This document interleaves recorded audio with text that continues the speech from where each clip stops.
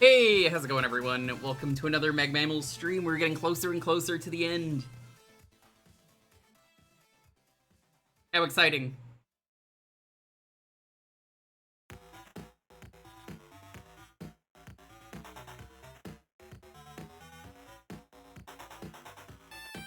In terms of where we are in the game, tier 14.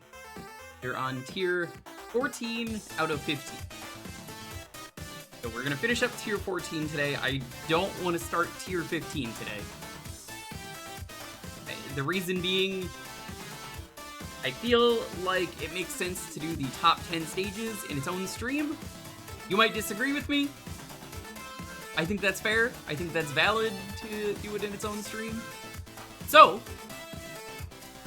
we're gonna pad this out.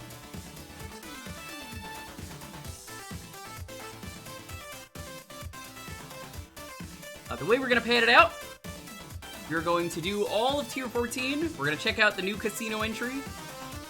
Is the Pharaoh Man thing. After that, you're going to do the Magmammal 2 arena. And then from there,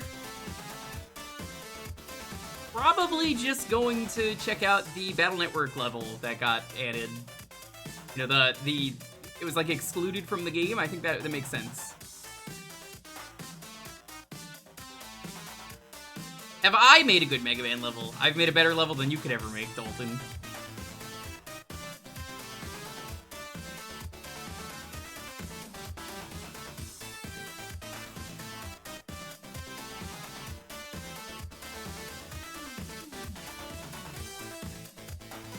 Welcome on in, Tom Nook, how are you doing? Hey Rears, hey Pyronic, hey Dalton.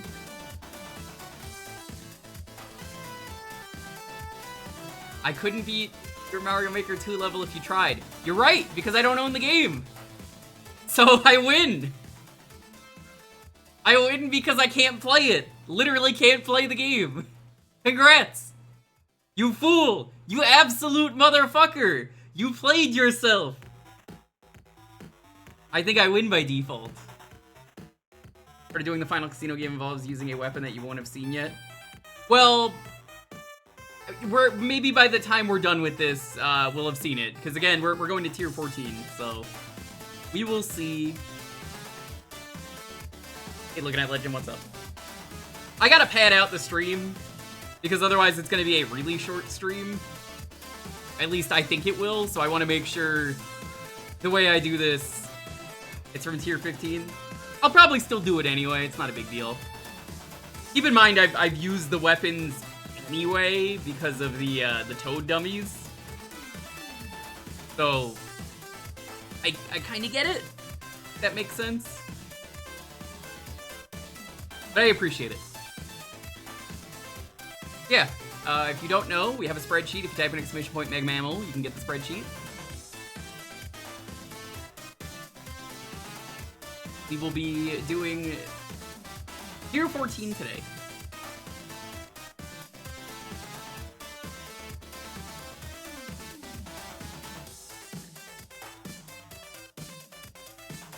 It's another hot day. It's not as hot as it was the previous days.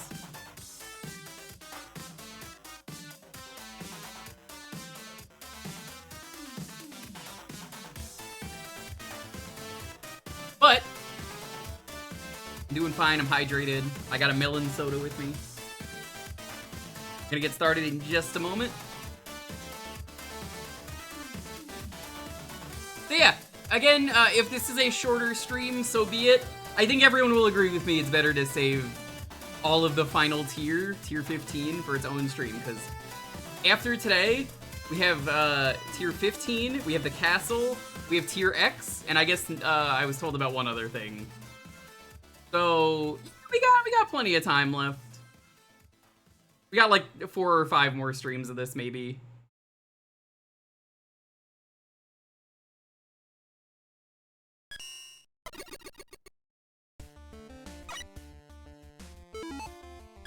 I didn't buy that on the last stream? What the fuck was I doing?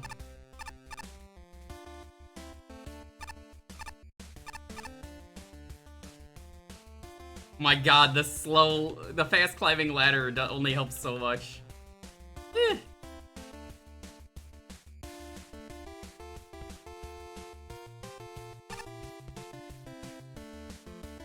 Starting off with Cable Woman.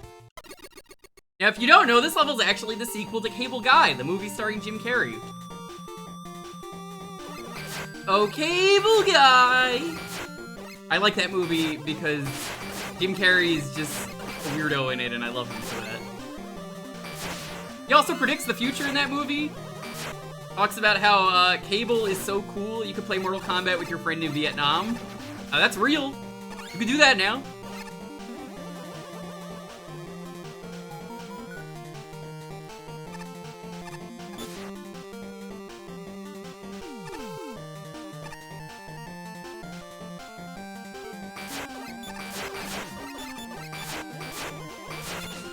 Dalton, I forget, did you say you played Mega Man 5 yet?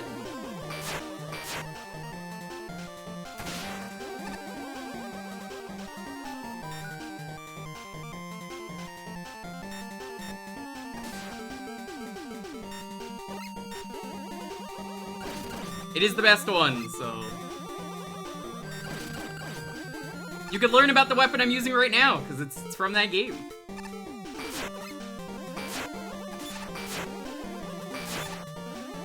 No, not NES. Game Boy. Game Boy NES. Or, not a Game Boy NES, just Game Boy.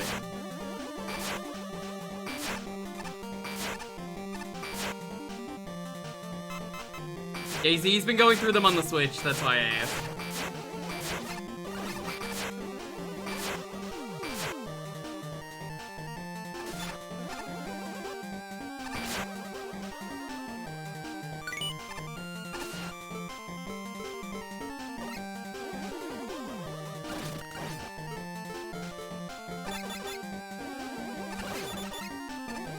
Yeah, I kind of didn't clarify it, because, like, I figured that question only applied to him. I didn't think anyone else was gonna say anything, so I was like, oh, I guess I probably should.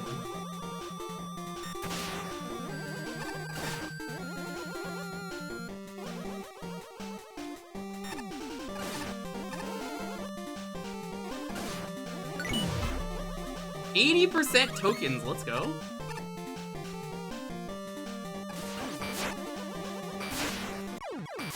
Bruh.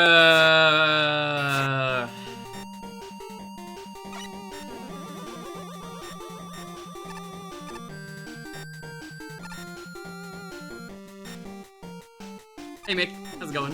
Azios. Sorry I'm late? Ah, nonsense, you're not late. You arrived precisely on time.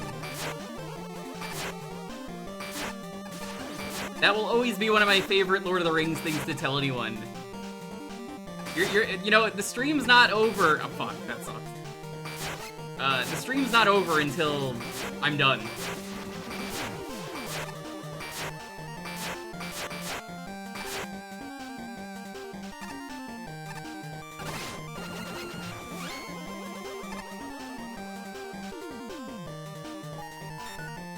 There is a thing.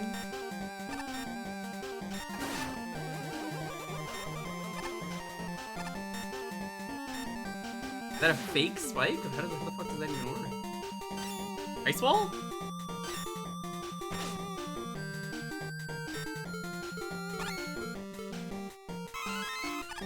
Ew, mew, wee.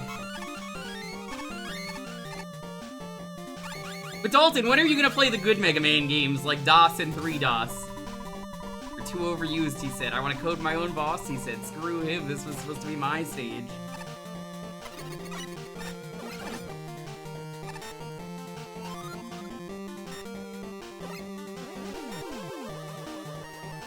One of these days, Dalton, I'm gonna trick you into playing DOS and 3DOS, and you're gonna be like, why the fuck did I agree to this?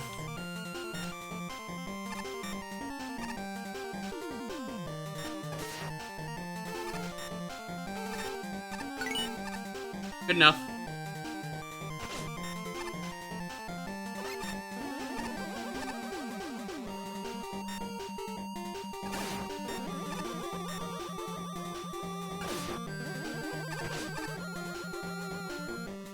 You're playing Mega Man DOS now. Listen, it's either that or you do the physical challenge. Suddenly you're like, whoa, hold up. You know how it is on Double Dare. The physical challenge in this case is you have to play Mega Man DOS and 3DOS. Yo, I'm so hyped for Gravity Falls. Yeah, so I've been talking about that in the Discord. I have never seen the Gravity Falls finale, as a lot of you know. That was a show that, like, the scheduling was so bad on that show that I gave up on it, and it was, like, right at the end, and I've just never watched it, so I guess I'm gonna go back and watch that now, finally. Because apparently, there might be a new Gravity Falls show, a new season, a reboot, we don't really know. But, there is a Gravity Falls website, and it is called thisisnotawebsite.com.com. And on thisisnotawebsite.com.com, you could type in a bunch of things and get results. Some of my favorites that you could type in are Weird, brings up Weird Al. Conspiracy, brings up Charlie Day. Pinata's pretty good, I like that one. Zeus is pretty good. So, I guess I am excited?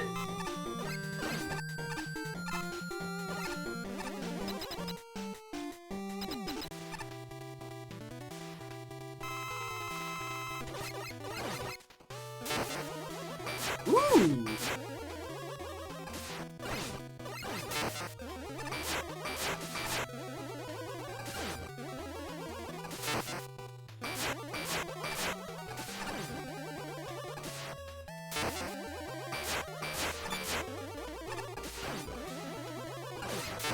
Very basic pattern, unfortunately.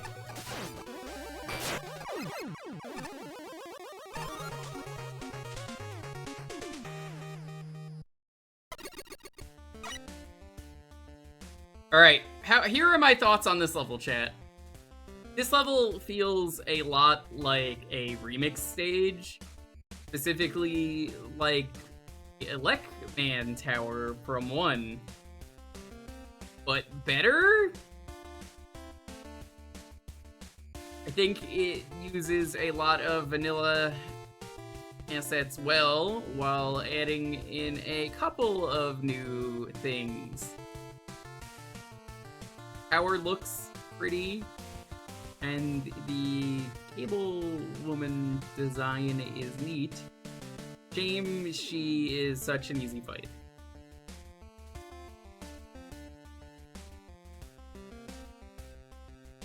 Your first Elden Ring character was Zeus from Gravity Falls as a samurai? A Zeus Samurai? Oh, yeah, you're already... Okay, sure, yeah. I wasn't expecting you this soon, but yeah, if you want. Let me do my scores and then I'll, drag you in here. I think this is off to a really good start, and maybe it's because it's the first one of the day, but I think I'm gonna give this a 30. It is a very vanilla stage, but I really liked it a lot. There's like 1 or 2 new assets, and that's fine. Oh, with Rumble McSkirmish? Can you stay still? This is as still as I can get because he's the idle animation.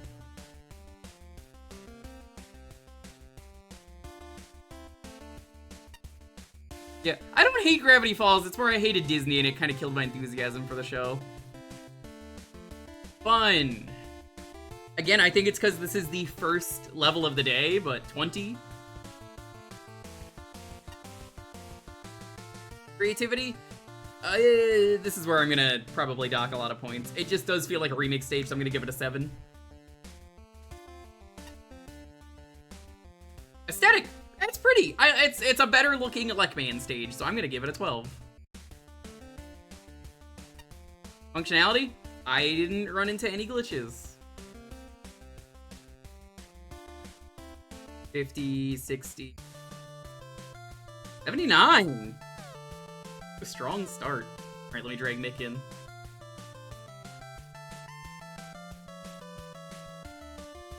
Yellow! Hey, hi. Alrighty, just make sure I'm watching the right thing. Okay. Yeah, that was a really good, strong starting level to play at the beginning of the stream. Ah, yeah, no, Cable Woman's great. I think it also would have been a good level to end on, but I'm glad we started with it. And yes, Viva of Anarchy is correct. We are in the woman section. I just noticed that looking at my spreadsheet, there's just woman, and woman 3 in a row. We swear that's not intentional. I know. It's just really funny because I didn't even notice that either. I was taking a sip when I noticed it. Had to stop myself from laughing. We commented on that in the results stream too. Alright. There's something about the theming here that's subtly impressive. At first glance, this just seems like standard electric fare. However, the level is genuinely built to be a cable stage, instead of just electricity.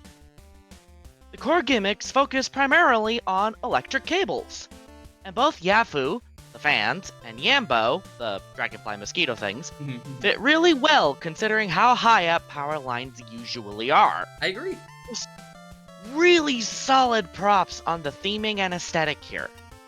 The only real issue is how badly the outside graphics and the inside graphics clash.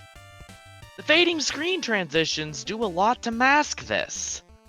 But that's forgotten close to the end, and boy howdy did I notice the clash then. That's weird, because Clashman's not even in this level. Hey! Oh, the level itself is a fine experience. The electric gimmicks handle excellently, creating a reasonable challenge that isn't too crazy. Yafu isn't used as often, but the pinch of wind physics is an excellent spice in the midst of all the cables. As for enemies, Yambo is an excellent companion to the power lines, likewise with Biribari. And I adore how Smaplars, hey, I actually spelled them right this time, and the new lightning mets are used, especially with split paths. Particularly interesting point, the one-eyed design on the mets reminds me of the Watchers, which is pretty cool. It's not all perfect. The aforementioned Watchers are pretty much a non-entity, and Biribari can be dull without power lines to back them up. But as a whole, it's well built. If I had to name a big issue, it would probably be the level's difficulty. This plays well, don't get me wrong, but I find it simple enough that it doesn't excite me that much. Does that mean it's a bad level? Nah. The level design is overall solid. Cable Woman herself is a plain great fight, props for taking extra damage considering her iframes, and it's ultimately more than just an electric stage. If the only big issue I can find is that it's too easy to interest someone who's been doing this for a while, then I'd say this has done well. Also, I have no sympathy for Voltman. He got enough spotlight back in university. Ouch. This was a level that kind of struck a strange chord for me. The first time I played it, it has its faults, sure, but there's a lot more to like than there is to dislike with this one. Aside from the overall solid presentation and aesthetics, one of my favorite things about this stage is the main gimmick. The electrified wires are a simple but effective hazard, more than enough to keep the player engaged with what's going on, and they play off the other enemies very well. Especially the Yambos, getting an end to the level. That said, for as good as the enemy placement is, like the aforementioned Yambos along with the new Met variant, a few of the other ones feel a bit underutilized. Yafus and Watchers don't show up that much outside of a few specific rooms. I feel is a missed opportunity. Both could have easily been paired with the electrified wires, so it's a little sad to not see that capitalized on. If anything, that's probably my biggest complaint with the stage. Leaves me wanting more, not because it's a bad level, but because it has the makings of a great level. Just held back ever so slightly due to underutilized enemies. And a surprisingly short runtime. All that isn't to say that what's here isn't good, far from it, in fact, especially since the stage ends on a pretty high note with Cable Woman herself. Cable Woman's fight is relatively straightforward though, still ends up being pretty engaging thanks to how she can mix up what attacks she can do when she lands on the ground. And one particular attack of hers where she zaps you with her helmet cable feels like it does a bit too much damage. But other than that, I really enjoyed her fight. Ultimately, even with its flaws, I still had a good amount of fun with the stage. It was made a little bit longer, and some of the enemies had a better presence, This easily would have been one of my favorites in the contest. I do consider it a strong runner-up, honorable mention, though. I guess I'll read this one. Conducting condition. Personally, I feel the stage setting is a bit mundane, especially when it comes to being electric-themed, but it's a solid designed stage otherwise. Stage utilizes the electric cable gimmick pretty well in the layouts. The difficulty throughout, though I feel the stage could have probably gone on a section longer. It's definitely on the shorter side. The fan enemy was kind of underutilized, and maybe could have used one section designed around it. First two tokens are a little cryptic to get into, but actually smart that they are placed early in the level, so it's clear to the player that they missed something. See, I don't mind that, because every time I've seen a hole even before I got the radar, I was just like, oh, okay, time to check this with Magnum Beam, because it's so easy to use in there. I mean, also, yeah, they're still more kindly hidden than a lot of other tokens. Agreed. Cable Woman is pretty manageable, if not too easy. Compare that to a regular cable, which is impossible, because once you've plugged it in, miraculously it has angled itself up in like 30 different other cables that you had lying on the floor, and you trip all over it. Fairies! Honestly, I'm, saying that out loud now, I'm a little disappointed she doesn't have like a tangle attack like that. It would have been oddly fitting. That would have been funny. It's probably fine if she takes 1 damage from the Buster despite being out of Buster range for some of her attacks. Oh hey! A level with forgivable shortcomings and lots of bright spots. I like it when I play one of these. Funny, Flashman liking bright spots? Teehee. On an individual basis, challenges are fair and appropriately difficult. The outdoor sections are an improvement on Voltman's level and feel authentically Capcom, especially the graphics. Indoor challenges are fine, but a little messy at times. Crowded architecture, distractingly detailed graphics, and just barely too many moving parts. Tokens are placed competently, but aren't always satisfying. E.g., choosing the last one with Rush Coil. The secret bonus room is perfectly hidden. Collectively, there's a good thematic flow to the level, but the screens feel out of order because the complexity and difficulty fluctuate. Consequently, later challenges often serve as better introductions to the enemies and gimmicks than the actual introductions. Cable Woman is a good ending to the level, don't tell Voltman I said that. And I appreciate that her moments of invulnerability never cause the fight to drag. All the custom objects look and feel just right. I especially like the new Met variety. My only complaint is that the indoor sparks originate a small distance away from the wall, instead of inside the wall, with the sound effect happening very slightly after the spark appears. It's a subtle thing, but it's enough to throw off my timing every time. This level leaves me wanting more, first and foremost, fans combined with sparks, but I won't deny that it's a good Mega Man level. I can sum this stage up pretty quickly. It is fine, as harsh as I am about to sound. I had fun, and it is what you expect out of a Mega Man stage called Cable Woman. But thinking critically, I was hoping to see something new. It treads way too much familiar ground. The stage introduces its gimmicks well, and was aesthetically pleasing all around. There were hints of things greater than the level offered, such as the fast-moving Smamplar enemy, and minor platforming involving the Yafu. But it never capitalized on that. Most of the tokens were fine, but a couple were way too simplistic. The particular highlights for the stage were the fun Metal variant, and I rather liked the final room with the Yambo, which was the only difficult part of the stage. Cable Woman was perfectly serviceable with easy-to-dodge attacks and decent enough tells that the fact it is entirely RNG dependent is absolutely fine. Again, she's fun, but it just falls short. Really, I think the best advice I can give is to really try combining your gimmicks.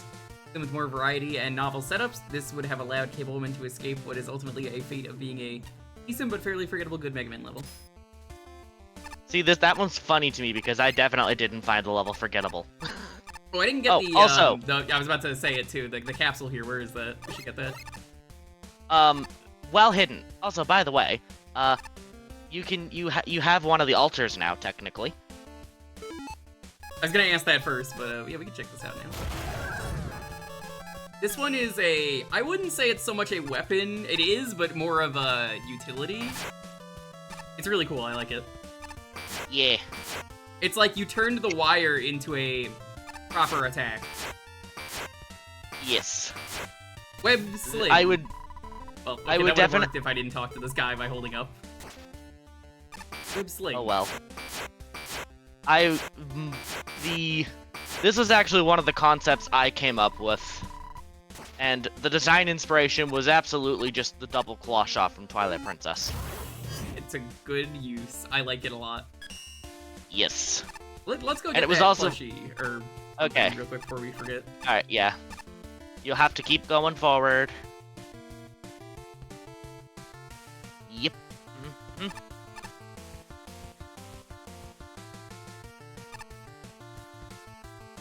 Okay.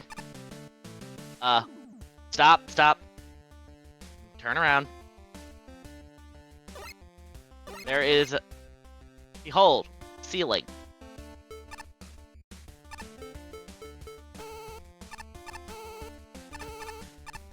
Okay, specifically wall.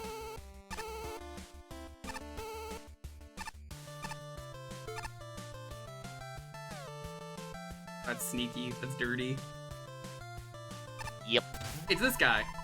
Did you get past that room? Well, whoever you did it, this teleporter should take you the way you were before this section. I keep unloading these overstocked dummies our construction agency has. Been sitting on them since before the second festival. Not gonna pass up an opportunity to actually sell the blasted things. And yes, you can totally destroy them.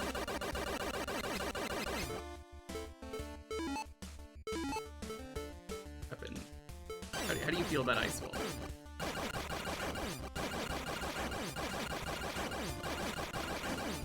Of course, they're going to be hecking beefy.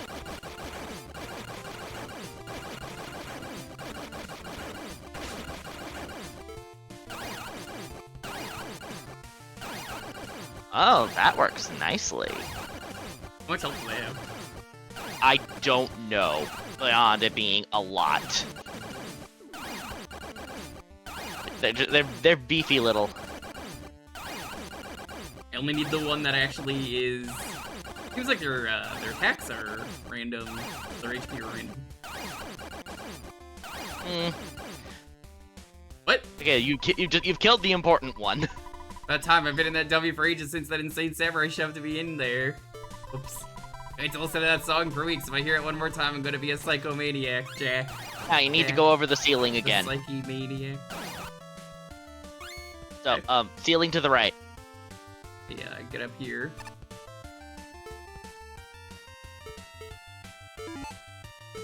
Second.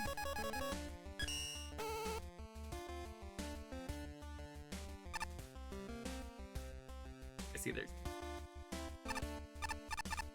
There we go.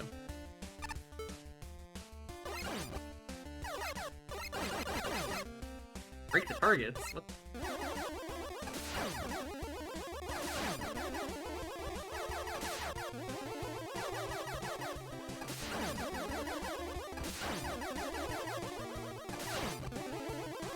That was cool. Ta-da! So this doesn't open up, I guess, unless you, unless you meet the head. No, it was open. I just wanted Oh. to make sure you met the head. The head's cool. I like that. I need to stream Mad World at some point. It's a fun game I haven't played since it came out. Oh, yeah, also, I should send you the thingy. Yeah, I don't need it right now. I just figure it'll make the future streams easier if I have those. Yep, but Nice. you have him now. Ain't she Oh woman? yes, this level. Ah, Castlevania level.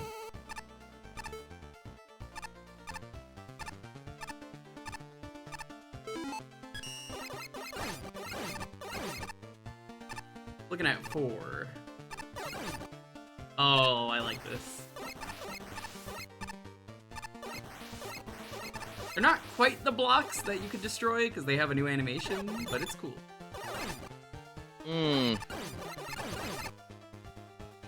Crow.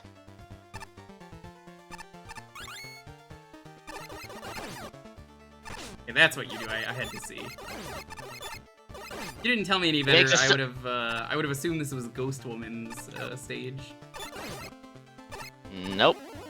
It's funny because I know she doesn't have one because she's in the arena, but still, I'm like, damn, this fits really well for both of them. Indeed.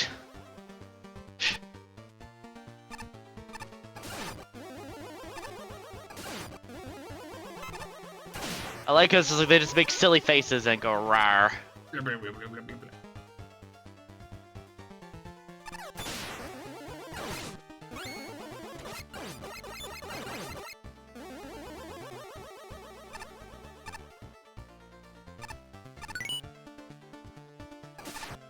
Iron Maidens. Oh, I wouldn't be surprised if that was an instant kill.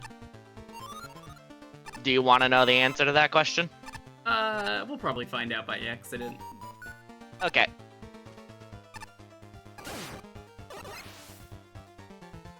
Ninja block.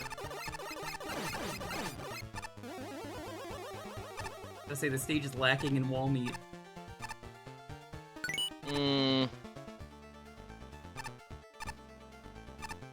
Every Castlevania stage Indeed. needs thing of wall meat.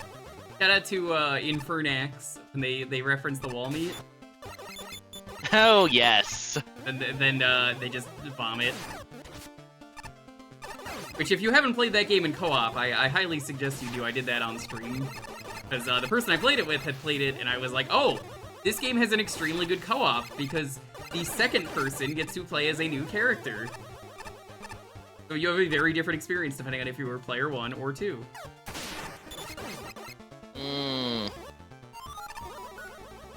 Ooh. Split path. I go down, and then I'm just gonna go kill myself.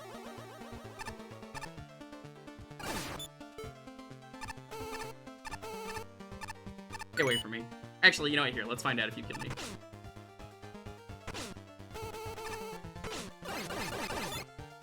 Clever.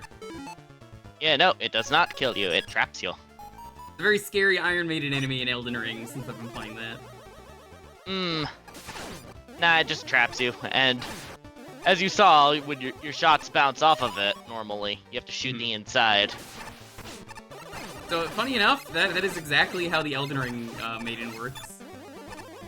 That is interesting, and a fascinating coincidence, since I'm pretty sure Elden Ring wasn't even out when this stage was created. I think the Iron Maidens in Elden Ring are alive.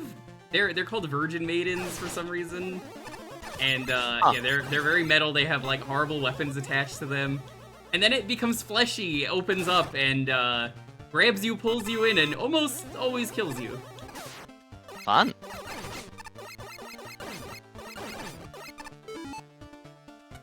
The Iron Virgin.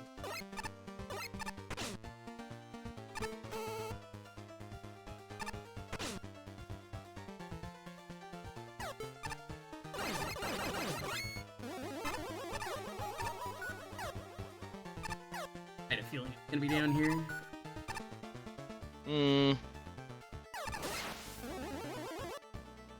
They do some real bullshit with that Iron Maiden in Elden Ring, because I was like, oh, I imagine. here's this dumb thing you could do with it that, you know, I wouldn't have believed it unless I had played Bloodborne and they did the exact same thing in that game. How do you feel about you have to die to this enemy and it warps you elsewhere? That So- I feel like I've heard about that. So, it's different in this case because this Iron Maiden specifically is the only one that can do it. In Bloodborne, it's every version of this one enemy can do it. Huh. Apparently it's just piloted by a bunch of snakes. That checks out. I completely believe that because the Iron Maidens are tied to... what place was it again? The Volcano Manor, which is full of snakes. So that does check out.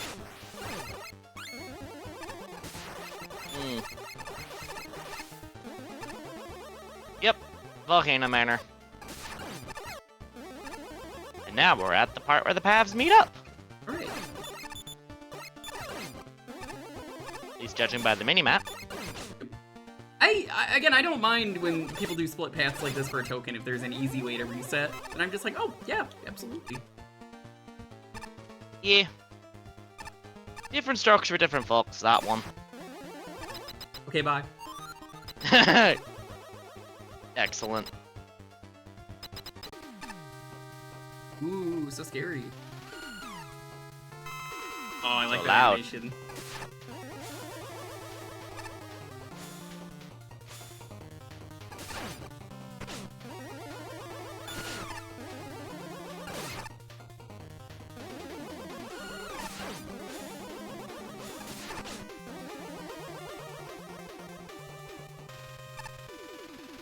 What are you doing? Oh. Restarting her pattern, it seems. Although those energy balls could have totally damaged you. I bet.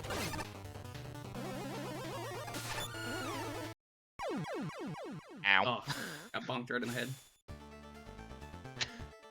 Yeah, Zach, Souls games are really interesting in the, examining every detail part.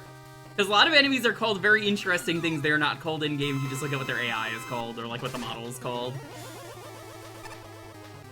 Because, there are these peanut-looking enemies that I'm finding all over the place in the late-game areas. They're called, like, Celestial Envoys, and I'm like, what the fuck is a Celestial Envoy? Apparently, they're called, like, Moon Envoys, I think? Or Moon Maidens in the, internal data. Yep, there was, damage.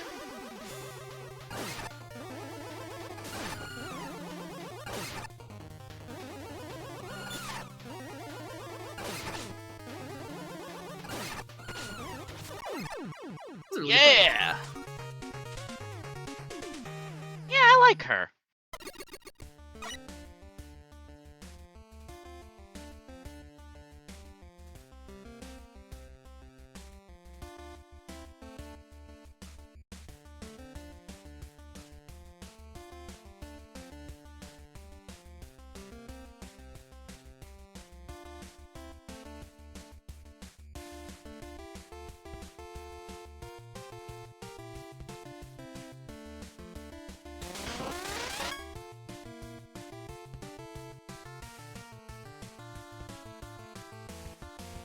Anti-Eddie.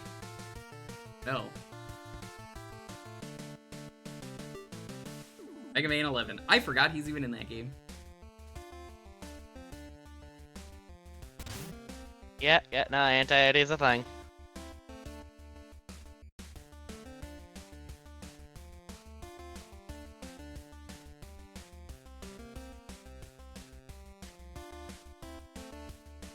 Give us 29.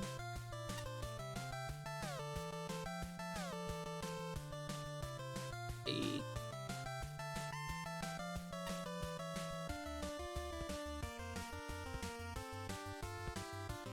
11.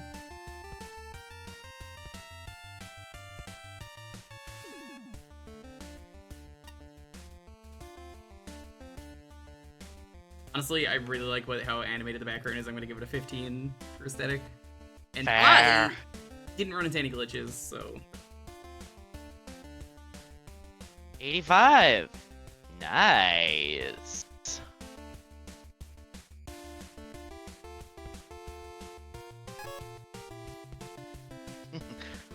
Whoa. Okay, 15 out of 15 aesthetics here because wow, this is really cool looking. I can't think of a serious complaint there. The theming is top notch, the music sounds great, and the graphics are nothing short of beautiful. At most, I wish the cracked blocks were a slightly different color, as it would make them easier to see. However, they're still distinct, so this is more of a design knock than anything else. And indeed, that's how I scored it in my review. I knocked points off design for that. Speaking of design, Banshee Woman's level feels solid. The gimmicks are simple. Cracked blocks, flails, and spears aren't what I'd call inspiring, but the way they're implemented is interesting enough that I still enjoyed it, although the spear hitboxes demand adjustment. The blocks make some interesting puzzles on the upper route, and I found myself really liking the more claustrophobic moments with the maces. Particular props for how the gimmick speed is tuned. Everything's fast enough to be a threat, but not so fast that it can't be parsed. The enemies are where most of the creativity lies. The Spookies are a fun little ghost minion, and they're effective challenges despite their low health, not to mention hilarious. Foam Mets are a cool variation on regular Mets, and I appreciate that they're more than just cannon fodder. The Iron Maidens are really cool, offering the choice between constant dodging or getting caught so you can kill it easily, and I adore how they're introduced. And Kyorun is perfect for the atmosphere, which makes it a darn shame that it barely shows up on the already less interesting bottom route. Finally, there is a split path token, which almost requires 2 playthroughs. But it's possible to circumvent that, so it's less annoying than it normally is. I need to get the spacing in that fixed. And then we get to the boss. Gonna say, I was super excited to see Banshee Woman actually had a shout attack. Her design is full of attention to detail. Like she actually feels like a banshee and not just a ghost. Yeah, she screams. That's a very important banshee wail thing. She screams, and also using a death scythe, because that's how the banshee is. Apparently, that's part of the actual banshee mythology. I have never Being, like, seen that, spirits which is of death. confusing to me. I'm not saying I don't like it, but I've just never seen it personally. But I like it. It's It fits. kind of like they're like I think they're like death spirits or something. I don't remember the details. It's been a while since I've looked it up, but the Reaper scythe ended up fitting for that. So her entire design is full of attention to detail. Her boss pattern is fun to work around, and she's surprisingly easy to bring down within 2 runs of her pattern, despite being a flyer. Unfortunately, her coding is the level's biggest weakness. If you pause during her fight, there's a significant chance she'll break completely. Oh, that would be why. Yeah. Additionally, Water Shield can destroy her scythe, which can completely break her AI and leave you hanging. That's really disappointing, because I really enjoyed the fight. For the player's sake, we'll be fixing and adjusting these gimmicks for release, as they're a bit too game-breaking. I honestly have no idea if they were adjusted or not, truth be told. However, those functionality issues reflect on the score. That is an interesting thing to notice, because, like, I definitely... I was enjoying the duel. Yeah, checking the Wikipedia thing. And also what Dr. Zoc mentioned, the sound of a banshee screaming or keening signals that someone will die. Correct.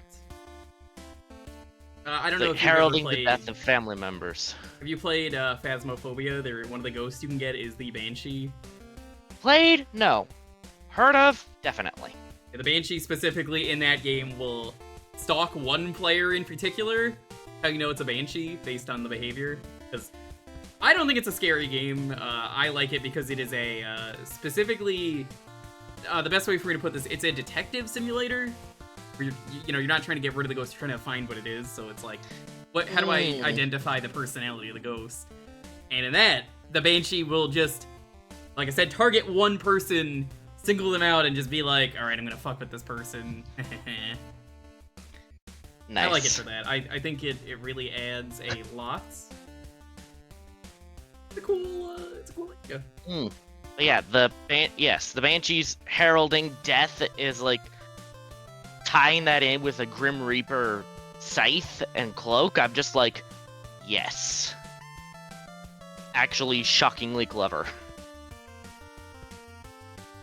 I think it's a great idea. I think it works really well. I'm just sitting in the rest of the Tier X stuff. The spreadsheet. Where did I get that?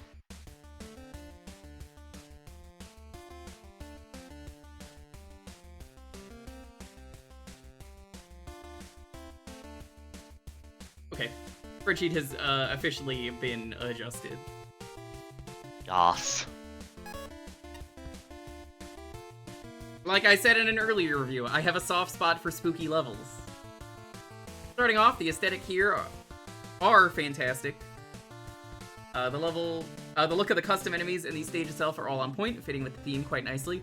I was a little concerned at first when I saw the fog effect, thinking it would have eventually gotten too distracting or maybe even obscured things later on.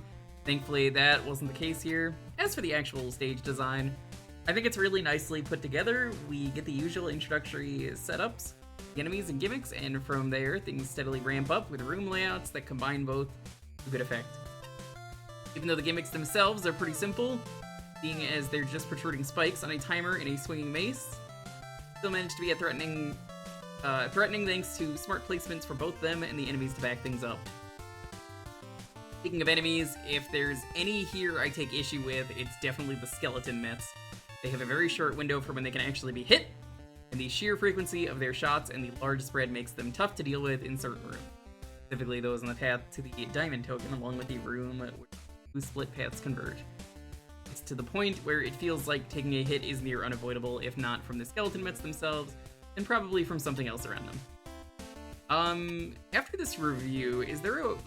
If I go back into the stage immediately, will it start me from the checkpoint? I forget. No.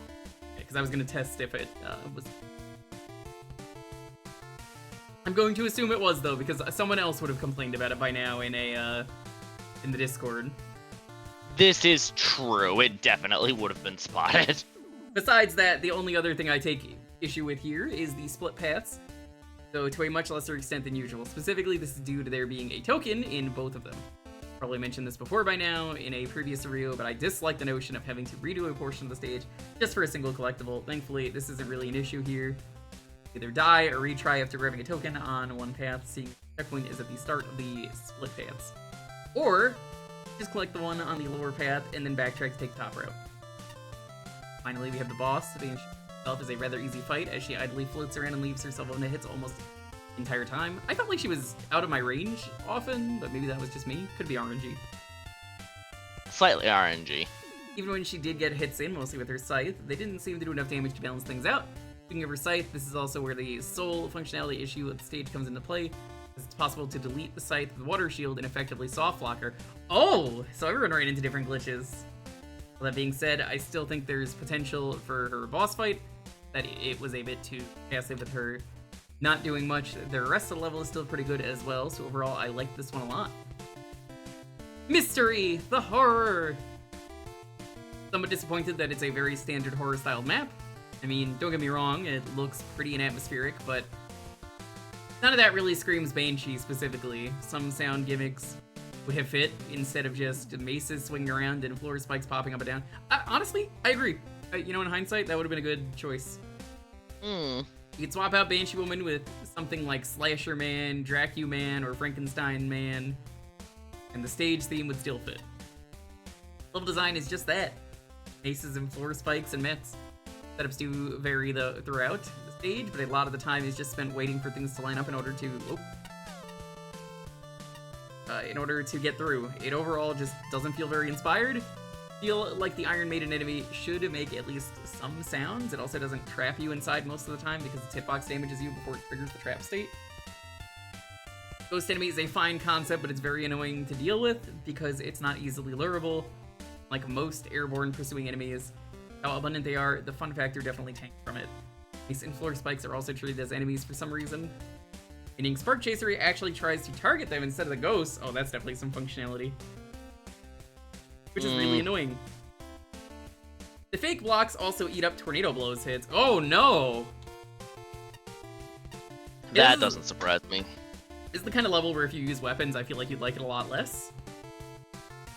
Maybe that's just me though. It certainly is seeming that way, yes. The screen clearing weapon can fail to clear the screen when there are enemies above the dead blocks. Huh. Furious is a good song, but boy, does it have a short loop. Doesn't help that the stage kind of drags on. Could have chosen the Circle of the Moon version, which has an extended portion that would have helped make the song less repetitive. Banshee Woman, at least she screams like a banshee, oddly cute in 8-bit form. As the most airborne bosses, she has a huge tendency to be out of your range while she freely pummels on you with her scythe. Doesn't help that she's not weak to anything either to help speed things up. Oh yeah, her AI also broke at one time where she was just stuck in the air not doing anything as the scythe just bounced around.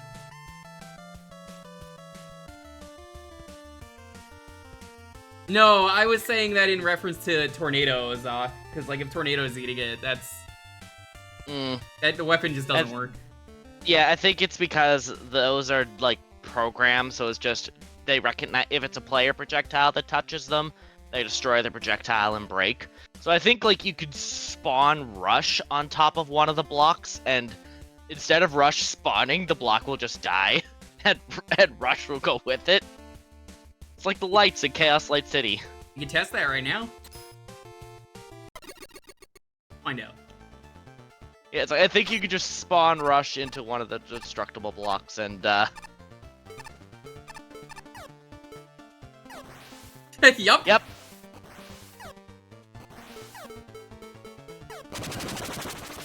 Oh yeah, no, that is rough.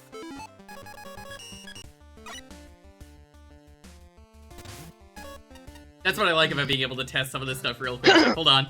Just Yep. Yep. Alright.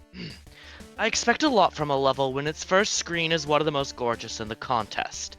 Aesthetically, this is everything I want out of a haunted castle. Spooky fog, enemies and gimmicks that look right at home, creepy details such as piles of skulls on the floor, and an adventurously intense soundtrack that pulls it all together.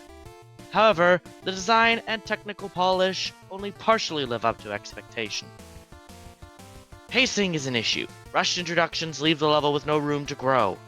After the first checkpoint, the player has seen basically everything the level has to offer, and the difficulty more or less plateaus because challenge complexity is already at a comfortable limit. Distance between checkpoints is awkward. Just right, then suddenly short, then unusually long. Weapon-related playtesting is another issue. Indestructible hazards deflect attacks from some weapons, but appear to take damage from others. Destructible blocks are oddly susceptible to deflected shots and Rush's teleportation beam. Banshee Woman's fight is a slog with the Buster. She just gives up if you block her scythe with Water Shield, which ruins the fight and potentially renders it unwinnable if she's out of reach and you're low on weapon energy. I have noted with him calling the fight a slog on the Buster and then me really enjoying it. Yeah, I don't agree with that either. There is a patience difference between myself and Flashman. I've noticed. Like, if there's any one judge I think I end up disagreeing with, I think usually it's him. Which Valid. is the point. Makes I wanted there to be better different contest, opinions. IMO. So yeah. Yeah. Other issues include slightly unclear directionality, some questionable layout logistics, and skewed power-up distribution. Importantly, anything that isn't an issue is really good. Challenge components are arranged deftly and timed well. Slow metal projectiles are refreshingly tricky, crows are used effectively, and the ball and chain setups are especially satisfying. The fog is almost too bright and prevalent, but I appreciate a light based visibility challenge that doubles as atmosphere. The secret rooms are fun to find. I like that the ghosts are inspired by Boundless Network and suddenly shift from harmless to get away from me! The Iron Maiden is excellent. Where there's great attention to detail, the level really shine. Damn, this is a cool stage. There's not a lot to complain about. Gameplay-wise, and the overall aesthetic and atmosphere in the stage is top-notch. Clearly, a ton of effort went into this. Multiple paths sometimes hurt a level. This isn't the case here. It's just that one path leads to a reward and the other doesn't. It at least doesn't fall to the Mega Man 6 problem that has assets that show up on a side path and never again. It all gels together, and I never really got the impression any given path was weaker than the others, simply by forgoing stage elements.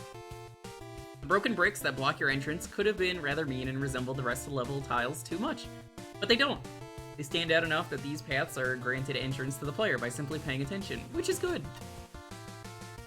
Speaking of graphics, the only part of the aesthetic that lets it down is ironically due to the programming.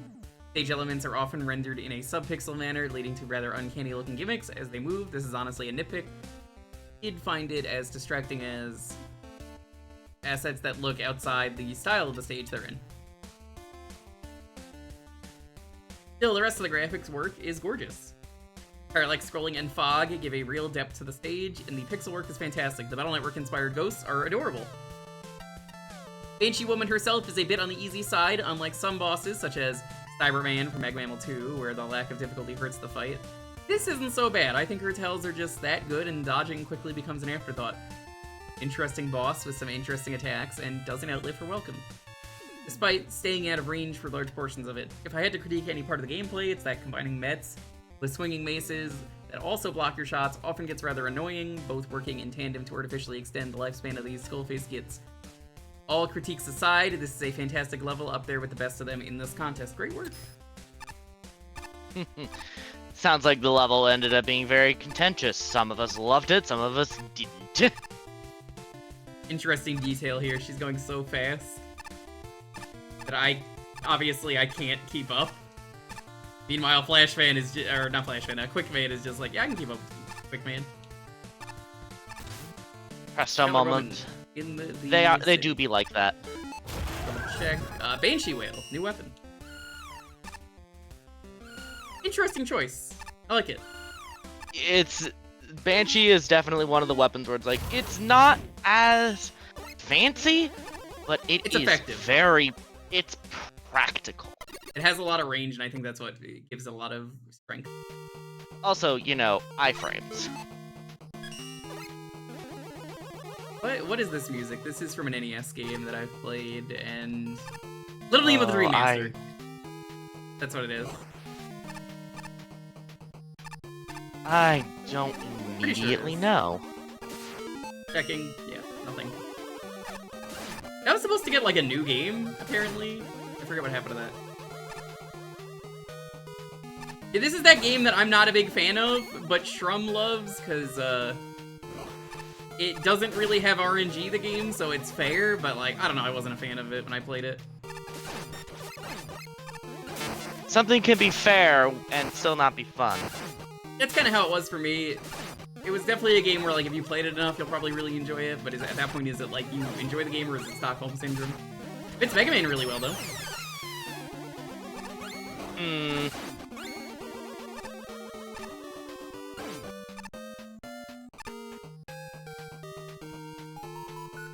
There is a thing?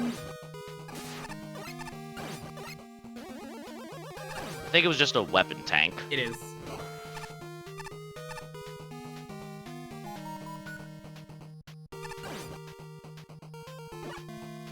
Interesting seeing a vertical wind stage. I don't think I've ever seen anything like it. Whoa!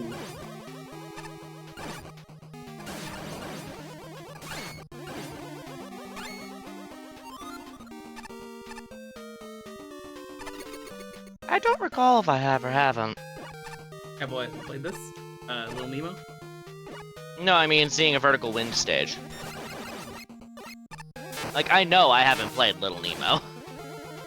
I think it's based on a movie? Or a book? Book sounds right.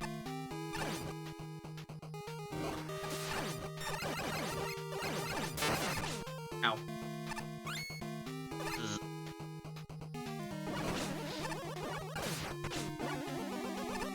Hey, Melamet, what's up? Ah, comic. Very old comic. Thank you so much. How you doing? Comic that move. Oh wow. Oh god, that was very precarious. Yeah. Yes.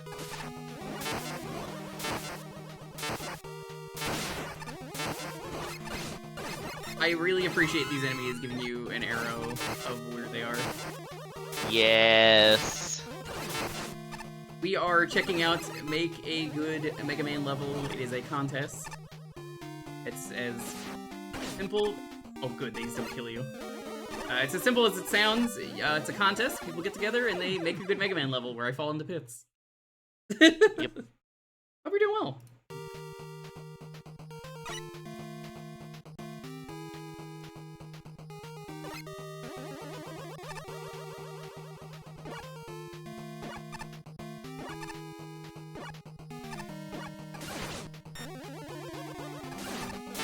Miyazaki, the legend.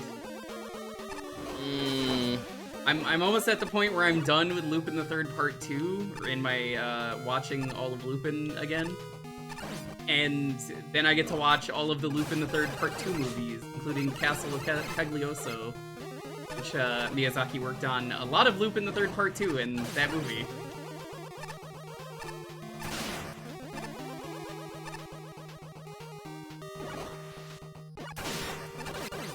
It also has many bad Mega Man levels, and no such thing.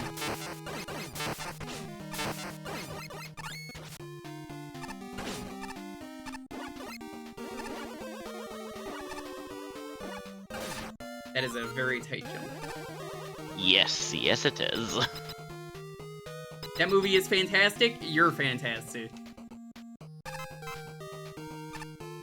Did somebody order an auto-scroller? Somebody ring the dingster?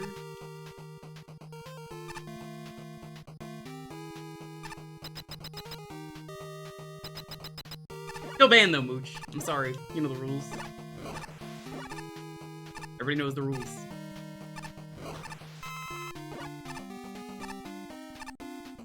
Oh, clever. You guide me with the health, and I bet.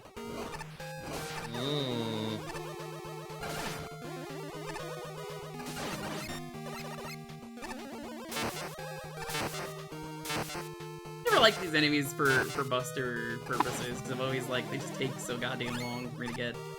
Yeah. To them. I feel you.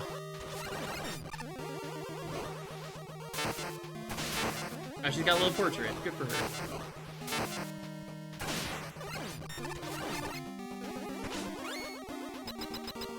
Oh, I was getting nervous at the end there.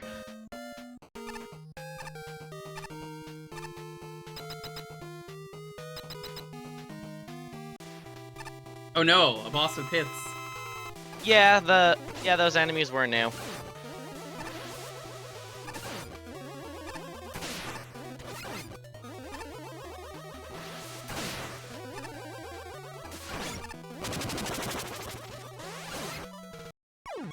I see.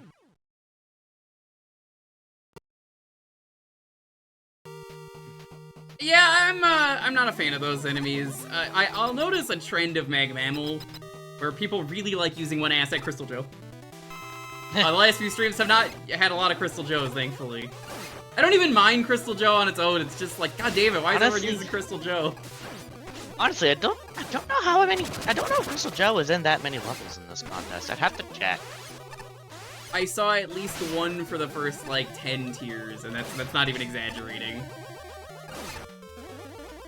Because I noticed it enough that I was like, god damn, I've had enough of this dude, Crystal Joe. Well done.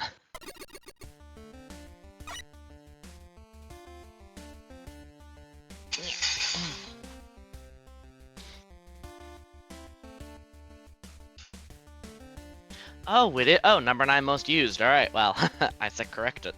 Hey, what's up? Hey, Chloe. I don't know what just happened there. I guess Google shit itself for a moment while I was typing in the spreadsheet. I have to retype Rude. this. Rude.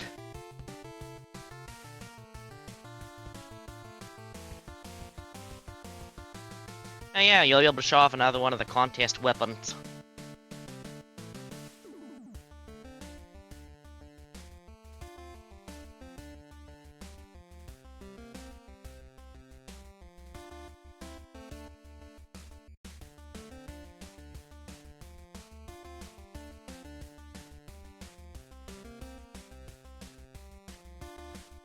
Second interview is nice. Ooh, hell yeah, you finally found a possible new job? Best of luck. Best of luck.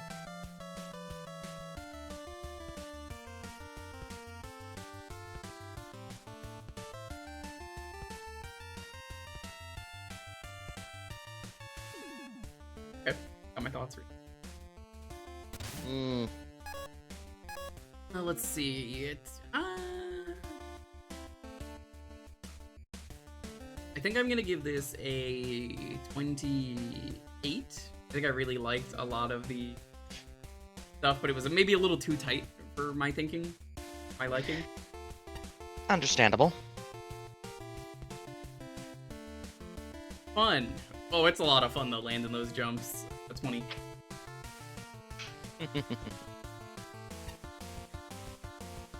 Creativity. Again, I don't think I've ever seen vertical wins, so I'm gonna give it a 13 for that. Does something really fun with that. Double salary for 5 months would be gray. Gray indeed. Yo. Hell yeah. That means you could subscribe to your favorite streamer at twitch.tv/thejewker/subscribe. That's so crazy. Do not actually do that unless you actually want to. Please. Be responsible with your money. Yes. Aesthetic. Oh, it's fine. It's nice. I'll give it an 11. I didn't run into any glitches, so that's 10. I believe that puts it at an 82. Not bad at all. A city in the clouds. Yep, we have an air stage. Propeller Woman is basically what we've come to expect from this classic archetype. Tight platforming, wind effects, death pits, and a whole lot of blue. It doesn't reinvent the wheel, but it's still a solid piece of work. The gimmicks are a strong point. The wind benefits a lot from strong telegraphing, and it's used well barring some annoying surprises. Cloud platforms are the best part of the stage. While the constant enemy death noises can be jarring, their usage is strong. Personal highlight is the 4-platform room with all the spikes about midway through the level, which is both nerve-wracking and fun. The enemies were a bit more mixed. The custom enemies were solid, with only a few issues. The cannons fire a smidge too often, or glitches. One propeller consistently not firing when it spawned. However, Gabule and especially Balloon Boo feel underutilized, rarely in a position where they're likely to use their full toolset. Maybe they need to be part of a raid. Yo, Cole, what's up? Welcome on in. Welcome, Raiders. So much for the raid. How are you doing? Hope you're doing well. Having a wonderful, wonderful night. I don't know who is hit by that ad or not, but it's very unfortunate raid timing. Not your fault. We are in the middle of making a good Mega Man level. We are nearing the end of the contest. I say contest, not the game.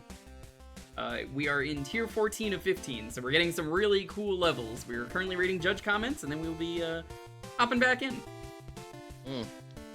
Oh no, Zeus missed propeller. Alas. Phone battery moment. I get my new phone soon. But the big issue is the imbalance between deaths and checkpoints. While the spikes are generally non-lethal, it's still easy for a misstep to send you into a pit. That by itself is fine, but the length of time between checkpoints tends to sting. The biggest example is the auto-scroll into the final section. They're both fine on their own, but trying to do both in one sitting can make the auto-scroll tedious, and reflects poorly on an otherwise solid experience. Fortunately, Propeller Woman herself makes up for it. She seems like a typical Wind RM at first glance, but she benefits a lot from personality, like freaking out when she's shooting at you or having a victory pose, and proper telegraphing. Once she gets to half health, she pulls a desperation move, followed by an upgraded moveset, which is very Mega Man 11. I appreciate that. Between that and her expressions, she's one of the more memorable, normal bosses. While the stage is a bit rough around the edges, Propeller Woman herself is great. I'm looking forward to a rematch. There are two things that really knocked this level down for me, the checkpoints and some very annoying jumps. For those, I think this would have been a far better stage. That said, this level does have some good aspects, with one of them being the aesthetics. Nice looking stage with a fun take on a relatively common theme. Having the buildings floating on clouds was a neat touch too. The introductions to each enemy and gimmicks are, for the most part, played out relatively well. First half of the stage has some well-structured challenges and is overall pretty enjoyable. Fortunately, once the second half kicks in, a problem starts to arise in the form of a severe difficulty spike. The jumping challenges quickly fluctuate between easily manageable to obnoxiously tight, virtually no middle ground. I didn't mind it. You'll go from a pretty fun setup that involves high jumping in between some spikes, while dealing with enemies that immediately lead to an overly tight jump across a pit, starting from a platform with a very low ceiling. And if you're going Buster only, you also need to take out a flying turret mid-jump. Also 2 instances of falling into a small opening while having to avoid hitting spikes lined up along the wall. Setup that I've always found frustrating to deal with ever since Jewel Man's level pulled the same stunt back in Mega Man 9. Honestly, if it wasn't for the boss fight, I'd probably be a lot harsher on this stage. Propeller Woman is a bit tough to get used to at first, but unlike her level, I actually found her to be pretty fair. This is mostly because you actually get some decent leeway for avoiding most of her attacks. I'd say the only one that borders on being overly strict is a certain pattern where she summons wind from both sides of the screen. More specifically, the one where you need to slide beneath them.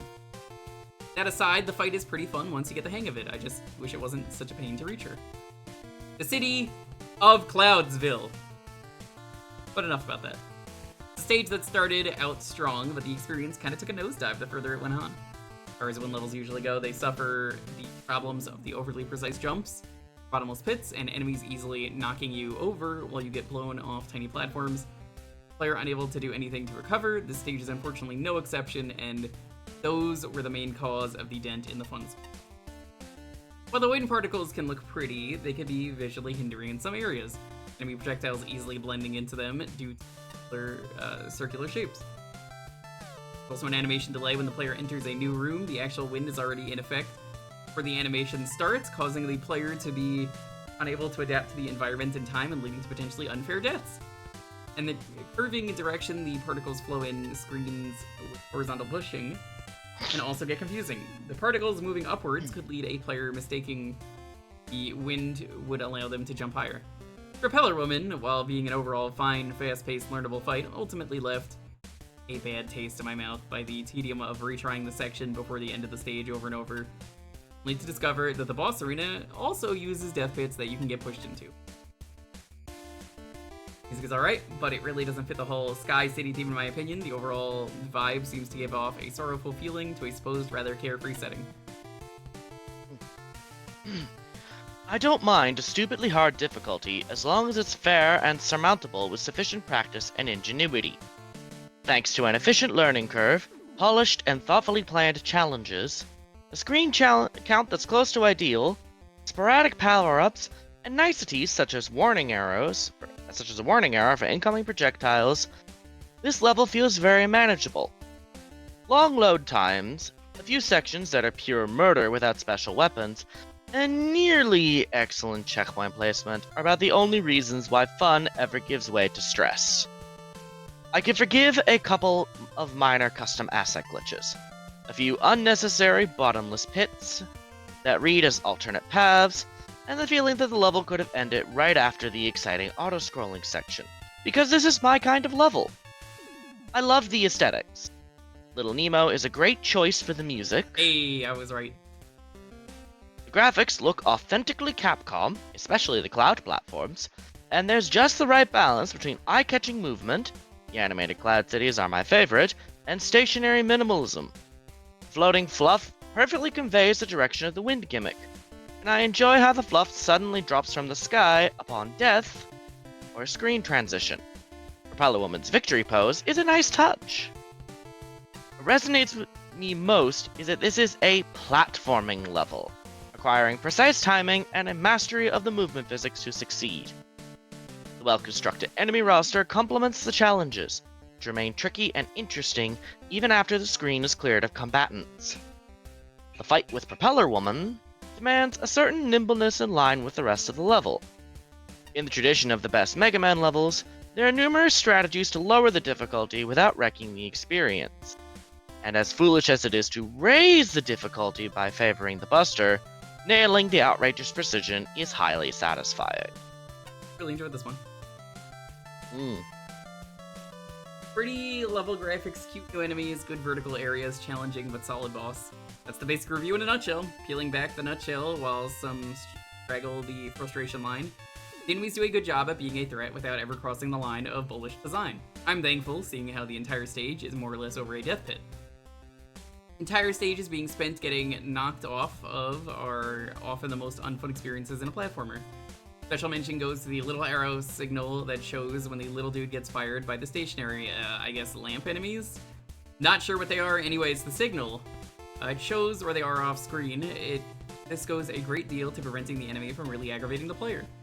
Not a fan of the segments where you need to weave into an indented floor while just avoiding the spikes lining the wall. Once might have been fine, but this was a pace-killing trend given their placement and just how tight they are. I don't mind it because they don't kill you. I think this would have been bad otherwise. Mm. One final thing to mention is the gimmicks. The wind's introduced well, it's impossible to miss, after all, and it helps make so many otherwise plain areas thrilling. Combining it with a rising auto-scroller is inspired. I'm sad to see it only turn up once. Even the basic depressed cloud platforms get more or less fully explored in their setups here. Just excellent work with the platforming aspect of the stage. Propeller Woman is a significant step up in difficulty compared to her stage. I actually found the stage harder, personally. She has quite a lot of very tricky to dodge attacks, but that's okay. She's a very solid robot master to fight. She'll probably kill the player a few times before they best her. But she just takes some learning and has good enough tells that even the tighter to elude attacks can start to be reliable. Also very much appreciate the restraint, not requiring the player to drain an entire second health bar to reach her second phase.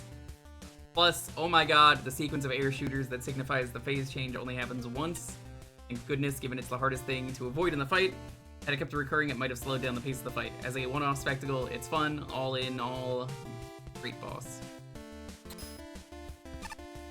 Yeah, solid time. And we have another one of the altars now. Ew. And we can get some malware, alright? Yay! Viruses! The P-vortex, that's what I call the toilet. Oh, this is cool. I like this. Hold on. An idea.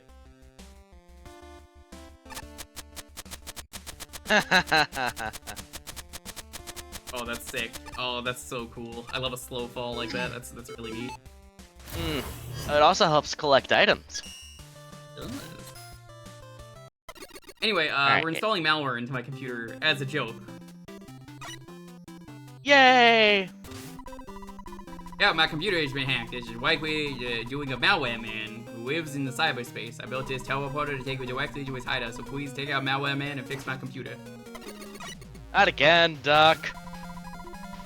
It's right, but as you tried to teleport into my base, I hacked Dr. Luck's teleporter system and made you teleport here. Hey, you're trapped? Haha, don't try finding me unless you wish to be scrapped. Okay.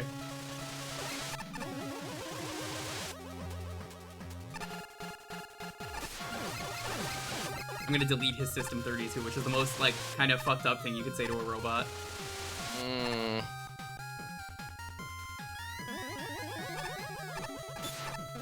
The hell are these? You Marty the Green Thwomp from Mario Kart 64? Get out of here. You don't do anything unless I hit you. Nice! Oh no. Free ME tanks, no scam. No! No, we missed the free EM tank. I'm sick of fighting this guy every time I see it. I hate it. Get out of here. Not even kidding, there actually was a free EM tank in that area. Oh, that's funny. Complete the following offer to claim your free Trickster token. Fall down the sheep block tower. Go down? And yeah, as Dr. Zoc pointed out, you'll probably figure this out as we go. The green smiley face things are based on the bombs from Splash Woman. Also, Wily hates them? What? Yep. Classic Mega Man sprite game.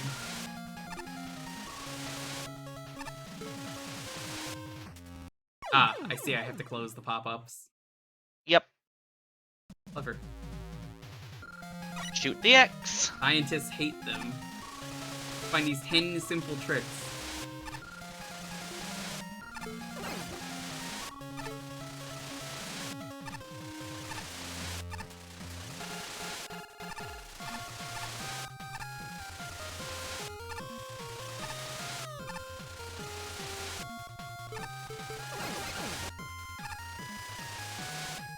I like this. Teleporter probably doesn't matter, so let's just... Yeah, I don't think it matters. If this was made today, there would just be nothing but pussy in bio.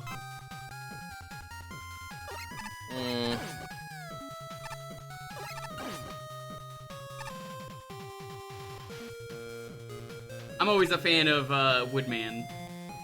Tango in bio? I don't know if I want to dance.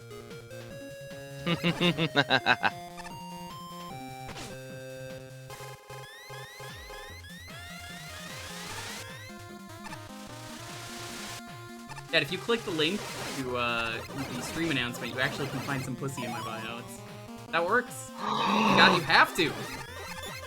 Look here, it's all these 10 easy steps.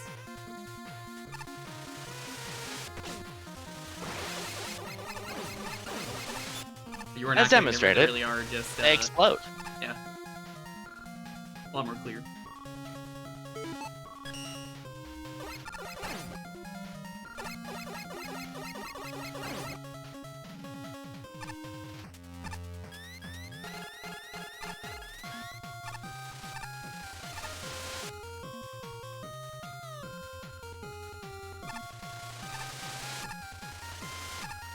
I'm a sucker for the sheep blocks. It's a fun gimmick. Yeah, fair.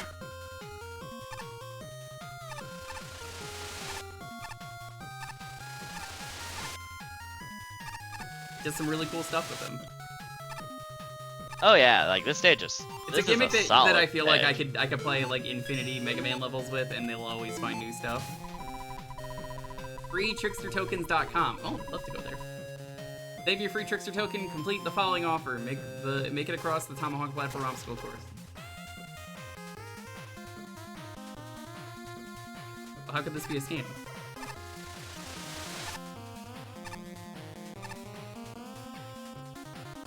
I know, right? Free Trickster tokens is surprisingly honest.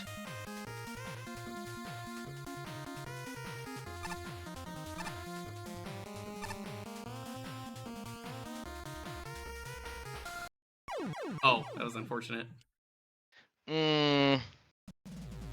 Probably should also get rid of that pop-up. Yeah, I already know there's spikes up there anyway, it's pretty obvious. Whoops. Bonk.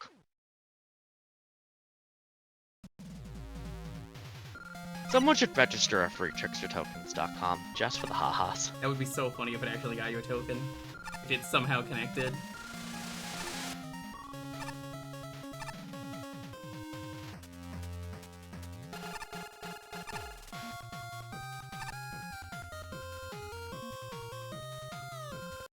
Oh my god, that's so tight.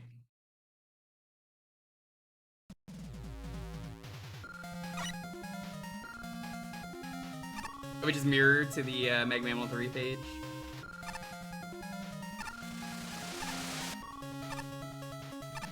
Always open Trickster links with MegaMan3.exe. I won't say no.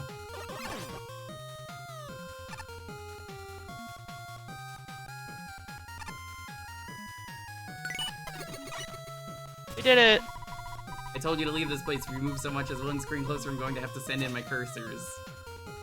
Oh, I haven't seen these pretty much all contest, actually. Oh, these are invincible cursors. Oh no, you moved one screen closer.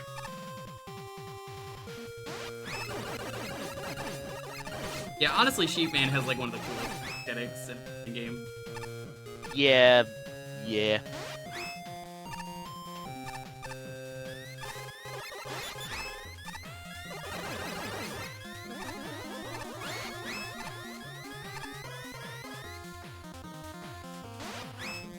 You could tell they're invincible because I could see them.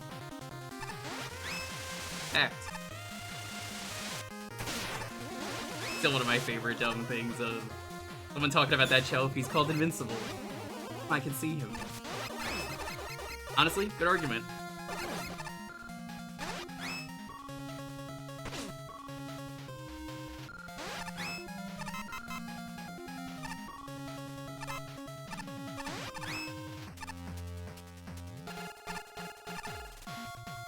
Integrated circuit in bio. Whoa!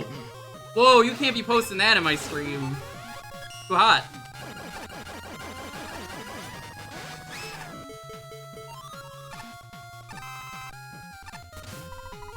Click the following offer to claim your free trick. Find all the key coins to claim your free trickster token. You think this is funny? I am telling you stop or else there will be consequences. Naked PCBs in your area. You love PCB.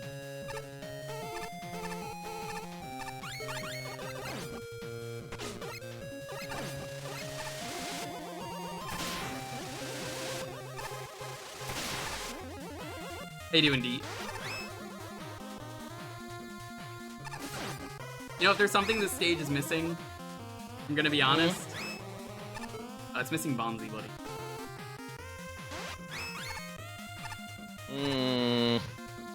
All stages need Bonzi, buddy.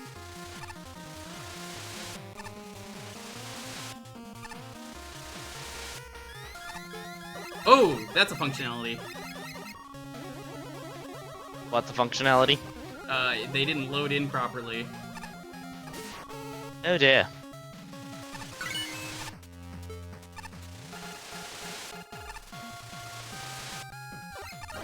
I don't know if that was something you noticed when you played. Well, I certainly didn't notice it this time. Uh-oh. Uh-oh, to the sequel.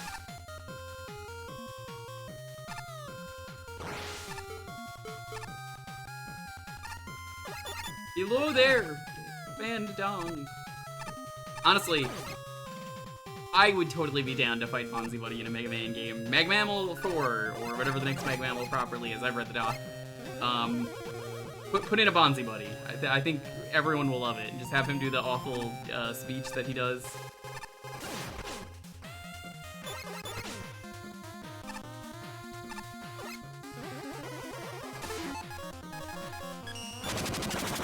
It looks like you're trying to delete bonzibuddy.exe.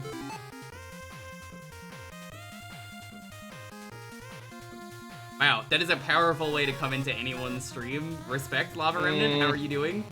My partner is from the Czech Republic, and so my way to introduce them is say they're a Slav. They asked me, what is Slav? I said, baby don't hurt me. Incredible.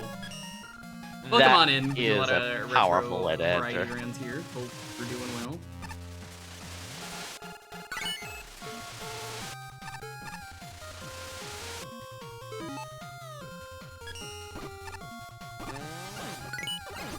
Make sure we get that.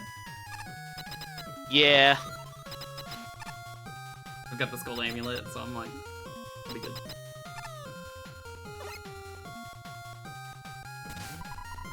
Hey, I'm Malware Man, and I was not ready to face you. Here's an energy elevate. You can use it to fix Dr. Light's computer. He's just a little guy! He's just a little birthday guy! Yep. No pass.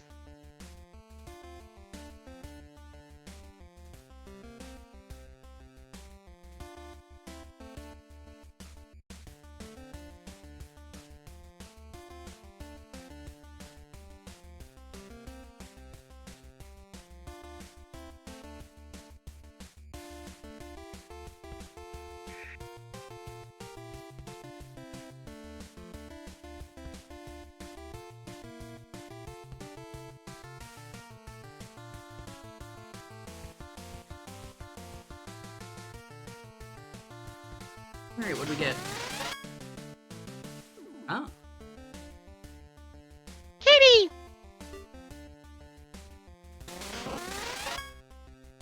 Starman Shiny. Or Mega Man on Game the Gear. Game Gear. You know, to be honest, I've never finished the Game Gear game. I'm always just like, I hate this game. Stop playing it. Understandable.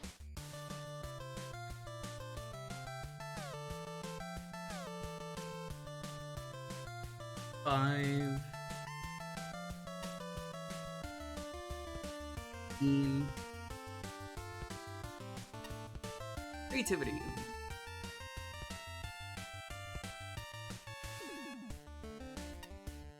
Aesthetic. Doesn't really do anything new. The pop-ups are nice, but I don't know if I'd really say that was aesthetic. I will give this a 9 because, you know, sometimes the functionality is weird when they don't load in immediately, and I can see what it is. That's a 69. Nice. You know, honestly, it's got Woodman. It's appropriate. Indeed. Hot robots near you! Wily hates them! Free tanks, no scam! Good grief, I've never been happier. The Dr. Light's ad block is terrible. The pop-ups are nothing short of hilarious, and I adore how well they work in the level. I also appreciate the humor that is freetrickstertokens.com, and the individual challenges were just plain fun. The key token was a bit off, though. Collecting every coin leaves you with an extra, so it's a pinch broken. Besides the humorous element, the level is just plain fun. The sheep blocks are decent by themselves, but they work really well in tandem with Wall Blaster and, of course, pop-ups. The virus mines are a nice twist on Splash Woman's mines, and they hit the right mix of longevity and speed to make a fair challenge. Tomahawk platforms are a little less interesting, but the combos with sheep blocks are something I haven't seen before, and it tops everything off with the malware cursors, which provide an excellent halfway twist that makes things more difficult. The only real issue with the level is Atom Ski, which is the UFOs. It doesn't add much besides being obnoxiously loud. Otherwise, Malware Man's level is super fun. Unfortunately, it ends on a really sour note. Boss Corridor with no boss is disappointing enough normally, but the level before was super creative. The way it just ends was so disappointing, especially since there wasn't much reason to not have a boss. Twinkin worked pretty well with just one extra malware cursor, so I'm sure Malware Man could have been a reskinned Dev's Kit boss with some extra minions. There's over 30 different Robot Masters alone. I'm sure something would have worked. Would it have been perfect? No, probably not. But it would have been an improvement over nothing. Agreed. You Especially probably could have just done, like, Woodman or something. I don't know if he was in the dev kit. He wasn't. Oh. But then, also even then, like, especially since Malware Man spends so much of the stage taunting you, and then it's just nothing. Sounds like every guy in an internet argument. True. Still, for all my issues with the complete lack of boss fight, the level before it was still really fun. I just hope to see an actual Malware Man encounter down the line. Yeah. I have food, it would seem. So I'll have to go eat food. Okay. It's taken us this long to get a level based on more traditional adware and computer viruses. It's a fun concept to be sure, and I'd say the stage uses it to pretty good effect. You hopping in here, Mooch? I don't know if you are, but you know, feel free to. Even if I don't think bunnies are that good, I mean, I guess they're allowed. One of the best aspects of this stage is how it uses sheep blocks. I found the challenges based around them to be quite fun, especially for the first token. Their layouts aren't all that complex, still manage to be engaging thanks to there being other things to look out for. By needing to time your jumps at the right moment while on the blocks, or by dodging enemy bullets. They're also combined rather well with the other gimmicks. Speaking of which, I'm usually not a fan of screen-obscuring gimmicks. I'm willing to give a pass to the pop-up ads here for a few reasons. The first is that they don't take up that much room to begin with. Second being that you can actually get rid of them. One thing I have a harder time looking past are those floating enemies that home in on you. I don't mind the general functionality behind them, it feels like they linger around for way too long before eventually exploding. Well, this wouldn't be a problem normally, considering how slow they are. The rooms they showed up in tend to be somewhat cramped. Ooh, what's for dinner? If you accidentally hit one, there's a decent chance of it cornering you with no way to avoid it. However, my biggest issue with this stage by far has to be the ending. Simply put, Malware Man should have had an actual fight at the end of the stage.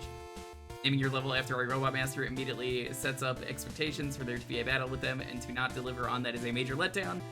While I get the joke that he's not a fighter, if his NPC dialogue is anything to go by, it doesn't really make up for the disappointing ending.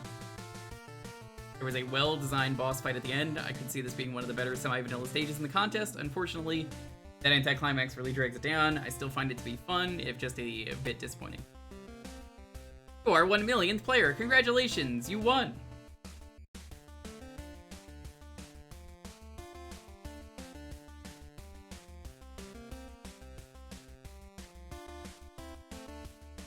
Congratulations, you won. Congratulations, you won. Congratulations, you won. Now this is a cute little stage. Lachar with its sprite work, such as the pop-up enemies that are incredibly hilarious, especially like the detail of you needing to shoot the X's to get rid of them. Being computer themed, there are obviously some uses of Sheepman components. The invulnerable cursor enemies are not as dangerous as they sound, as the cursors themselves mostly are out of the way most of the time. Sheep blocks are used very well in this, especially the descending tower part. combining the pop-ups you need to get rid of. Oh my god, Gab, now that you're here, you know what happened, right? You're the millionth person to come by the stream today. Congratulations, you won. Congrats! You won!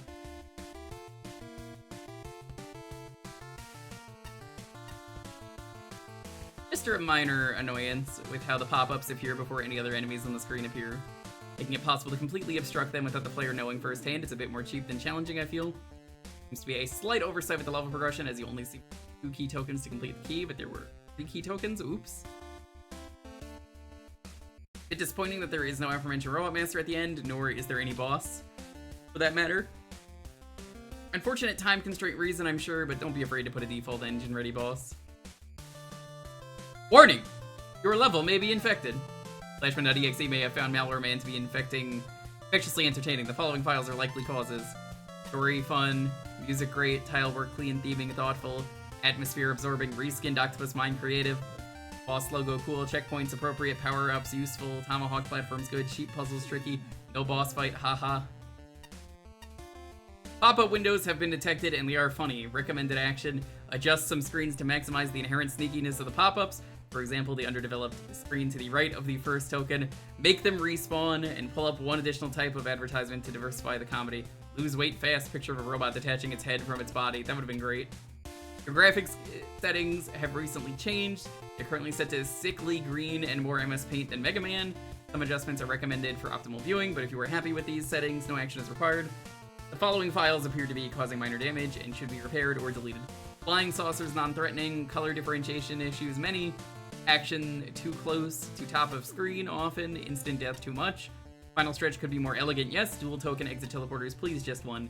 Way transitions, why? A scan of the challenges has been completed. Summary.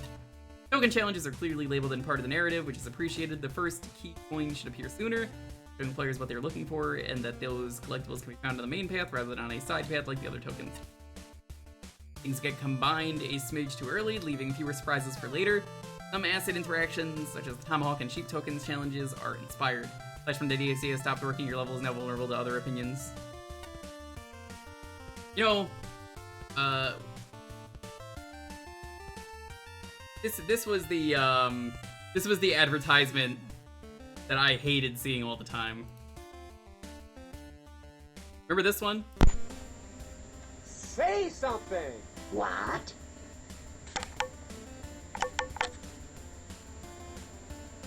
Say something! What?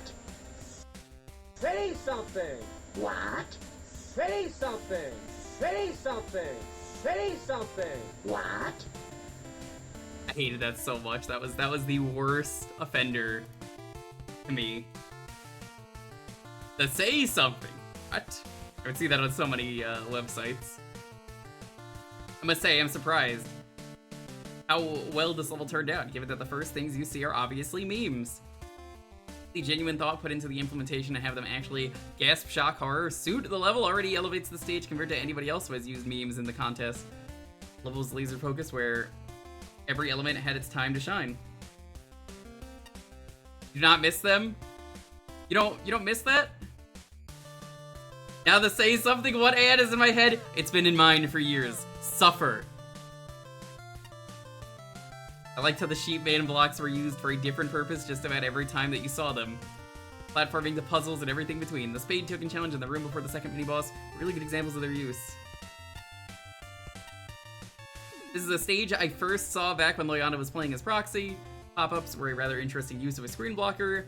I grasped how they acted at first, but I was the one watching, and he, the player, just didn't. That said, there were a couple of places where these combined very well with both the enemies and other gimmicks you chose to use, involving removing them in a limited time frame or hiding trapped enemies that the player could easily activate by mistake. I also really liked the cursor reskin and the change in attack pattern, making it far more consistent, becoming a very good gimmick rather than a frustrating enemy. Checkpoint placement could have been better across the stage. The level involves a lot of waiting around and has quite a bit of instant death near the end of relatively long sections, making it a bit annoying to keep redoing these. I do feel a bit let down by the lack of an ending after all of the build-ups. Stage does not need to have a boss to finish. I think that a fast-paced, auto-scrolling section here, the gimmicks you developed over the stage would have been a far better ending. The joke didn't, like, fall flat or anything, but did need a better segment beforehand. These are fairly small nitpicks over a stage that was thoroughly enjoyed, bringing the right kind of simple humor to well thought out gameplay and interesting challenges. Needs more Bonzi, buddy. Hype man.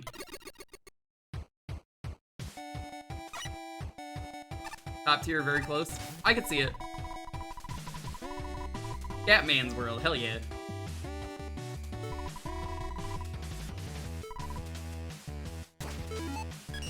Three.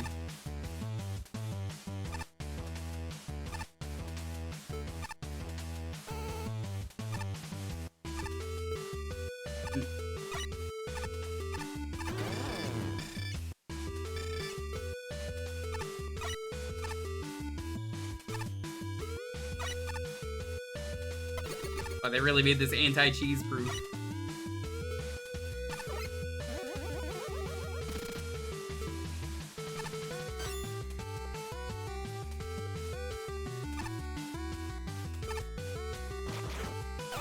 I have to try everything.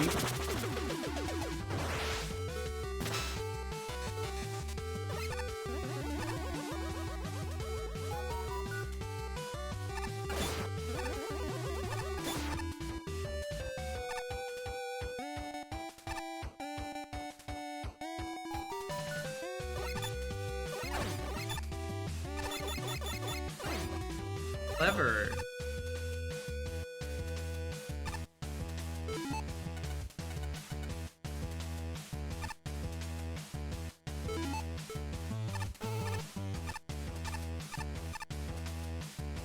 This is Splatoon? I would have never noticed.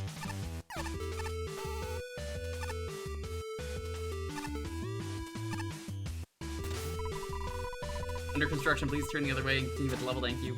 I refuse to believe. They just say this area is under construction, please turn the other way. How's it going, Nebula? What's up?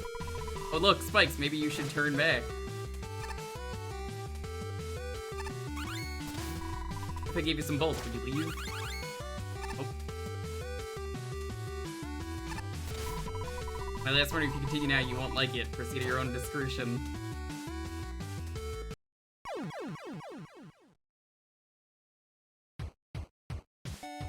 I got.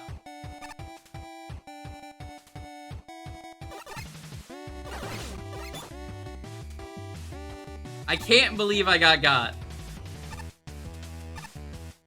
Yeah, Twitch has been a little iffy today, I've noticed. Hi, Pink. How's it going?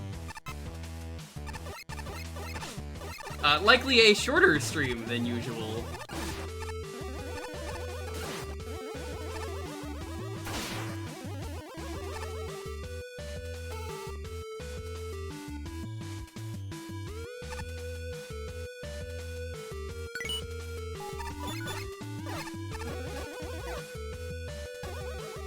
Ooh, the clear pipes. Yeah. I know that's not what this song is, but I really hear that the haters gonna hate. The girls wanna play. Who did that? Who did that? Doing that? Who else? God damn it. I didn't expect it to be rolled this soon. Just got back. And dinner is a burger. Oh, you dealt with that too long in retail. I did too, don't worry.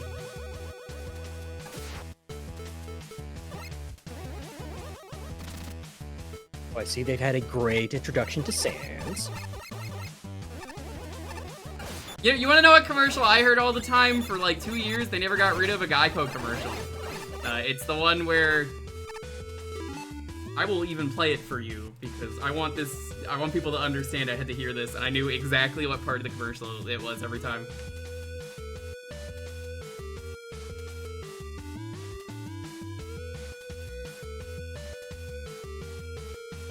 This one? 10% more on car insurance. Everybody knows that. Well, did you know that words really can hurt you? What? Jesse, don't go! Jesse, no! I'm sorry, Daisy, but I'm a loner, and a loner's gotta be alone.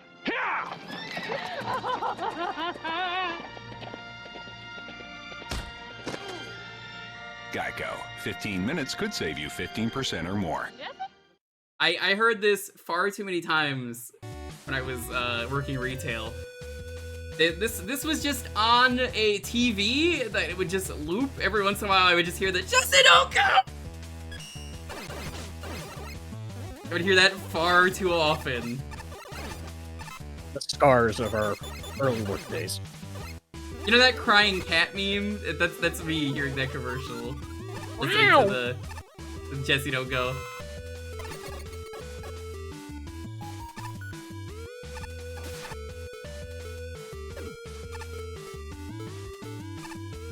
All right, we're gonna science with Ice Wall here. No, you failed. No bouncy. The clear pipes don't work as intended. That's unfortunate. What do you think? These are Mario pipes or something? Yes, that is the point of clear pipes.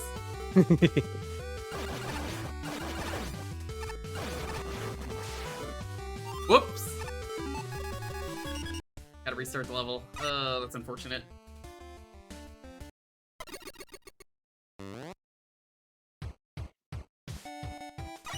Not a fan. Good level, it's just... Oh, how was I supposed to know that was gonna happen?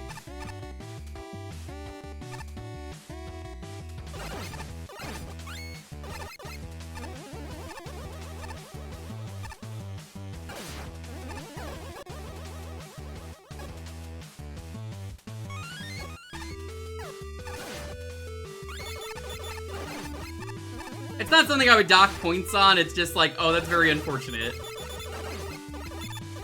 How was your dinner, by the way, Mooch? Oh, I'm eating it right now. Oh, what do you got? Borga from Wawa. Never had Wawa. Never been a Wawa. Really? Yeah, I mean, I guess I didn't get up to New York until later, but still. They're alright. Apparently, for like, those of you who like gas about. station food, basically, you're getting a... This is how I'm gonna do this, by the way. We are getting a... 7-Eleven is getting a lot of its Japanese foods brought over to America, which kind of rules. Doesn't 7-Eleven have, like, kind of a very big following in Japan for some reason? It is a very, very different place. It is like gourmet shit exclusive. Mm-hmm. Go figure.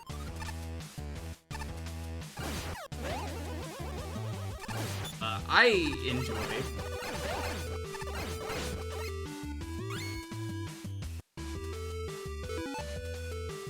Construction Joes are kind of different. Hey, chat, let's get some hype. We're gonna use it. We're gonna use an ice wall here. So unnecessary.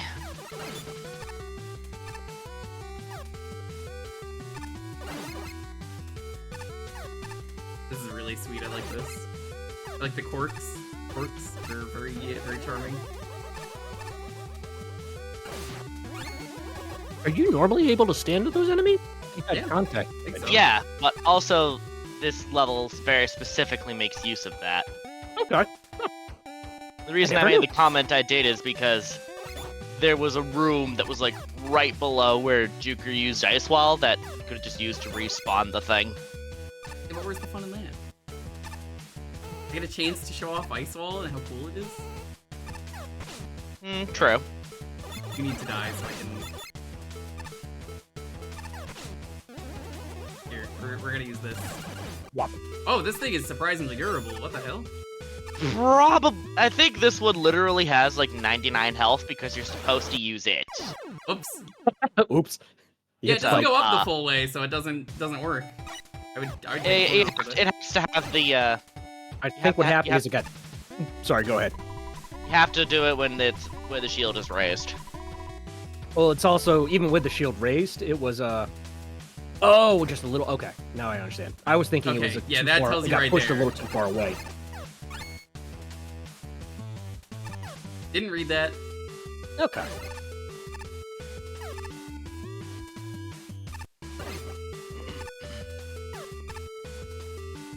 That little bit of height difference. Yep.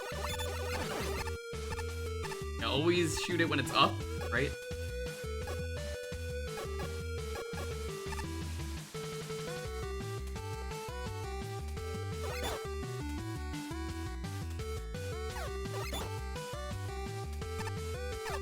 There we go, yeah. Oh, that's weird. It works. Yeah, I'm not a big fan of that room, even if it is valuable for design. Gonna take a function point off for that. I feel like that's valid. Fair. Get a choice.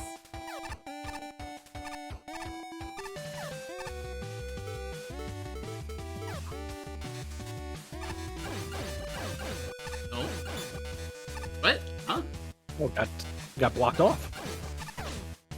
I'm guessing you need to go to the other side first. That's like one more thing. Oh, yeah, okay.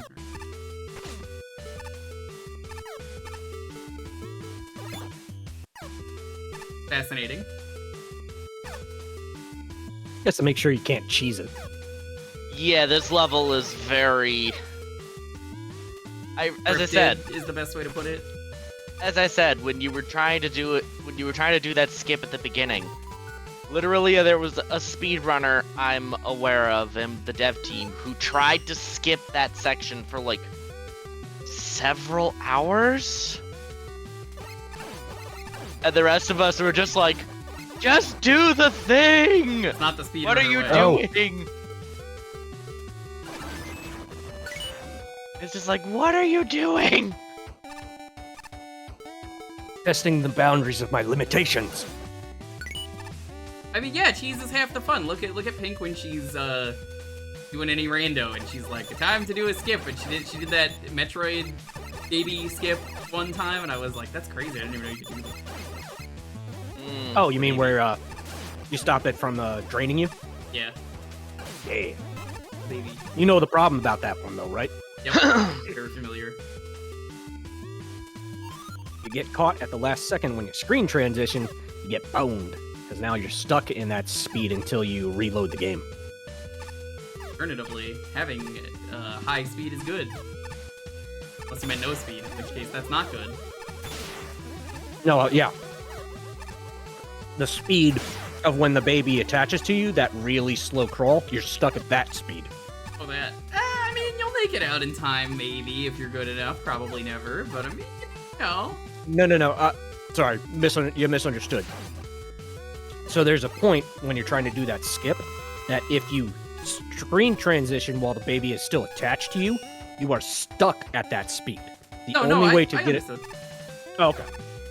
I just think it's really funny. The only fix though is literally to just you have to save and reload.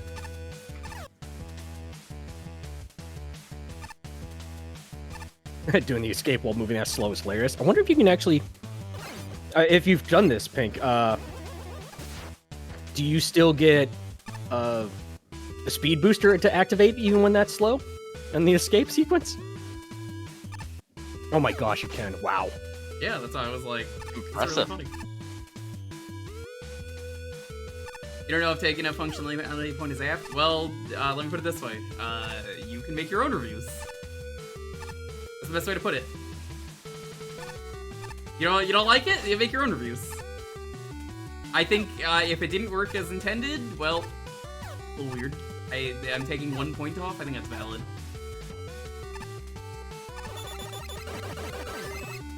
Huh. Knock off the shield. I didn't know that. Okay, how do I get this last one?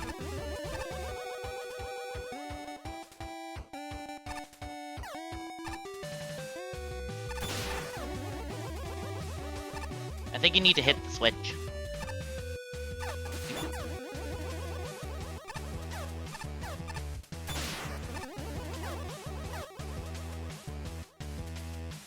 It's so hard to tell looking at the minimap, so I'm like, I just don't use the mini-map myself. Also because I find it confusing. In this stage, yes. In others, not really. Confusing, and then also I find it gets in the way. Because I don't use the border, so it's at the top right of the screen. Like, It is for you right now. Yeah, no, I guess that's why the input reader has been in the way a lot.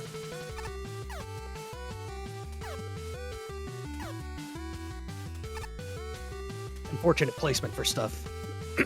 Pardon me. Good Borg. How do you like your Borg era? Usually medium to medium well. Or no, not with medium what well. on it? Oh, usually keeping it simple. Lettuce, tomato, pickles, ketchup, mustard, cheddar. Sometimes a little throw some spice on there. Italian spices or SpongeBob episode where it's like, oh, gross! Get rid of all of that. The bread, the meat, the cheese. What is everything but like a salad? Yeah, that. Yeah, it's a lettuce, tomato, and onion. Is all it is. Salad. 2 salads.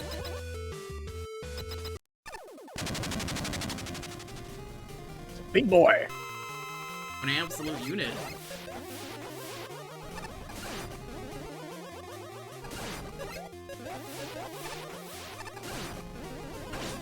Ow. Oh. Those don't kill you. I'm a little surprised that even hits you where it does. But yeah, let's... The boy is chunky. Yes.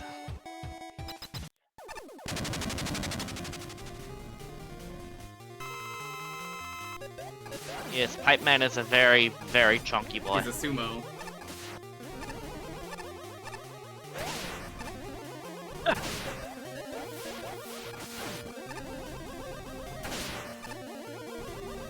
Very weak to the Revenge Buster. I think you're taking 6 and he's taking 3. Yeah, the Revenge Burst I think is just kind of like 3 on everything. Good fight. I think it's usually 4 on everything, but yeah. I feel like it's 4. Borders. Right. Oh yes, the Tumblr meme.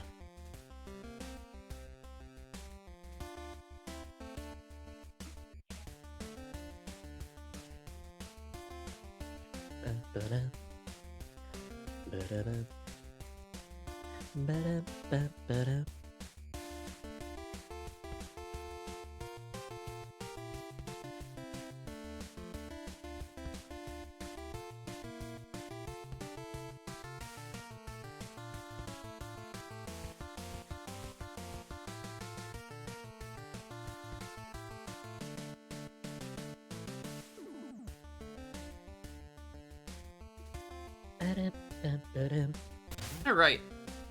Background music for this area is very catchy. A lot of the musics have been real good.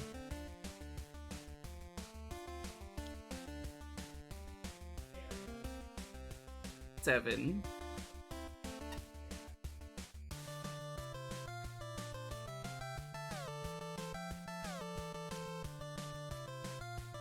$18. Creativity. I haven't really seen this with pipes. Give it a 12.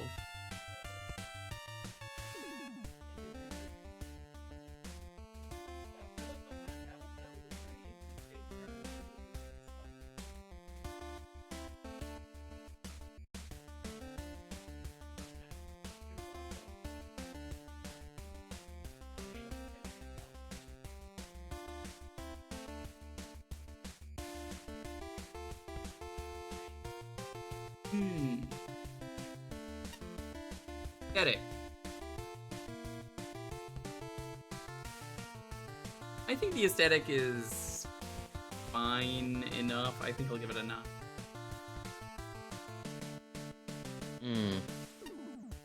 Functionality, I said I would take a point. 75. 5.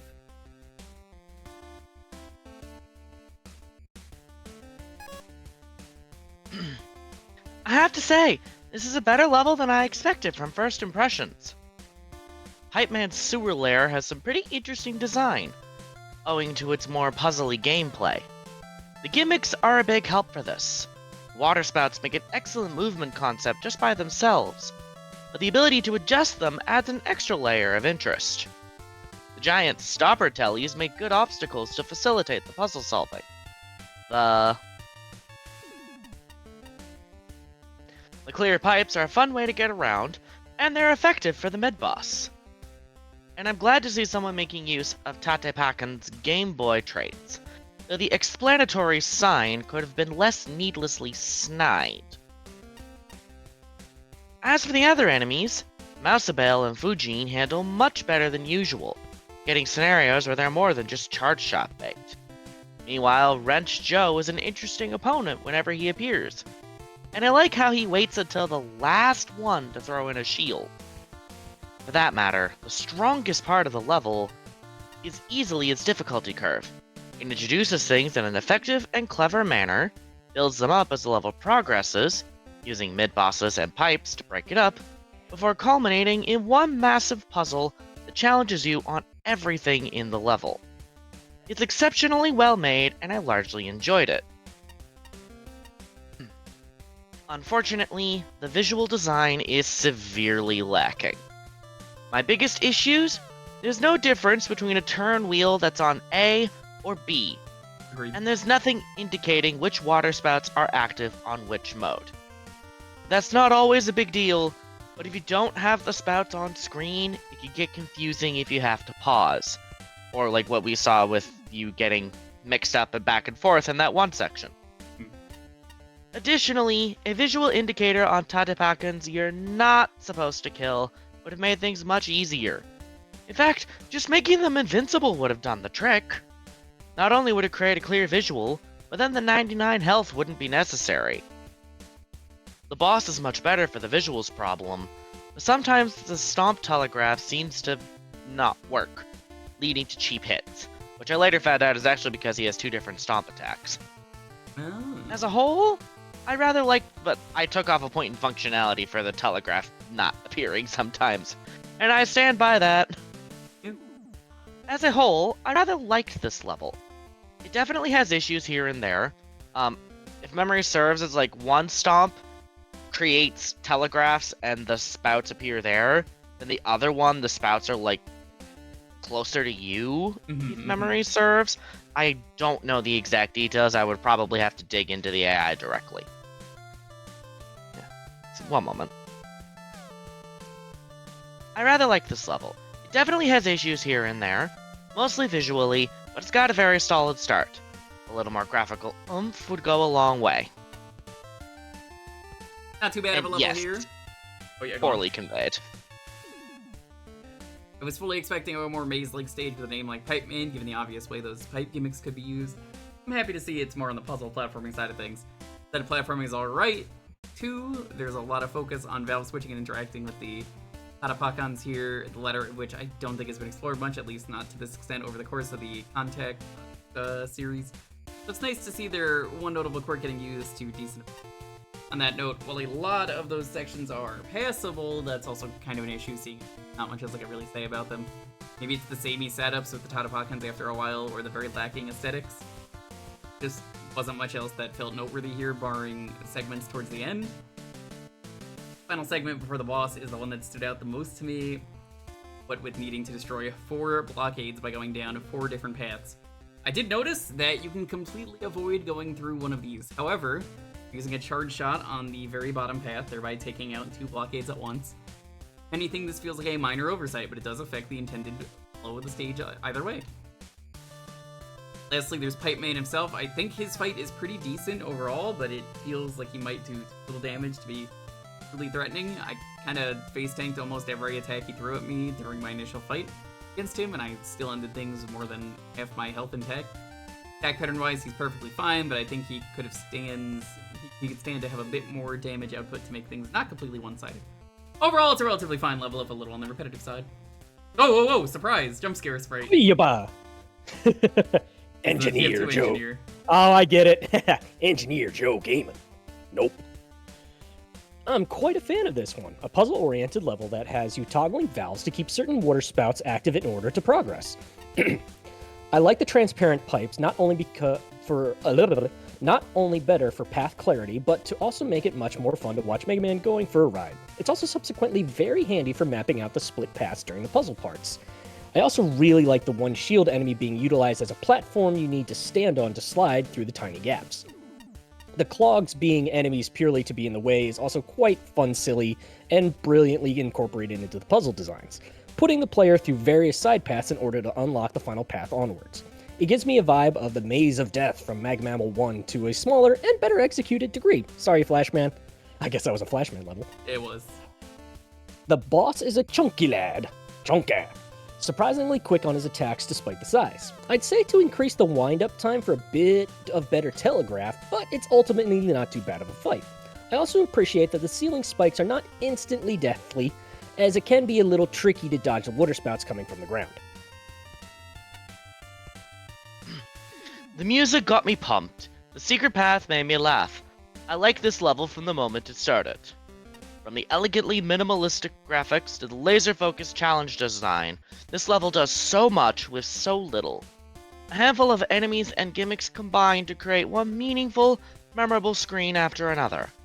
I love the token placements, the accordion action of the Tatapakan Towers, and the sections that channels Magma 1's Maze of Death and arguably executes it better. Sorry, Flashman. Oh, wow. I was floored by the simple brilliance Wait a minute. He definitely saw the other review. Actually, I actually have to stop because Flashman's reviews were written before Patchy's were. And then Patchy is the review is read first. It's like that's hilarious. Those two came together for some top tier humor. Just sharing the brain cell. That's so funny. Sorry, Flashman. I was floored by the simple brilliance of the first mini boss. I only wish it weren't so easy to cheese with special weapons. I just want to check something real quick. Where was that? There it is. Yeah, it's even the same. Arguably executes better. Yep. I only wish is generally my harshest criticism of anything here. Puzzle explanations could have been communicated through gameplay, rather than missable signs and confusing side rooms. I'd prefer if it were impossible to get stuck, rather than unlikely, especially in the teleblock shaft. Disabling Ice Wall and Magna Beam would help prevent cheating. Mousabale Mob could be more challenging. A few oversights, no health refills in the maze, infinite keys, an exploit to clear the telly shaft with just 2 shots, scuff the polish. The only egregious issues here are that the water valves don't stand out enough. A brighter color would be better. Walls and pits are easily mistaken for screen transitions due to undesirable gaps in the architecture, and that one Tatapakan plus water spout plus sliding puzzle is finicky about vertical alignment. Yes, it is. Importantly, everything else is excellent. Challenge progression and checkpoint placement are spot on. Custom sprites look highly professional and fit the theme nicely. Joes are actually fun here, and I could stand to fight a couple more. The boss is well programmed and satisfying end to the level. This feels very close to a Capcom level, and I love it when I can say that. The stage does some interesting stuff and is very on theme. I overall enjoyed it, but both issues and strengths are rather specific, so I might be talking for a bit. Switching water geysers on and off is a simple gimmick, but their interactions with stage elements elevates them into something great. This has the very real potential to be an excellent puzzle stage. Yeah, this is like Maze of Death, but way better. Sorry, Flashman. Sorry, Flashman. But it never quite gets there, with several of the puzzle rooms amounting to busy work rather than challenge. Still, the final runaround area was fun. It made that area of the level feel larger than it was mechanically.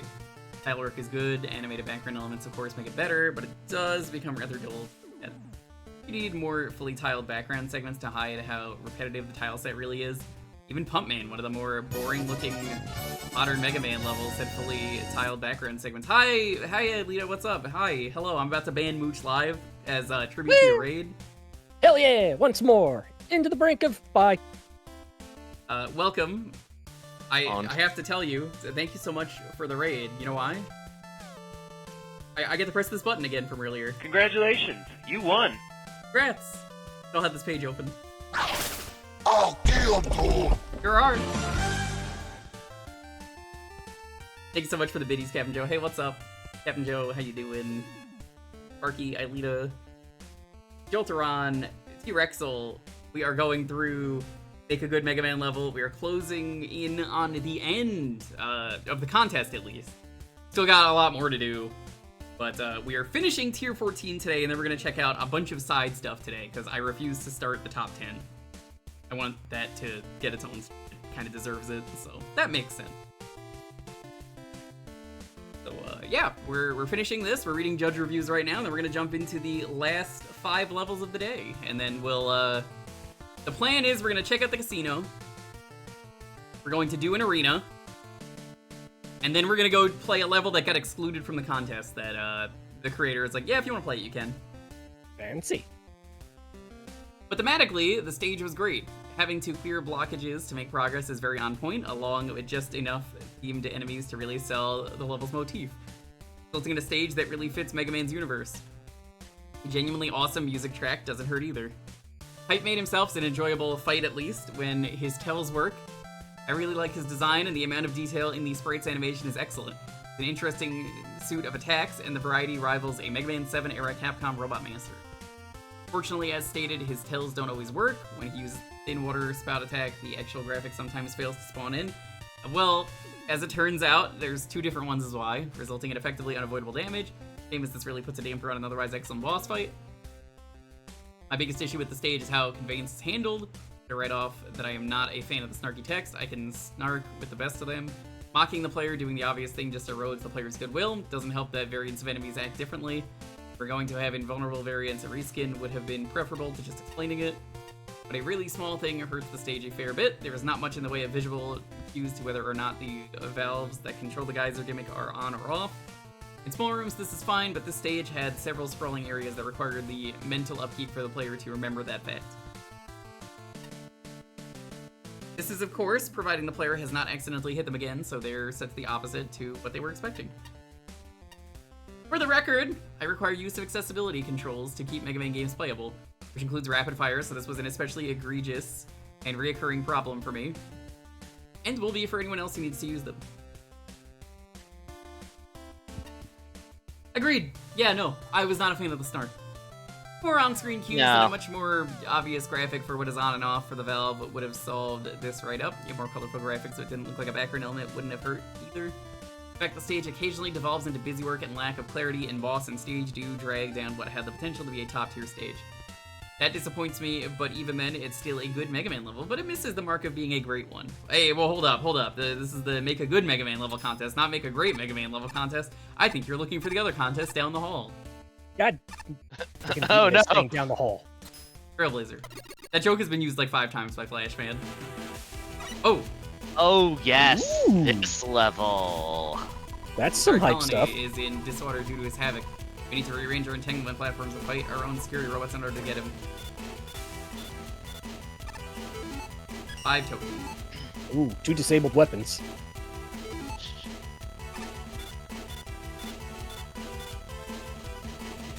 This ought to be interesting.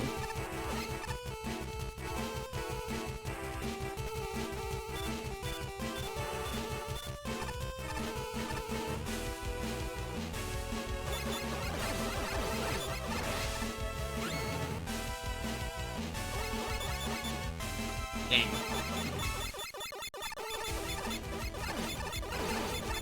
This is a Battle Network song, isn't it? It is. Yes, Pink- it's the Pink gave it Meteor away in Comp chat. theme from Battle Network 4. Okay. Yeah, now I see it. I was just trying to place it myself. This is the MASH A.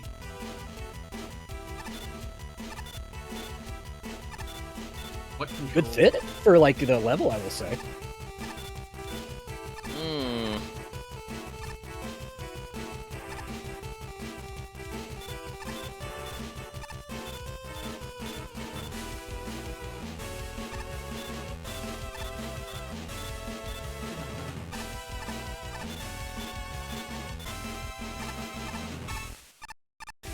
It's a pretty good fit, though. Yes. And as you can tell, this level is going to be very puzzly. I'm fine with that. Nothing is there without a cause. Okay, I believe you.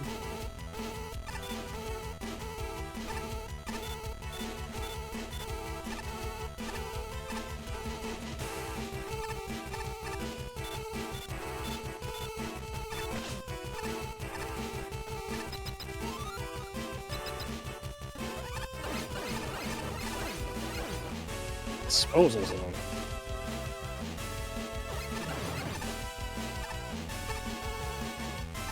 Okay. I know I could have just used the block, but I'm like, a chance to slightly break the level? According to plan. There we go. Gravity reversing.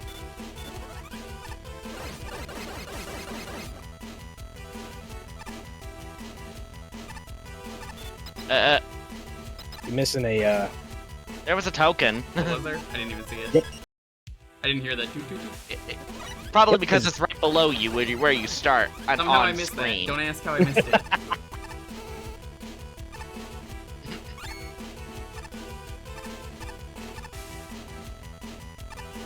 I'll have to smooth the brain every once in a while. occasionally.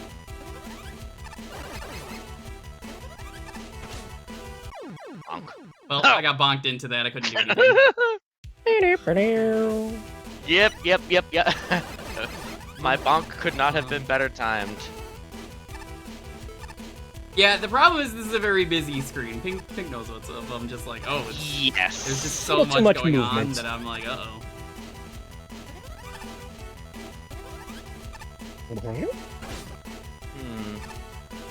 Suspect there's a different spot that the flip needs to be made.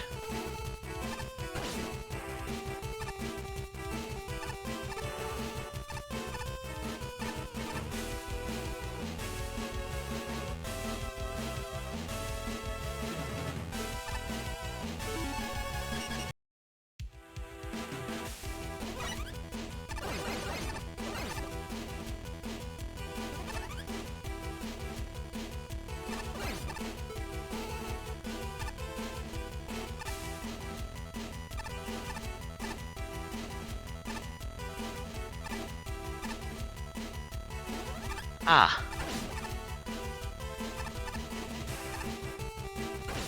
I don't like this. I don't like jumping off the screen. Being able to tell where I am, thank you very much. Doesn't make for a Yeah. fun segment. That is not a fun token. Yeah, fair.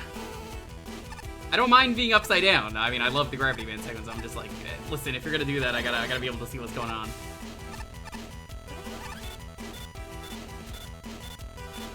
Yeah, I can respect that. Good old Battle Network 4. That's all I can say.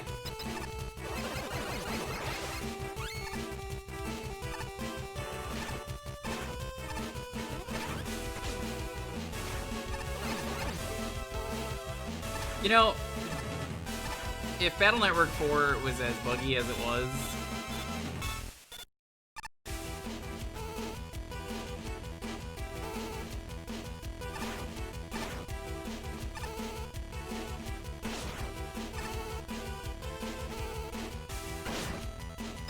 I had to see.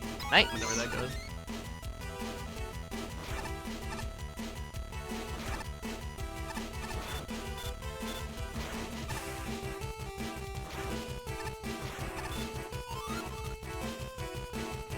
Checkpoint placement, but okay.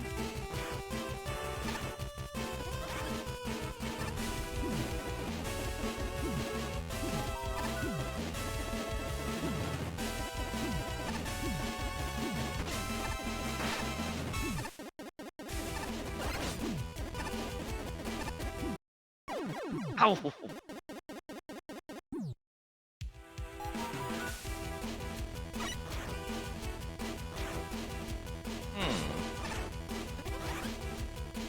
No, this is not the place to talk about vendettas against people. If you're gonna do that, I'm gonna ask you to stop. Not the place.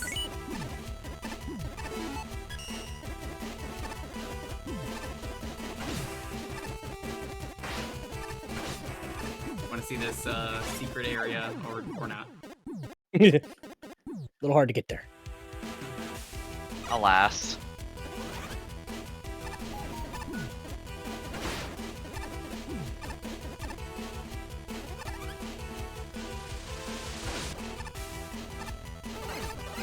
Interesting, turning those into hurt blocks.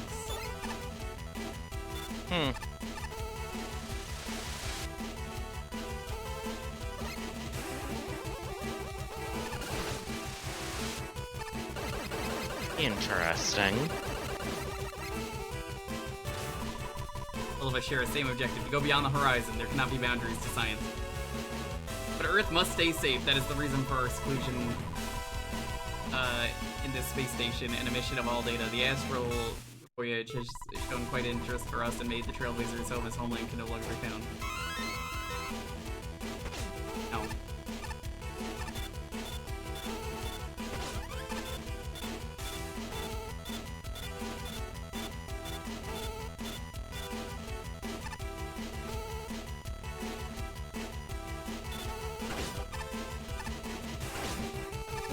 Okay, I guess it's not. Exit out, whatever. We die, that's fine. I honestly I've never been to that room on account of never needing to be in there. Yeah, I wanted to show it off. But you know, it's fair. Important. It's just like me being like, I did not know this level had sheep blocks anywhere in it. I mean, it's good use of sheep blocks, I just don't think it's... what's the best way to put it? I don't think it was a good idea to put it there. Yeah. Because it's, like, easy to miss that. Evidently, considering I missed it. You know... Oh, and it would have been possible, Doc Sock.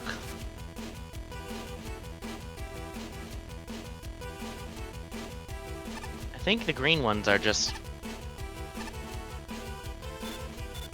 Seems the green ones are just keep their shields up. Getting some real good use out of this fast ladder climb. Actually kind of helps a lot in this game. I hate to admit it, but it kind of really does. Oh yeah, no, Step Booster is an amazingly good upgrade. For, you know, for such a meme item, I'm just like, wait, it actually kind of works well.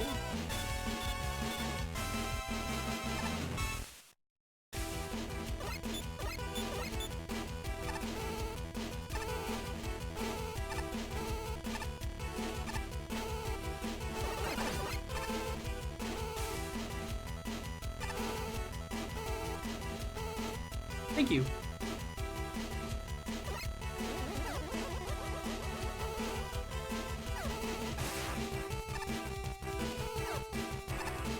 Ooh.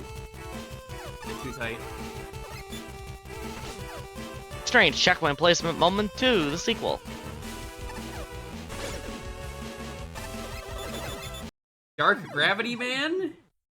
Sideways Gravity Man at that.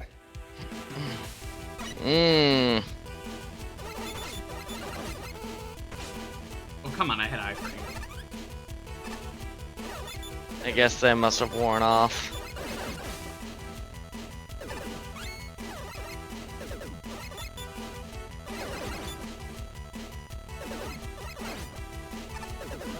He's invincible.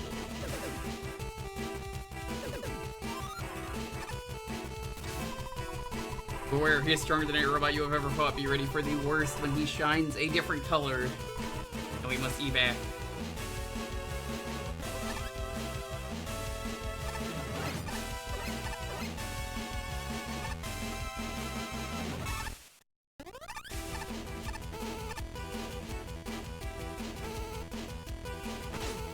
Ow.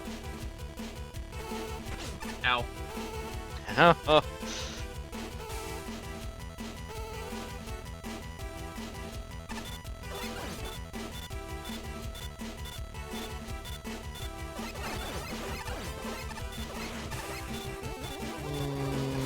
I just want to double check.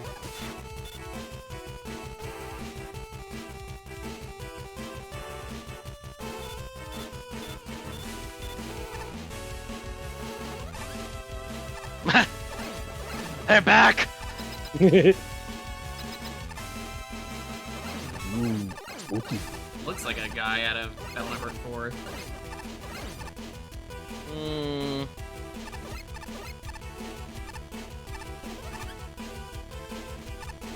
That little lonely block there is probably going to be important. Times of hardship may bring enemies together to attain a greater goal.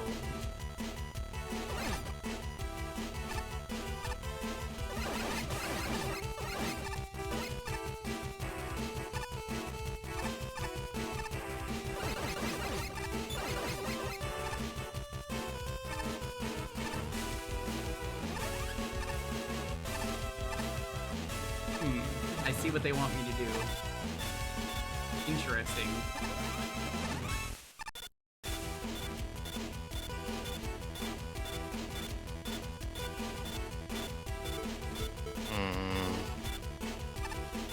The best way to do this.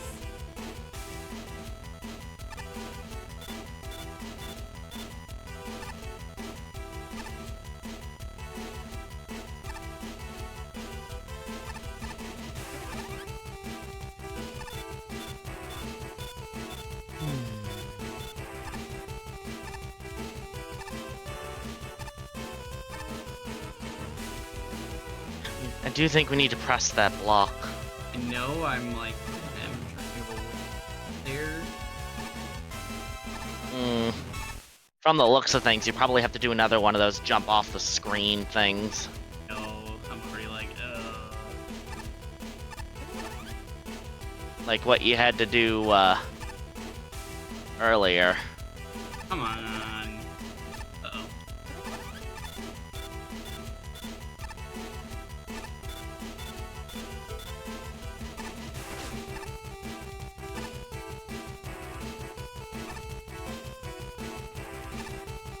I have a bad feeling.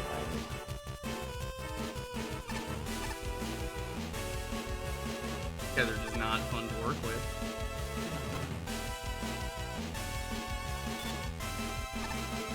Alright, well, I tried.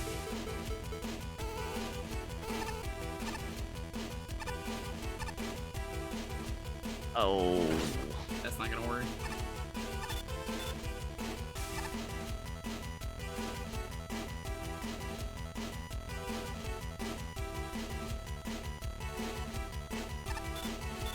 What? Ugh. Come on. Timing that one Oshitsu Osaretsu is annoying. It is super finicky, that one. What the? Okay.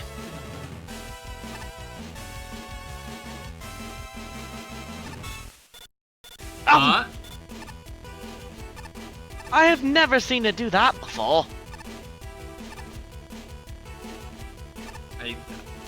I can tell I'm not gonna like this stage that much. Fortunately, I'm running into a lot of problems. Yeah, wow.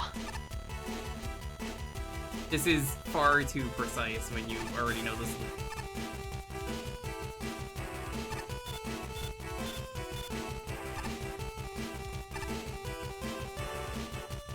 Even then, it still doesn't...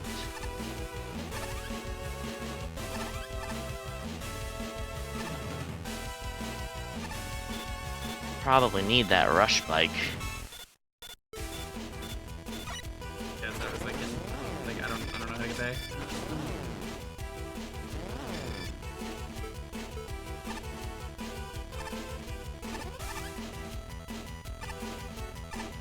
Good grief.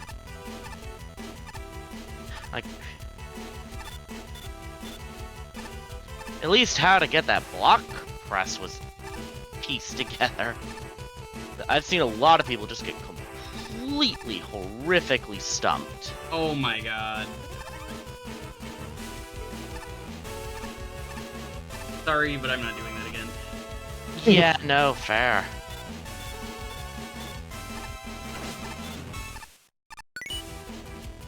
I don't think goodness this for stage that health. works, that well. I'm probably gonna take a few off of functionality because I'm just like, oh geez, if you're gonna have puzzles like this that just like break like that, where it just doesn't want to go up or something,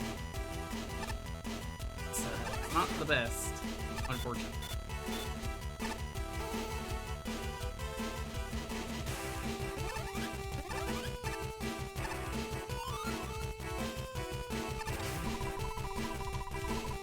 Well, that wasn't even a token issue, Vanarchy. You can't even blame that on that. It was just trying to get it up. It's not gonna let him reach the Citadel. The colony can be reconstructed, but not artwork that's stored there. Okay.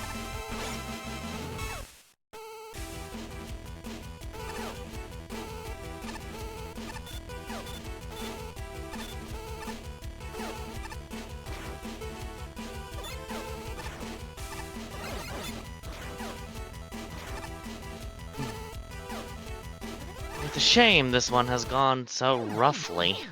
That's It how has it dragged out a happens. little bit, but I'm just also noticing the background pictures. I feel like those are supposed to be references. Honestly, I have no idea. I'm thinking like different characters, but I can't. I believe really they're place characters them. from Battle Network. Yeah, I would assume. but I Maybe, just maybe can't place not. them.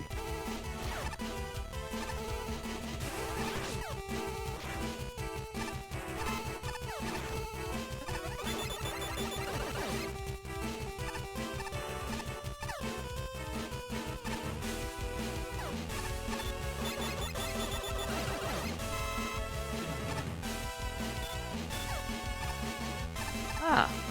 So I guess one, Battle Network they are indeed, then.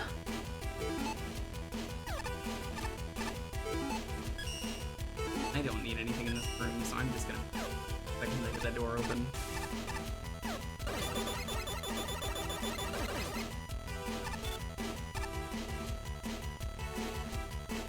Yeah, understandable. Trying to figure out what is the best way. Yeah. You need to get upside down somehow. I see. Oh, hold on.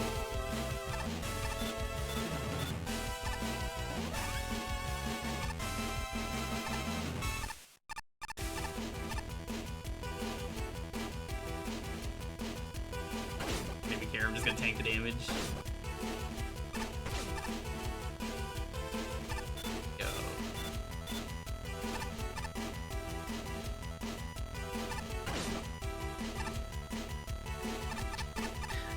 Thankfully, we didn't tank one more hit. I think those things I've been ignoring Skull Amulet. Oh, geez, they have. That's rough. Ugh. Which probably means they're like coded as damage spikes.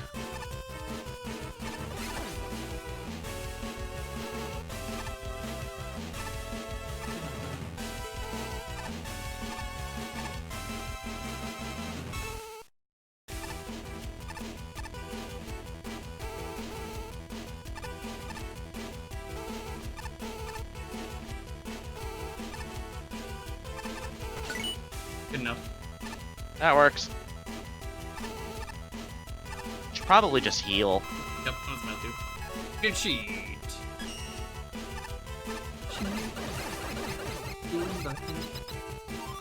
The guy from 20 Jump Street, not the cheat, not the cheat. Creativity is kindred to the ability to come up with solution to problems that seemed unsolvable. A machine able to do that is more than a robot. Hello, Dark Gravity Man. Dark. 2 health bars. There are Gravity Man. That is a neat background, I will say.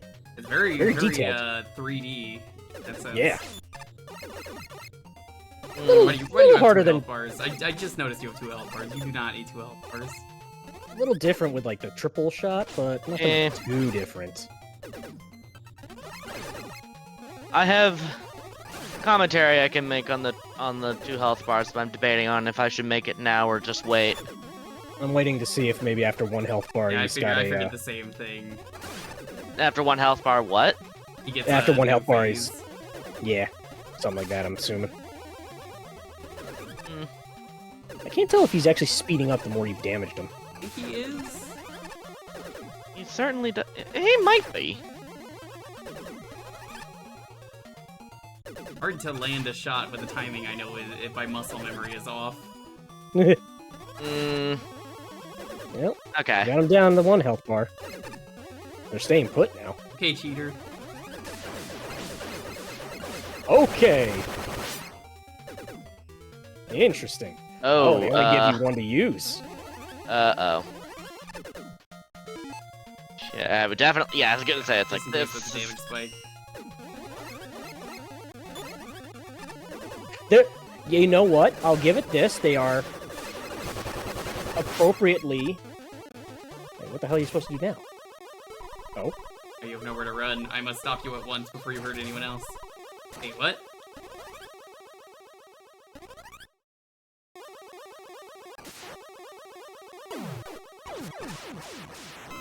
I wanted the energy element, but thank you. I appreciate it. Okay. So it was a red herring. Uh-oh. Gonna read that, but I guess not. Are you Laser Man? No. Or whatever his name is? That's, the boss's name is Cosmos, but, he's Cosmo Man from BN5. Okay. Figured as much. Yeah, Laser Man was, Yeah, Laser Man is his chair. Yeah, Laser chair. Man is the chair. That was Dr. like, it is Regal. one I had to of remember two his name. things. I'm sure they didn't know the plot of Mega Man 5 was gonna be Regal themed. Oh, no, there's no way. So, oddly fitting. Whoa! I mean, the attacks are very graphically neat. Very stylish. Yeah, like aesthetically, I would give this stage a 15. I wouldn't. And I will. Yeah, fair enough. And this is a better fight than the Darkman fight. Easily. And also, he's like, yeah, he has 2 health bars, but he seems to be taking extra damage from regular shots. Yeah. 2 health he's bars. taking 1.5. Yeah, the 2 health bars seems like it's being used so that he, you know, is allowed to use all of his abilities instead of just dying too fast. Yeah.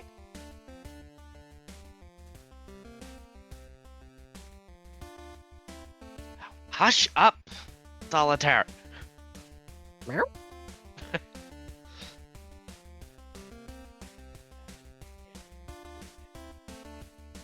thought it was Solitaire. I did not realize that Cosmos was a star droid, but that makes perfect sense. Makes sense now with it. Yeah, actually, because they used the Star Droid boss theme. Actually, no, that boss theme was from Mega Man 4 for the Game Boy, not Mega Man 5. Was it? Oh, son of a gun.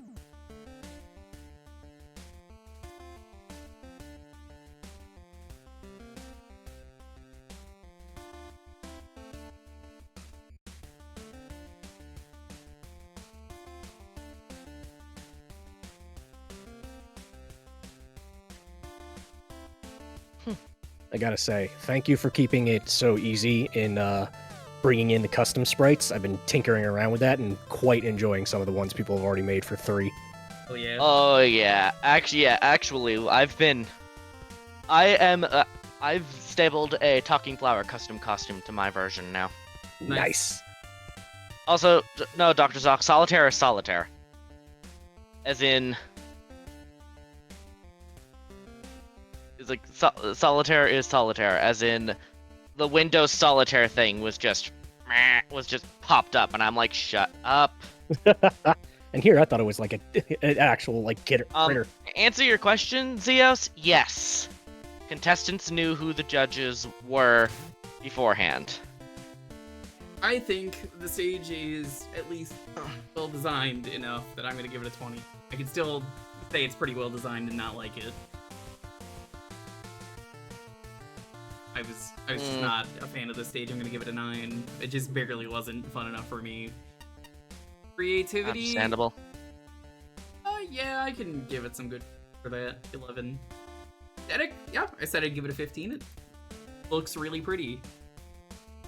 Got some really cool things going on, especially the 3D element to that Darkman fight in the background. It looks like there's actual depth going on. And unfortunately, I think I'm gonna have to give it a 7 for functionality. Yeah, fair. That's a 62.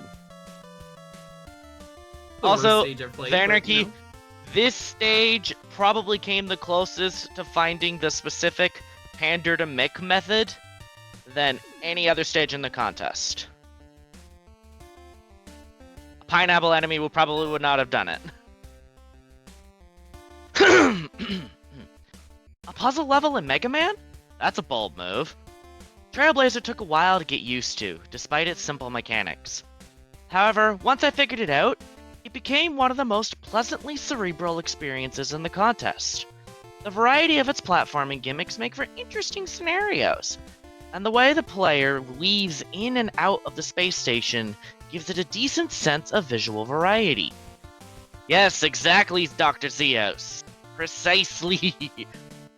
I was so shocked that almost nobody thought to lean into Battle Network stuff more, given Chrono X is literally one of the first fan games I've ever worked on. Which led to me deciding to be Thanos later. Funny story about Chrono Cross. I don't know if that's ever coming out. I've been waiting for it for years, but a friend of mine that's a regular in the stream, Tales for Aga, at one point helped with it. Yeah, I know. They're not on the project anymore. Yep. Yeah. But yeah, no, I'm aware. I remember Tales for Aga. And yeah, I'm still on the project. It's slow, not the least of which because I'm so busy with everything else, yet I'm in charge of basically all of the boss sprites. Ooh. If you would like me to test something, send it my way off stream. I'll happily do that. Well, I will keep that in mind. But, by testing, no, that means he'll break it. But the game is alive. It is being worked on. It's just... I believe it. Really, really freaking slow. Anyway, way off topic. Comeback Mammal 3 was really slow. I don't blame anything.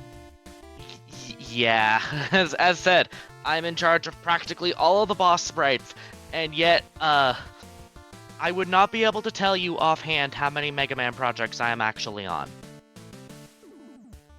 Snail emoji is appropriate.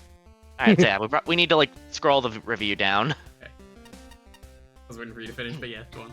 It's fine. The level's primary draw is its use of gravity flips and entanglement platforms, which are basically just the blocks from Mr. X Stage 3. Both are fairly simple, but they get put to excellent use throughout, and have a strong sense of difficulty curve. One thing I particularly like is the ability to enter multiple rooms in either gravity, and oftentimes a little ingenuity will get some nice rewards. That being said, I wish there was a visual gravity flip in the pre-boss room. It felt weird to have no telegraph for it after they were so ubiquitous.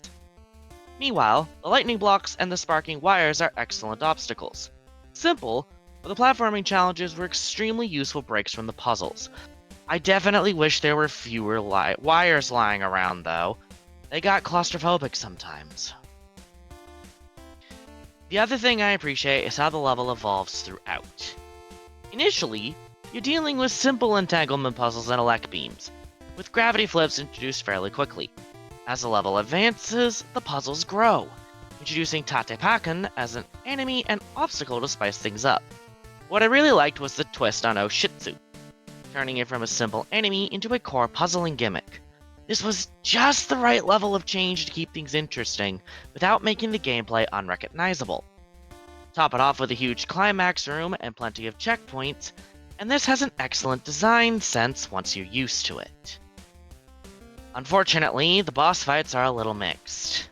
The Sentinel makes a decent platforming obstacle, but as a boss he's an annoying, over-glorified gravity man. The cutscene death in particular felt unnecessary. It would have been more satisfying to take it down myself. Thankfully, Cosmo Man makes up for that, even if his lore is a bit overbearing. He has a little too much health for my liking, but he makes up for it with entertaining attacks that hit just the right level of challenging, but fair. He's an excellent climax, and I'm glad he's here. I just wish his cohort had a better fight. I think you probably could have just got rid of Gravity Dark Man, and I think it would have been perfectly fine with just Cosmo Man. Yeah. Hell, you could have even Honestly, just done the fake out and, you know, like maybe you hit him once or something. Is that a raid from the Spirit of Water Montaru? Oh, it is. Wait, yes. What's up? How's it going, Twister? Thank everybody. Thank him for your water, everybody. I will take one sip of water just for you. Hold on. I should acquire more water myself. Good. Peace to the world, Liquid One is Power useful. Hey, what's up? I'll have to talk to you about Monday. You're never gonna guess the Kirby thing, but it has 4 Ds. Now Kirby's only used to 3 Ds, which is D, D, and D. And these nuts. This is a 4th D. Sigh. We are going through the Magmanual stuff. We're almost done with this tier. We got like 4 more levels. And then from there, we're gonna check out some side stuff to cap out the stream today. What about Bandana Waddle Dee? That's the 4th D. That's not one of them. It's There's a not. W in front of that anyway. Yeah. This is yet another level that I'm torn on whether or not I actually enjoyed it. Lecrate's puzzles through interesting gimmick of usage. I wouldn't say it works out for every setup. Of course, this isn't to say it's all bad. There's some genuinely well-designed puzzles here involving the Mr. X platforms. Especially in early parts of the level where you need to flip your gravity, the puzzles typically aren't long enough to affect the pace of the level too badly. First half, when a few more things get thrown into the mix, like the green Tatapakans. Until a certain point I was genuinely getting into the stage, but that unfortunately wouldn't last.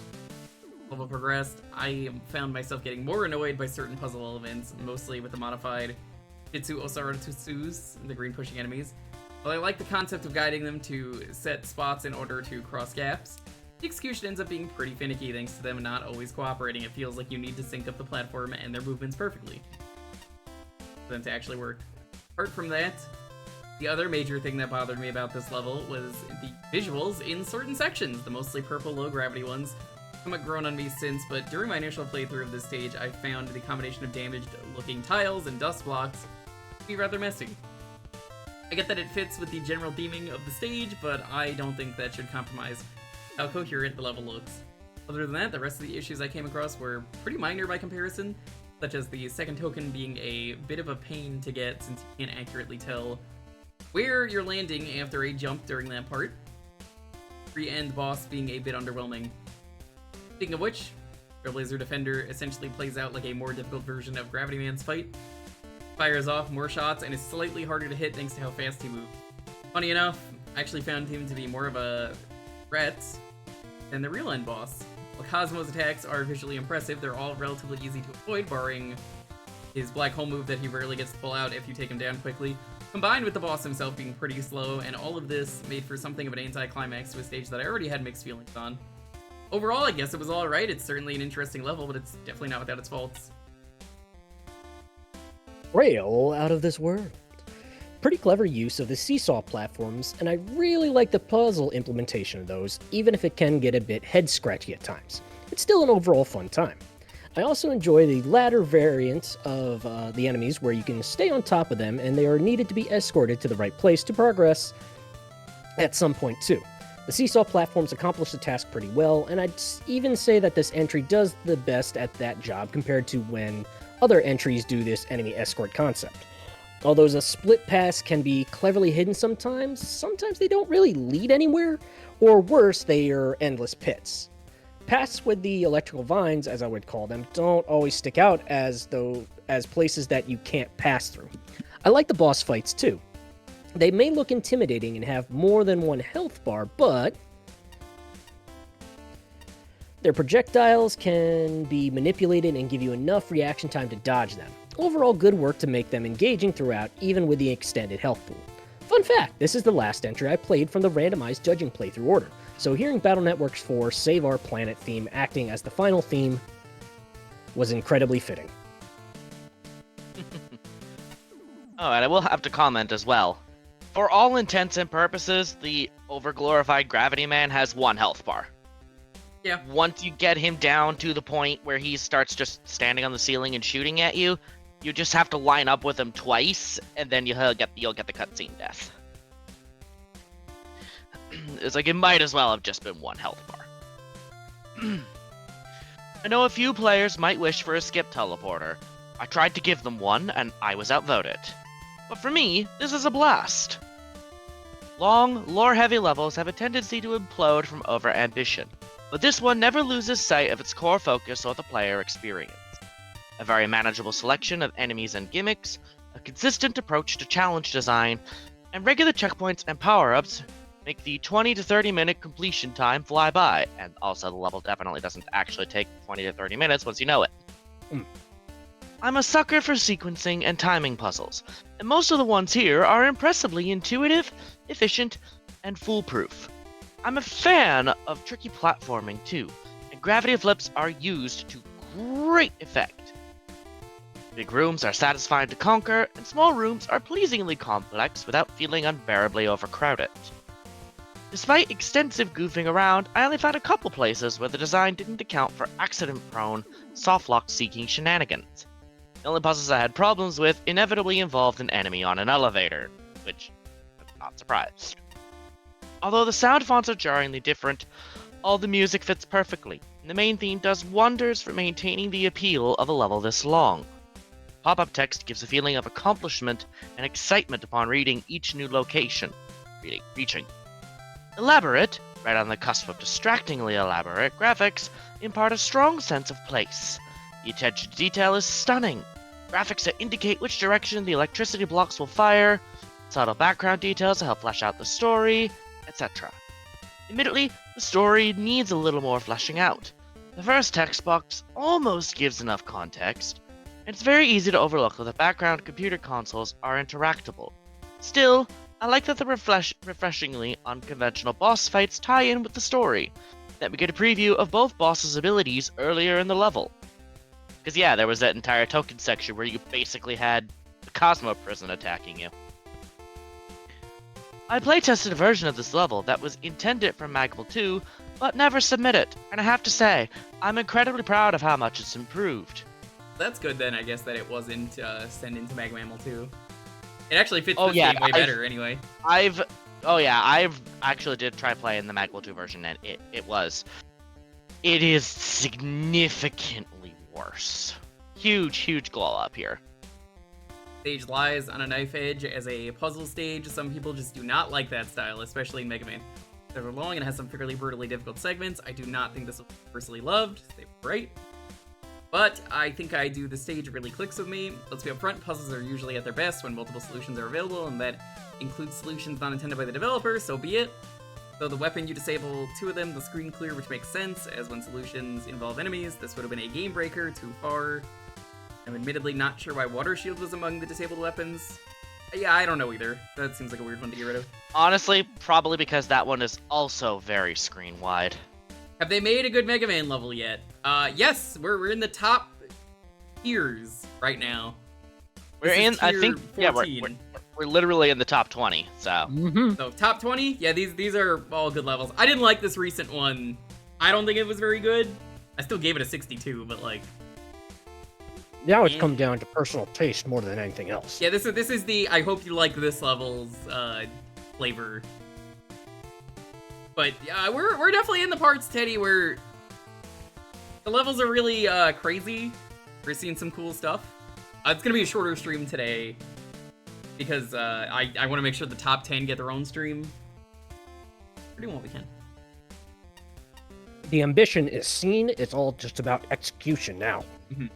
But the rest of the options are there. You can, in fact, break screens in twain and bypass puzzles in the stage and go about this level, including in what I can only assume are unintended manners via slide into passage with Magnet Beam, an ability I've been forced to get good at judging this contest. It's really easy to get good at that, to be honest.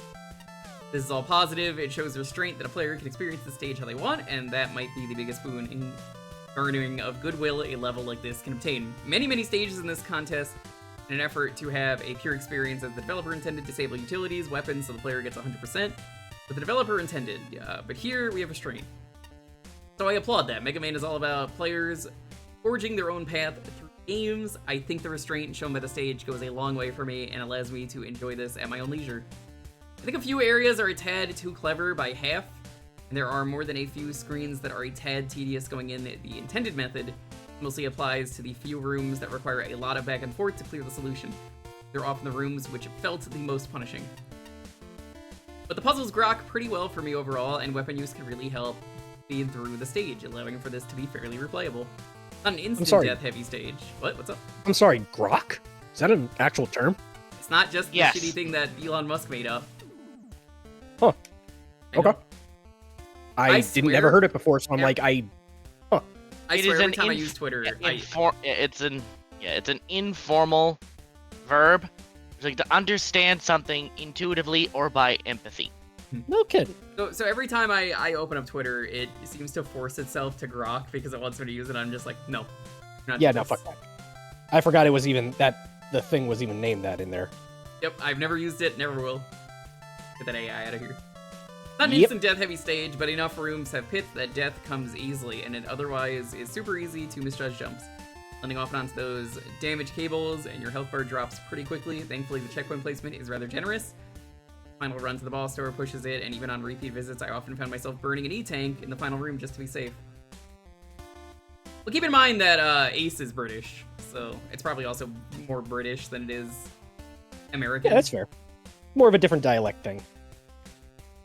The atmosphere and that Battle Network music are top-notch, but the little touches fix a great deal that could have easily otherwise annoyed. Let's say the beams from Electman are much easier to notice ahead of time with the new graphics than they were in their source game, in my opinion.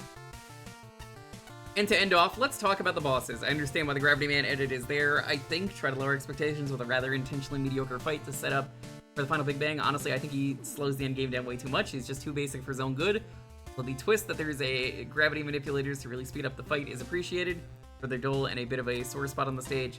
But then there's Cosmo Man. What an edgy boy. This is everything original, the character, Donut Steel, Into Robot Master, and honestly, this is a really fun fight, challenging but not oppressive. Fairly randomized AI without it all feeling like a crapshoot to whether you win or not. Figuring this guy out was a blast, and this edgelord might be one of my favorite fights in the contest. Special effects added to the fights are animated spectacularly, and while some of the drawings of Cosmo are a bit off-model, the overall animation and posing package is top-notch. Outside of the black hole attack, he's otherwise open to the Buster at all times, and the scaling damage dealt to him keeps him from outliving his welcome. This is one of the bosses I went in perfect Ray and Buster only. For Thing and Fan bosses. Rather grand send-off to the stage, it leaves a positive impression. I don't know what others will think of this stage, as I do think that this is a very much a your mileage may vary stage. Agreed! This is honestly one of my favorites. Good job. Yeah, I didn't like the stage, but... Yeah, it seems all 5 of us ultimately liked it, hence why it did as well as it did. Checkmate by Arya. Now, if we got rid of the man, this is just checkmate.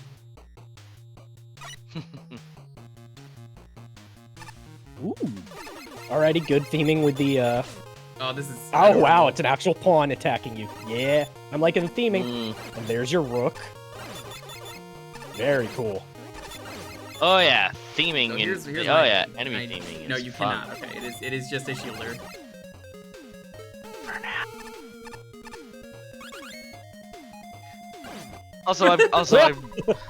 Why have you forsaken us, Wiley? Unlucky, because I can't get those. My brain is. I'm currently in a slight state of shock just because I need to share this. I found out of something about the fairly unfocused bosses and gimmicks stage, the super long one in tier 7. I found out that apparently the original version of it, according to the creator, was almost 750 screens or so. Holy, that's like an entire 2 games, is it not? Yeah, I'm just like.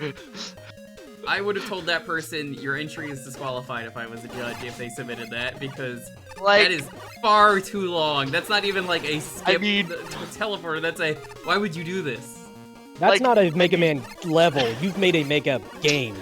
That it's like the reactions is just like how original version also it's just like confusion face and what. I don't understand. Yeah, it was just like, I think we all just... It's like everyone in the server where this was mentioned is just like... It's just like we all just went, what? What? Yeah, because again, I don't know what power judges have to vote a stage get excluded. excluded, but maybe we'll elaborate on that more because we're playing one of those later for padding purposes today. Okay, yes. I think I actually mentioned it in one of my reviews. But, there were, I would say, 2 possible ways. Okay, Lundea, it turns out the fun bag stage in Tier 7 that had all the bosses in it, original version was hideously longer. To the point of being like, how? What was I gonna say? Right. There were 2 different ways that a level could get excluded. By us. Because we were the arbiters of that. One was that we had a list of rules that if you broke that could get you cut from the contest. Yes, Zoc, that is what I said. Hi, Rejects, how's it going? If you were deemed by a majority that yes, you broke one of those rules, then eating input is rough. Oof. But where was I? Majority vote could happen if you were deemed to like break a rule, an exclusion rule. If that didn't happen, then all 5 of us needed to agree to cut the level. Okay. It was intentionally designed in such a way that basically if you actually did get excluded, then you were What the fuck? That's my own fault, but like, huh? Just pushed me down. Oh, I was gonna say, did it like bounce into you? No, the way Yoku blocks work, that's an in-engine thing. Not the level's fault. They push you out of the way. That's in every Mega Man game. Yeah, to make sure you basically they zip you. I just didn't see it. I looked at the wrong time, so I was like, wait, what? That's why I was like, excuse me? Yeah, it was actually designed so that, like, basically, if you got caught by an exclusion, the hope, at least, was basically if you got caught by one, then you messed up pretty severely. Oh man, yeah, it just pushed me again. Rude. I'm just getting really unlucky. Again, it's not the level's fault, that's just how the engine works. But yeah, it was intentionally designed so that it would be difficult. Definitely did that backwards, but hey, it works. I mean, it's like, yeah, as long as it works. I will happily throw dynamite. Yeah. Sacrificing pawns, I see how it is. That's funny. Yeah.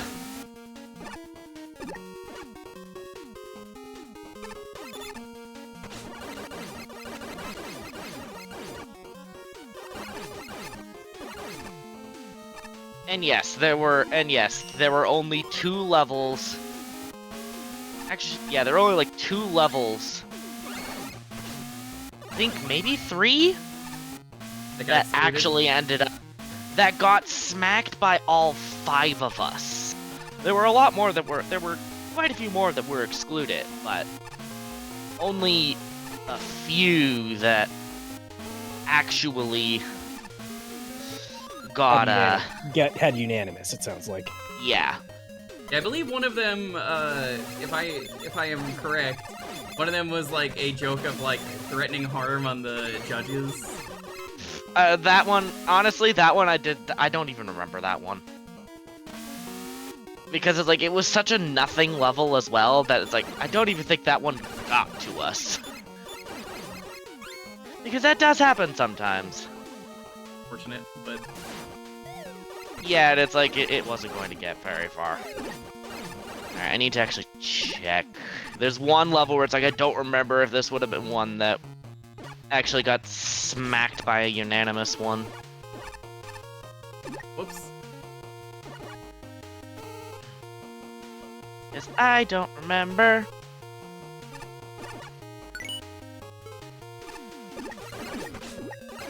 Okay. Okay, then yes, that one would have been a 5. Well, that's because I'm pretty sure the octopus things are modeled from the sounds they make after that Mega Man 10 enemy that you stand on and doesn't like it either. I think. The one in, like, Sheepman stage? Yes. Yep. I can't say for sure, but I feel like that. Modifying an enemy is valid.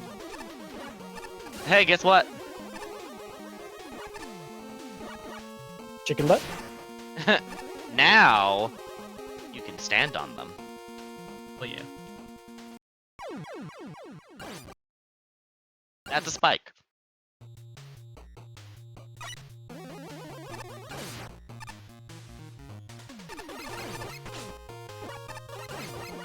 You just did it there for like a split second. Blasted. Sunk into my battleship once again. How dare. That's what they say in chess, alright? Sure.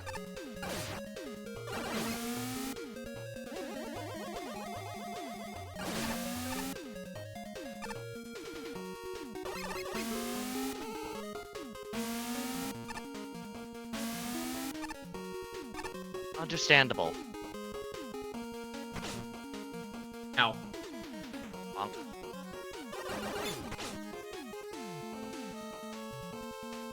Step booster for the win. The thing in that A? Yes. Didn't see what it was. Not a token, obviously. Yeah, I mean, we already got all 3. Let's see what it is. I mean, why not? E. No, it was an A. Stuff. Wrong Val. Oh, hello there, Chessman. Rookman, can't you Rook. tell? Fair enough. Rookman Playing. and me, the fight's gonna go like this. Rookman's like, how is he winning? What is he doing? And then every time He's he going looks away- diagonally. Every time he looks away, I've secretly been eating the chess pieces. They're cool.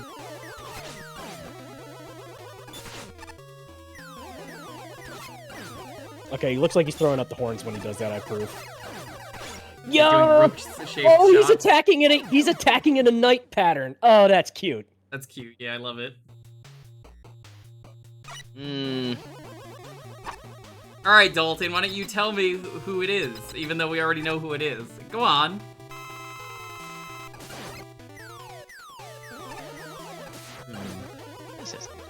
I might have looked away. Was there ever a point in the stage where a pawn got to a space and got upgraded? No, Damn. I would have liked that too. I was gonna write that in my thoughts. Like, they have the whole, they get to move 2 spaces first, but... Again, very good sticking with the theming. Both in the attack patterns and just pretty much stage overall.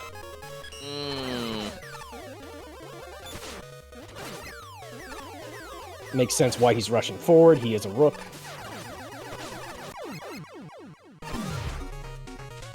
Fun end games, hooray!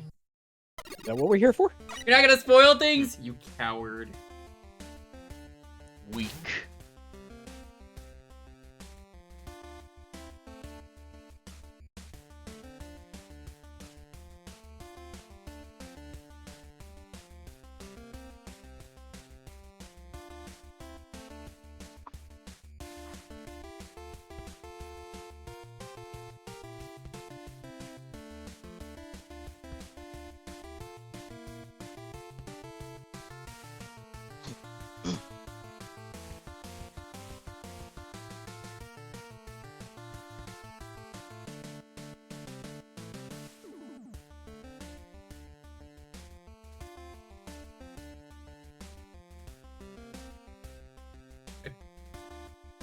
How do I feel about this level? 25.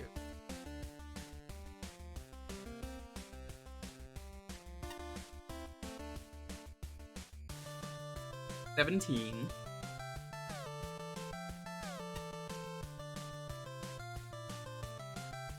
$10.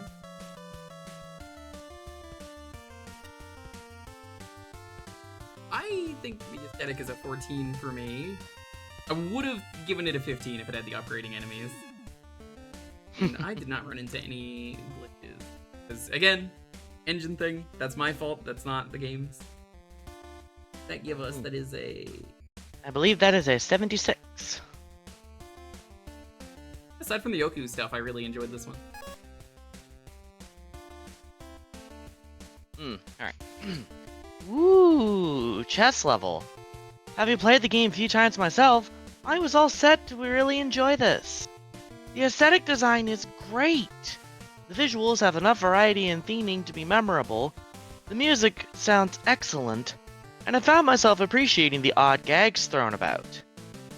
The enemy selection was also fun. The pawns are one of the more unique enemies I've seen in a while. The Octos get neat challenges, and I absolutely adored the bishop-themed enemies. It isn't perfect. The wall cannons have a bit of a claustrophobic introduction, and the triple rooks before the boss are disappointingly tedious. Thank you, Step Booster. But otherwise, the enemies are solid. Unfortunately, the gimmicks are where it comes apart. They're not badly designed. The introductions are smart and the scenarios are fair. However, conveyor belts and Yoku blocks are probably the most generic gimmicks that could have been picked. And when they're pretty much all you have, it's thoroughly uninteresting. That's not to say there isn't an attempt to do interesting things with them, but ultimately, it wasn't enough for the situations here to stand out. The only pieces I do remember were where they got unusually frustrating, particularly the last couple of sections, because I am a Buster snob. The other hiccup is the boss. Rookman playing chess with himself was a wonderful gag, but his fight needs a little polish. My first issue is his speed. I find he's just a smidge too fast to dodge sometimes.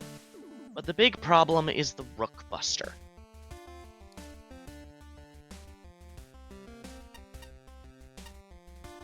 There's no telegraph for the safe spots.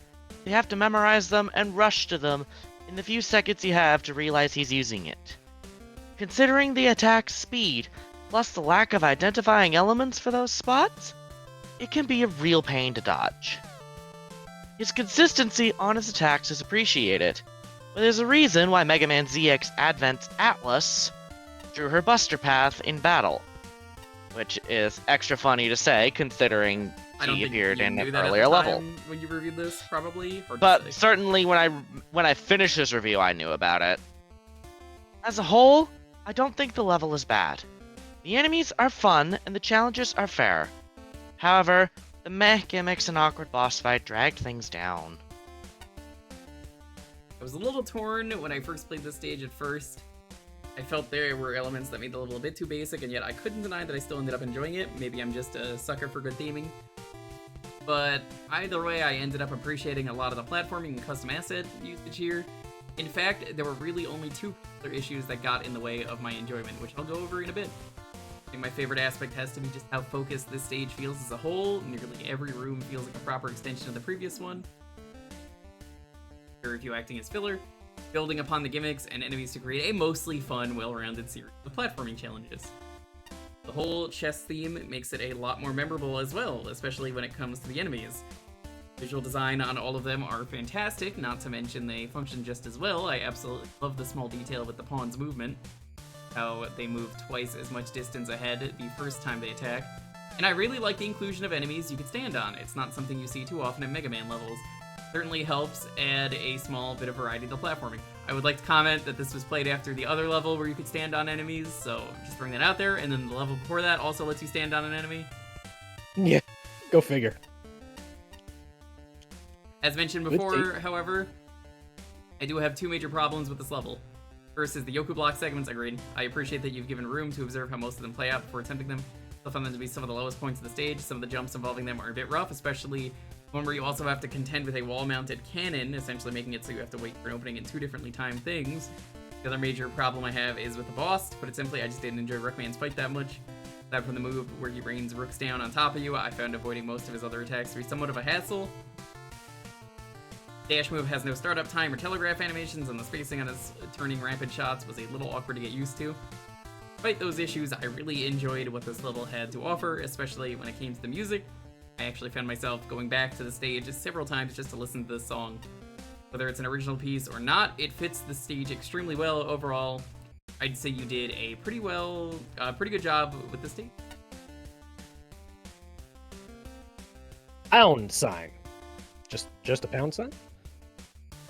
It is for sure a chess level, thankfully only as part of the theming. Megman himself is not constrained into any awkward movement rules here. The movement restrictions instead are enforced upon the stage titular chess-inspired enemies, like this pawn moving 2 spaces initially, then moving 1. Oh, what too far. Yeah, I think my stick really is super sensitive when we play this, because like, I swear I'm not touching it ever.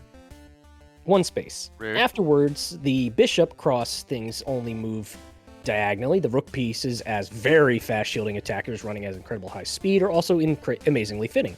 And the green guys who go sad when you're standing on them are very cute and funny. I like how you establish the Yoku block jump timing in the first screen where they show up. Before that is being used during actual platforming challenges with real penalties at stake. Always nice to see proper gimmick introductions. Checkpoints are well placed to compensate for the instant death challenges. Even if the Yoku block challenges in the stage are always fair, it is still greatly appreciated. For the Rookman fight, I endure the fact that you're fighting him on a row of 8 blocks like a chessboard. I didn't even notice that around it. Though that floor distinction can be quite misleading in terms of trying to avoid some of his attacks, the square wave pattern bullets in particular. Other than that, he's an all-around all-right boss. It's about time somebody made a chess-themed level. Cohesive and polished aesthetics provide a great atmosphere. I get a strong sense of place and style, and the graphics stand out as highly memorable. Save for a few oversights, e.g. being able to backtrack into a ceiling, and some iffy decisions where bolts are concerned, you could convince me this is a Capcom level. Thoughtfully crafted enemies are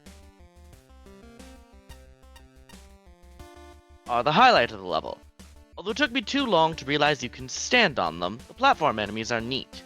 Both visually and behaviorally, every chess piece is readily identifiable and thoroughly charming.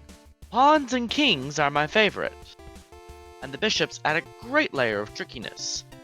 Rookman's creative variations on moving in a straight line make for a tough but fair attack pattern.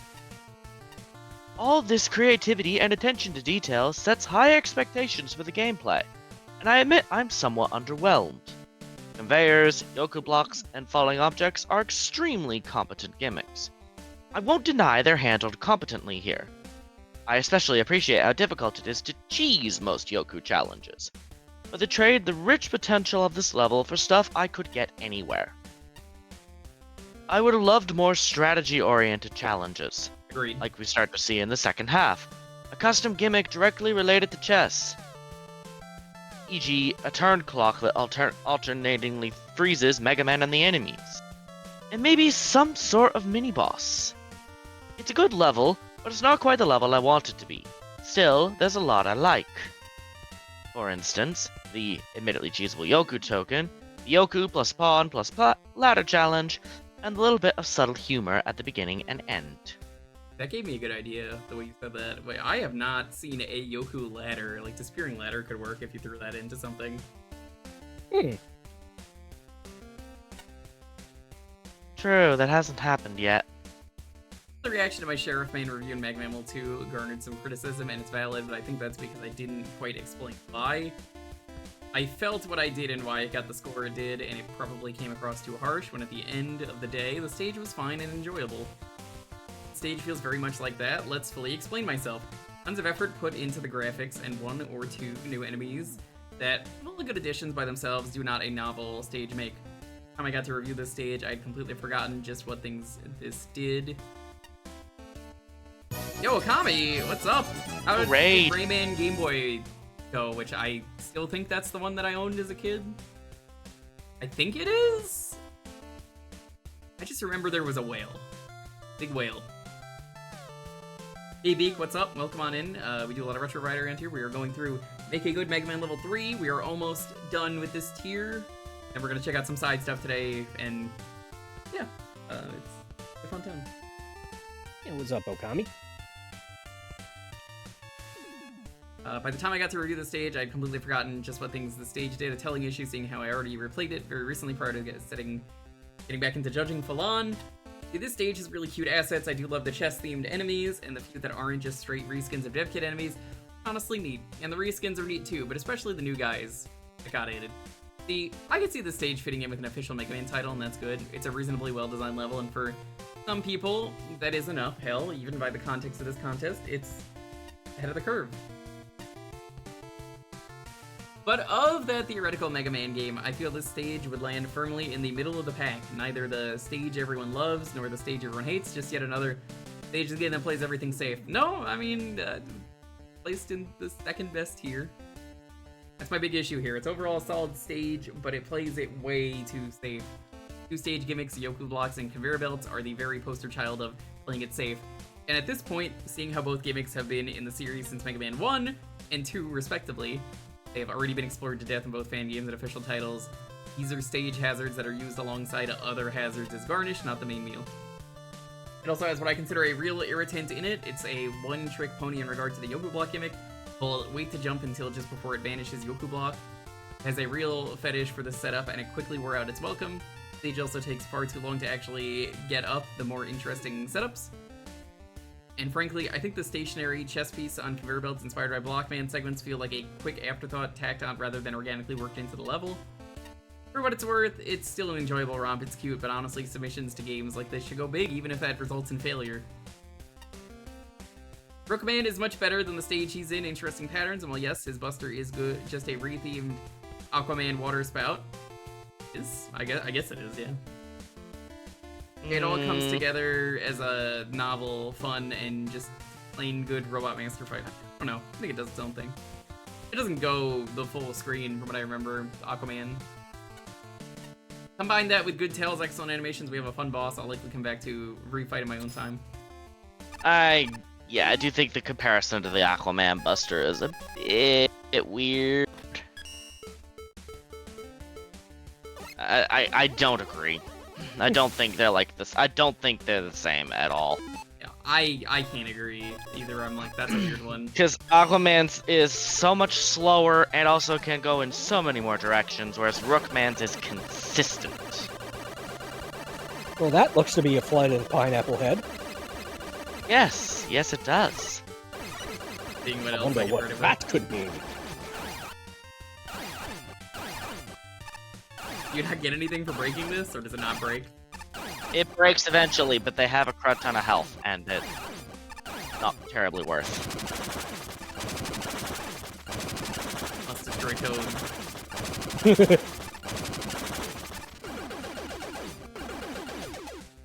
Yeah. Got it for a bolt. Mafia Man's Gambling Palace. Only Nick were here, in my opinion. Yes, my fave.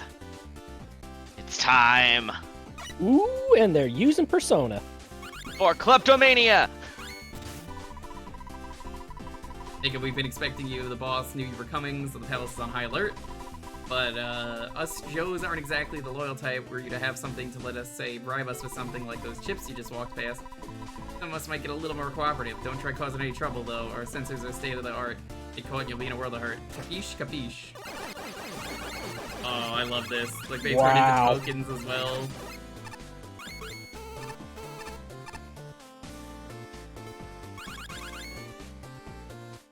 Whoa, whoa, whoa, whoa. Entry is only allowed to people who have cleared the level. Okay, I guess we'll check that out after. Interesting. Yeah, I think that's like a hidden hard mode or something. Oh, then we don't even need to check it out then if that's the case. It is. Oh no! He's got you. I thought I can kill him. Fight. Forget we're gonna reset. Understandable. I'm sure there's a token tied to not getting seen. Yes, good instinct. I just wanted to see if you could break them, but nope.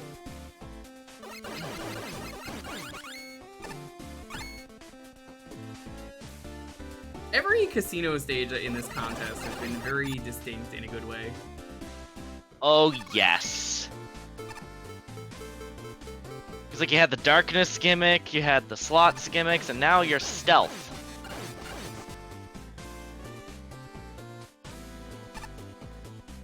Give into temptation. What Persona game is this?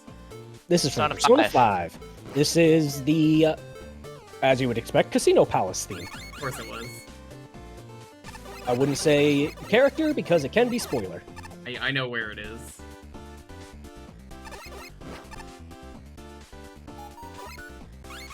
Boom, boom, boom. If they had that there, I could make it accessible for, let's say, 125 chips. Whoa! Ah! I see what. Oh my god. Did not need the magnet beam. Making the chips come up high. What the hell chair is that? Oh, it's a bunny. It's a bunny, freaking I must destroy waitress. I hate you. Nah, the bunnies are. That's a cute charm, though. The bunnies are annoying, affectionate.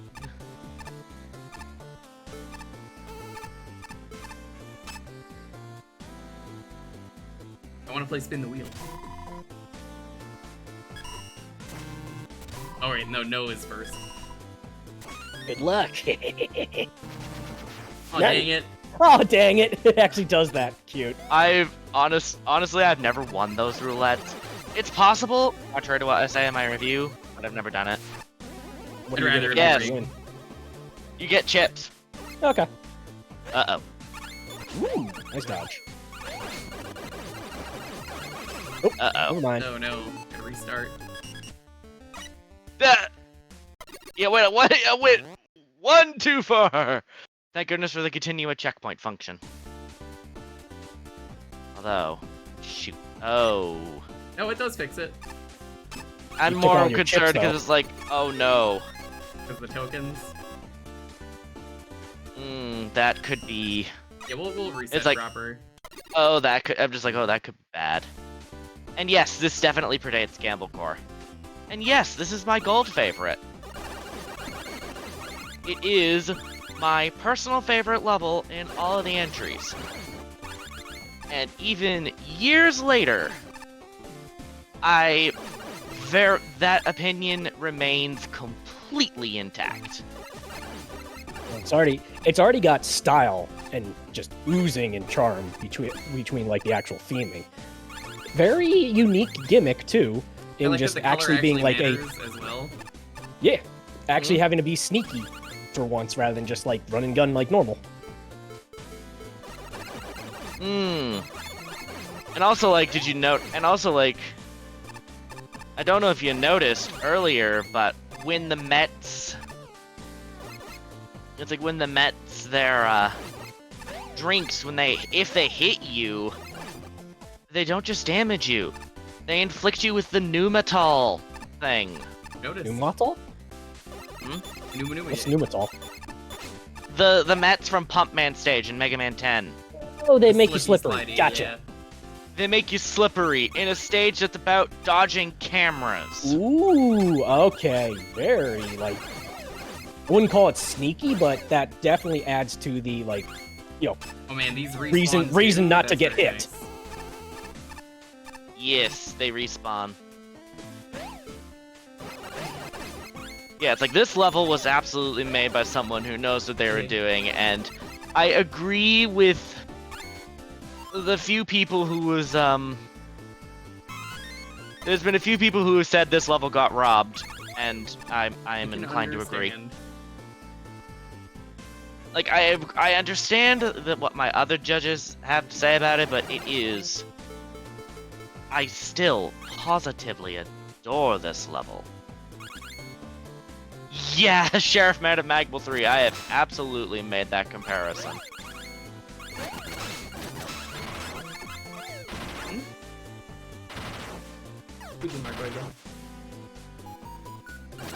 Boom, boom, boom. Where was that? I didn't even see. I was last. Left To the side, left. fully. Yep. Pretty much past the energy. Evil energy. You must find the evil energy, Mega Man. Why would I pay for this?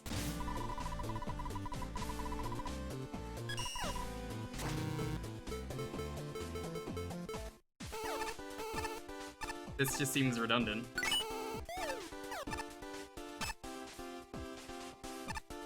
Yeah, I don't use that one either, but I Buster only it because They're there to tempt you, though. The We want your chips, crack Mega open Man. this conch. I just got a long conch, as I call it. It's a Coke, a long can. Thank you, Lonely.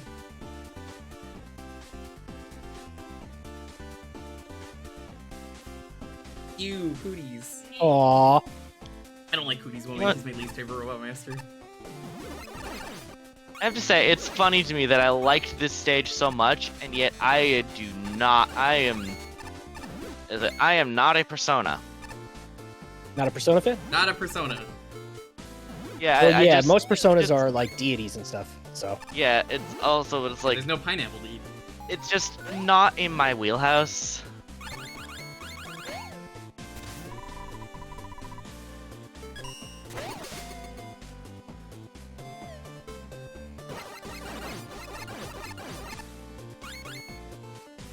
I love the perspective on the ball as it like gets a little bit more in the background and smaller.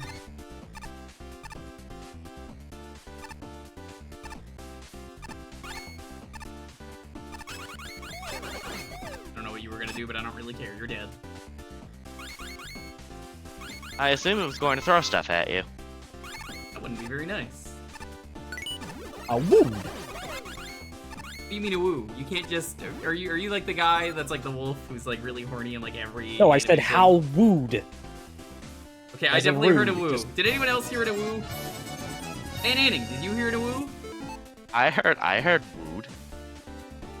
I said words. I'm gonna give you a $350 fine for that a woo.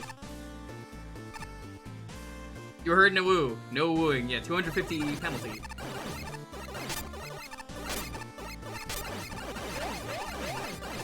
The mini boss is running away. Is getting away from you. Oh!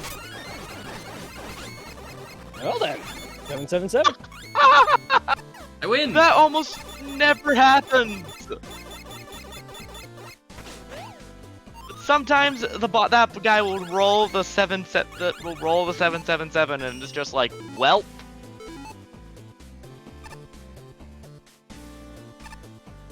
Yeah, he could roll. It could roll the jackpot, and if it rolls the jackpot, it just dies. That's such good attention to detail. Glorious.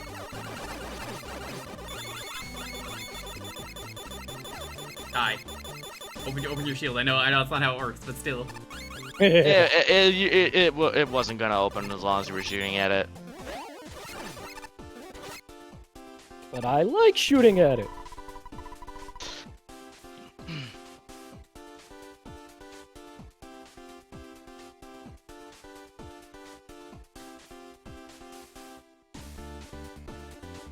Well there, Mega, this is, yeah, sure.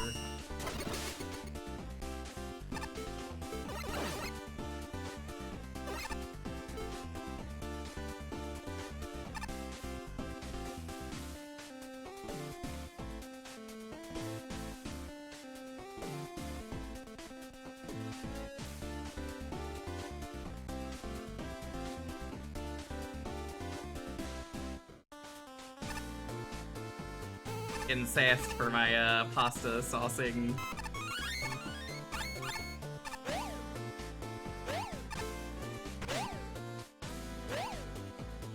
I was wondering what was going on. Yeah, she was talking about something I'm like, what? Still find that Wily statue very creepy, but amazingly good. I think it's like some kind of weird Wily seal. Ooh, nice save. Mmm.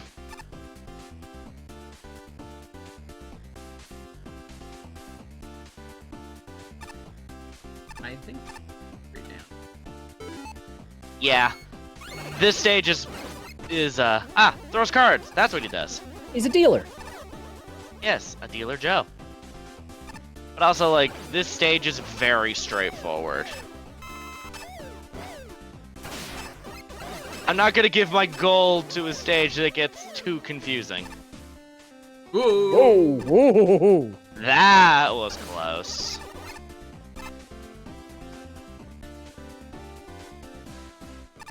Oh, come on. A retry? Yeah. Yeah. Okay. What did you do to prove someone wrong?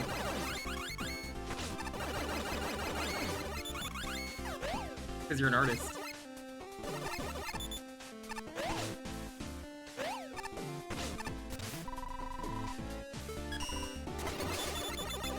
That is one thing that I have a significant gripe with this level. I've mentioned it in my review, but I'll also just mention it now, too. Getting caught is a death sentence, really.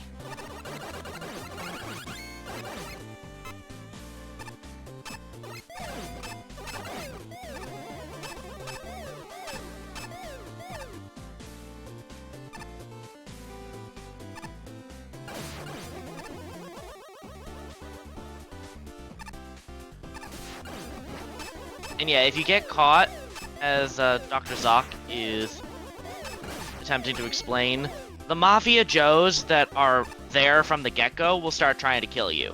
And new ones will pop up that you can bribe to shut the security system down.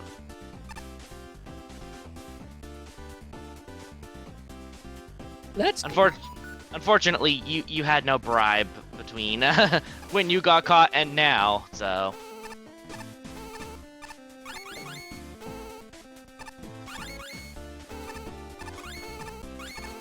I know you could just pay, but I'm also like, kind of just want to climb this first, and then see what happens. You got 1,000. Congratulations, you're going to be... I think you've actually done something worse than paying, if you choose to go back down, which... Let's go. Because yeah, if you paid him off, you'd just get 1,000 again. There's enough tokens there. I'll eat it if you don't want it. Yeah. I told you. That's why I was like, oh, I mean, if she insists to do it like this, I was like, I'll eat it. You told me, you were like, oh yeah, no, it's fine. Just I was like, all right, okay, I'll do that. Notice how much. Whatever. I do. Mega Man, I've been expecting you. You've been causing quite the trouble since you showed up, but I'm a nice guy. Willing to forgive you, give you the element. We both forget this ever happened. For about 800 chips. Should I? I mean, I assume you could just skip the boss, but I kind of want to see the boss. I mean, I would say that is up to you in part because of the fact that assuming you're going for 100%, you will fight him later. And also, as Pink mentions, the boss gallery works too. So I would say it's your call. And yes, if you do accept the deal, he absolutely does just give you the energy element and screw off. That rules.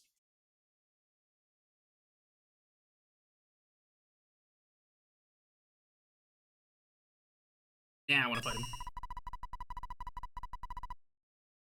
Honestly, fair.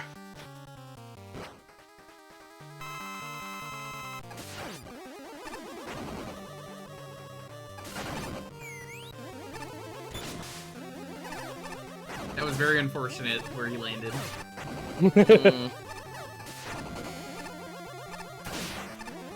It's a mafia boss. You think he's gonna fight all on his own? He's got his mooks to No, help it's just he landed right in front of my shot. He was just, hold on, Mr. President. Get down. Hey, Mega, the boss can be pretty tricky, but we can make things a little easier for you if you, let's say, hand over 250. Thanks. Let's say it in demonios. I already got the jackpot on this once. They're just in the background snapping fingers. Mm.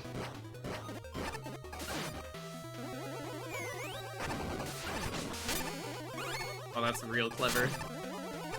Use the mooks against them. Who's guys? Oop, can't stand on that one.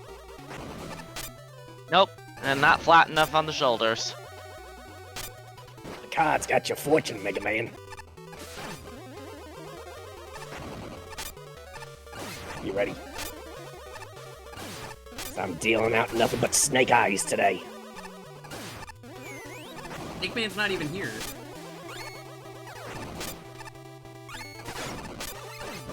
Yeah, well, I took his eyes, that's why he ain't here. And I'm gonna take yours next.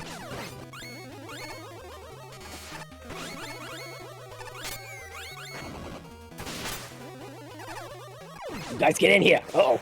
Oh, what? Okay. I don't think that's supposed to happen. Well, I guess it counted as an enemy death, so it's just like, a chance for a, whatchamacall. So. Also, I hate... I'm sorry, but I've got an achievement when playing that I hate you guys for. Oh. The achievement when you use an E-tank and then don't get a total waste. Yeah.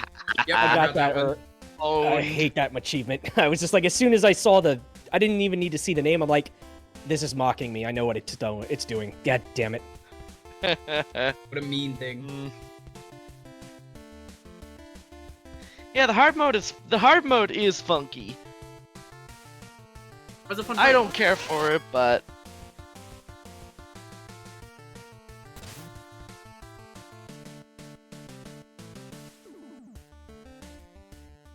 I'm gonna give this a 30. I think I'll give this a 5. Creativity? Yo, max fun.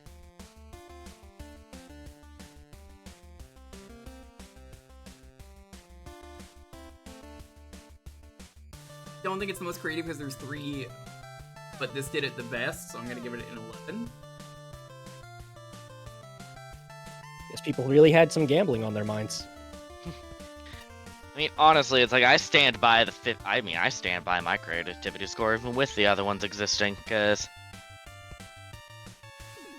they're all so different. They are. Yep. Aesthetic? Each one kind of does its own take on it. And I did not run into any. An 89.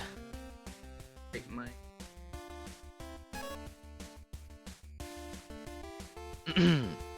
Gushing mode activate.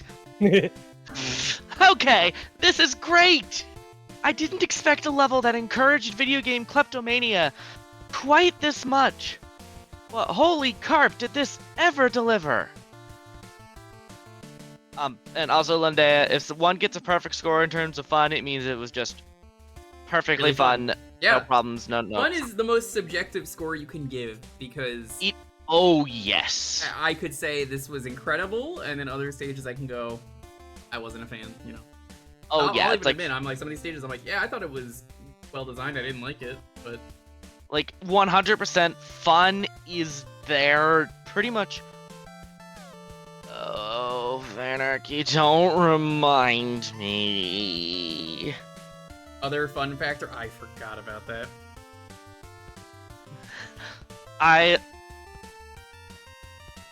Yeah, it's like, all of them have some degree of subjectivity, but fun, I would say, is the only one that is just intentionally wholly subjective.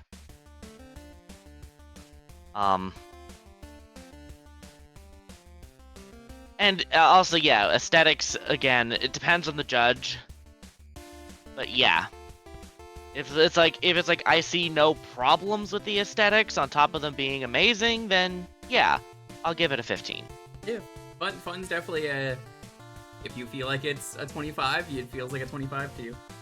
Yeah, it's design is subjective too, I agree. I would say fun's just easily the most... Did you have fun? Yes or no? Yeah, it's like every score on this rubric is subjective, just some more than others. Anyway, so it's like, but Holy Carp does ever deliver. If my gold star isn't any indication, I loved this level. The whole bribing Mafia Joes with their own money is both genuinely unique and downright hilarious. And it's combined with a stealth mission that's equal parts unexpected, yet appropriate. Best part? The level design is strong, and the core theme sticks from start to finish. This was just a blast to play! And yeah, functionality is easily the most objective, but even then, it can depend.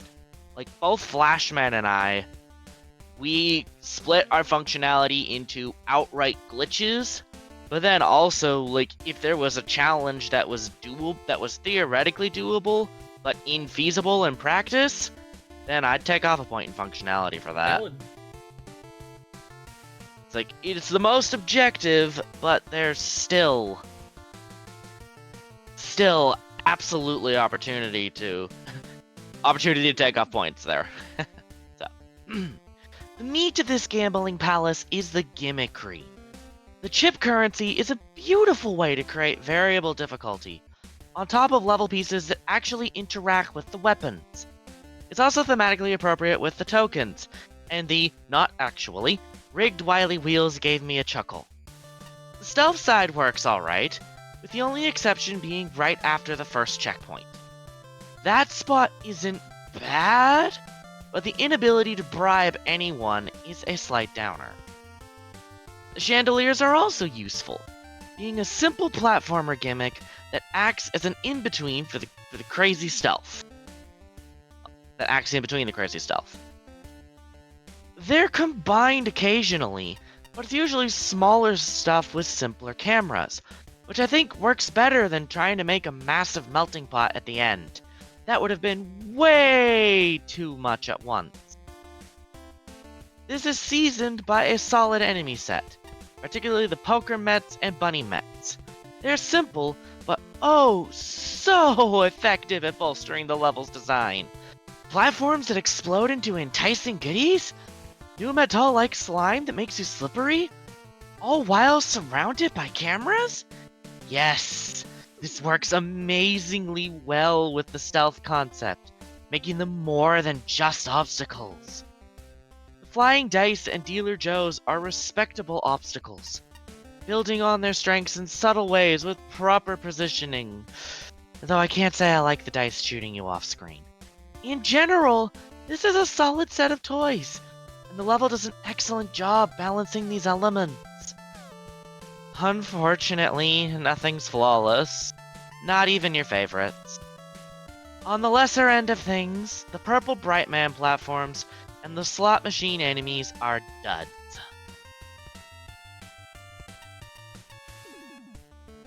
The slot machine might surprise you at first, but once you know it's there, he's really easy to spot and kill, especially when the stage is in attack mode. And the Brightman platforms seem to be glitched? I have no idea how their bounce is supposed to work, because they can bounce you off of them. And even then, it's largely a non-factor compared to everything else, except for when it kills you for no reason. But the big thing?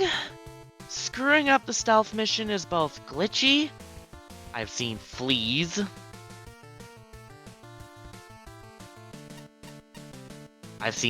in the ceiling more than once, and unbalanced.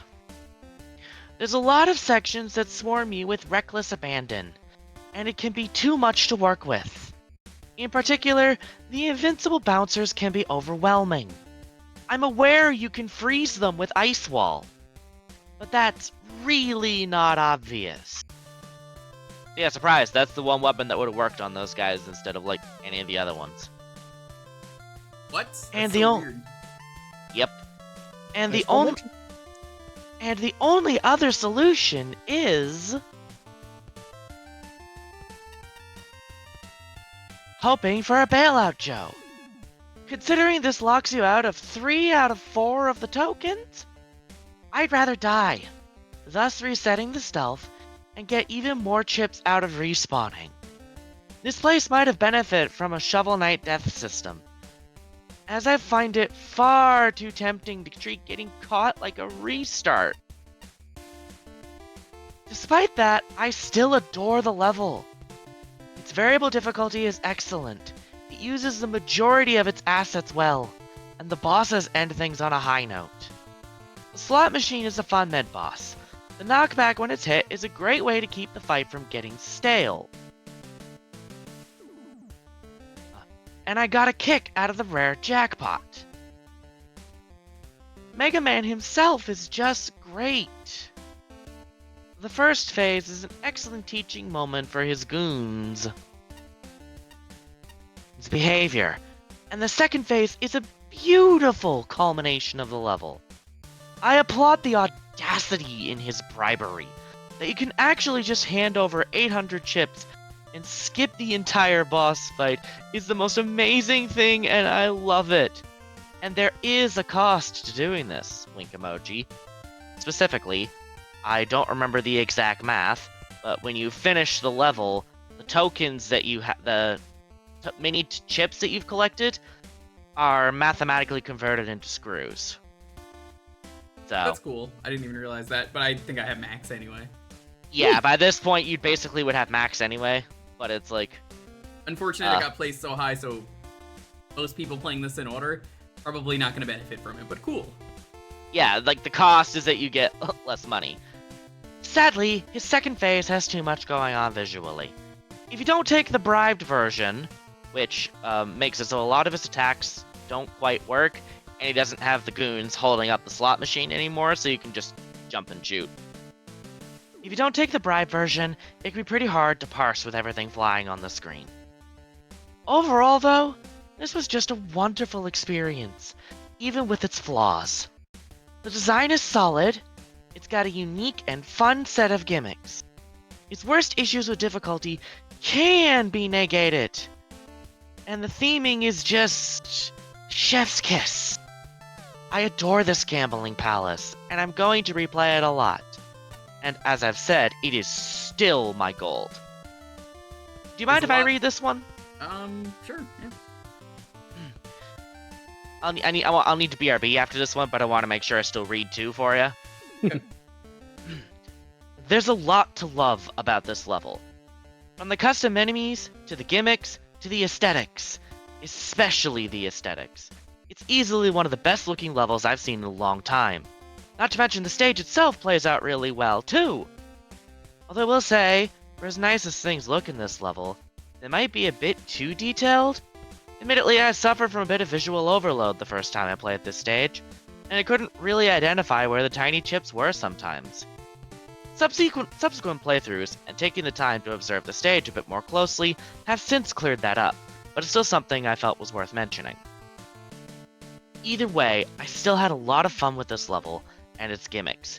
The option to pay off NPCs, and even the main boss, is really unique, and when coupled with the whole sensor/alert system, it gives the stage a good amount of replayability.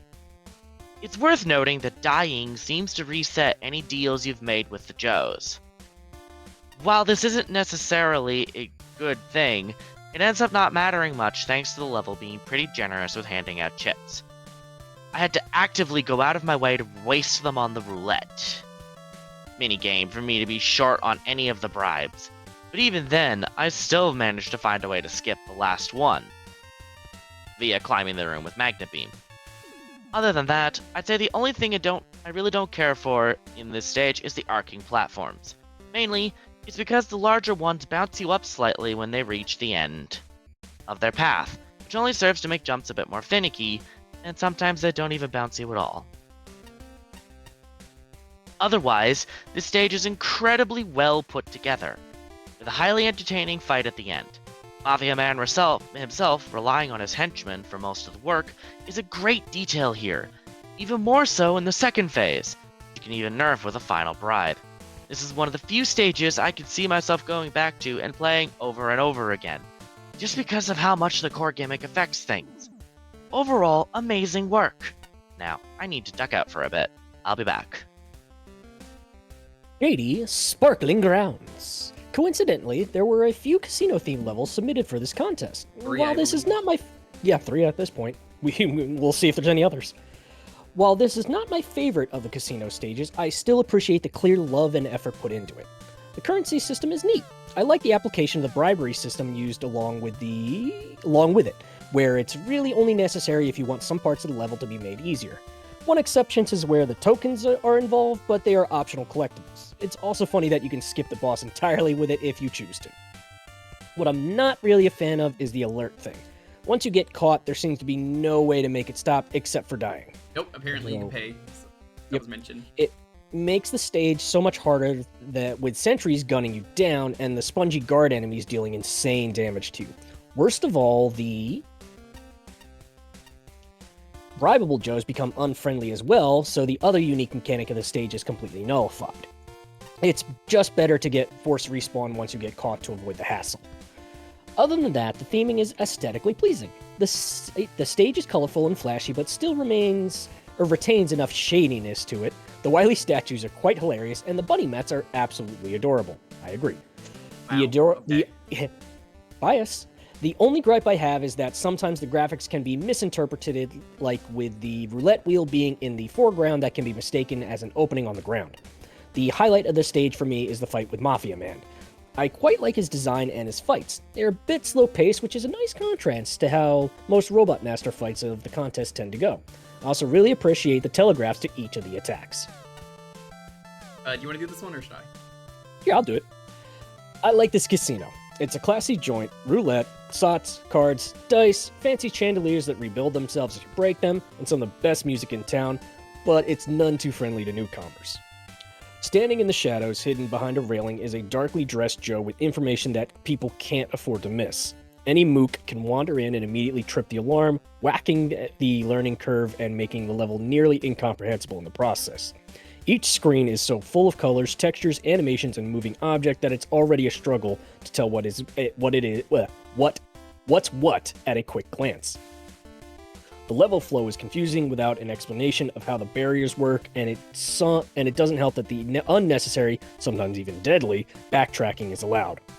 Once I fully understand the layout, the challenge components, and which spending opportunities are a total waste because special weapons exist, I was able to start enjoying the level. There are still things that bother me, the tiny bounce on the upswing of a roulette ball, the floor barrier at the end that doesn't open, long load times, being able to get hit while reading a text. Wow, you can get hit by it during a text box? Unfortunate. Yeah, and having the chip total disappear when making a payment decision to name several. Regardless, the good ultimately outweighs the not good. Challenges are a balanced mix of combat and creative timing puzzles, and the 100% optimal mode is the right amount of extra difficult. Being able to bribe Mafia Man is an inspired touch, and his hectic fights are pretty fun with special weapons. The enemy concepts are charming. That multi-layered parallax outdoor background is the cat's pajamas. That's a good Cats one to don't me. wear pajamas. You know who wears pajamas? Bananas. I hate that I know what you're talking about. We get some hype for I didn't bananas even- in pajamas. I didn't even grow up with that damn show. Didn't have a childhood. No, it's because I'm old. Obliterating you. It's because No I'm old, you childhood. asshole. Why? I had Blue's Clues, and that was just at the tip of when I was still that young. Blue's Clues was pretty good. I used to eat the Blue's Clues Kraft mac and cheese and had the blue paw print noodle. Steve It is still a tasted good better guy. because it was blue. Steve is still a good guy. Yeah. Alright, let me read this one. The stage was very messy, both visually and gimmicky. But it was an awful lot of fun. A lot of core gamble, that's care, not core, was put into this level. But at the same time, it's rather slapdash and all over the place. I couldn't focus on anything core, there were far too many enemies, gimmicks both in quantity and types, everything really. Seems every idea you had hit the table, the stage manages to somehow pull it off regardless. Graphics are one of the bigger problem areas for me, as it ended up hurting gameplay. Let's get one thing straight, the actual sprite work is very good, enemies are well animated and the line work is not top-notch. A lot of little minor details such as expressions and graphical flares. But it also ends up a real mess. Also, yeah, since I see it in chat, yes. Difficulty absolutely for me benefits fun factor. Because difficulty is not...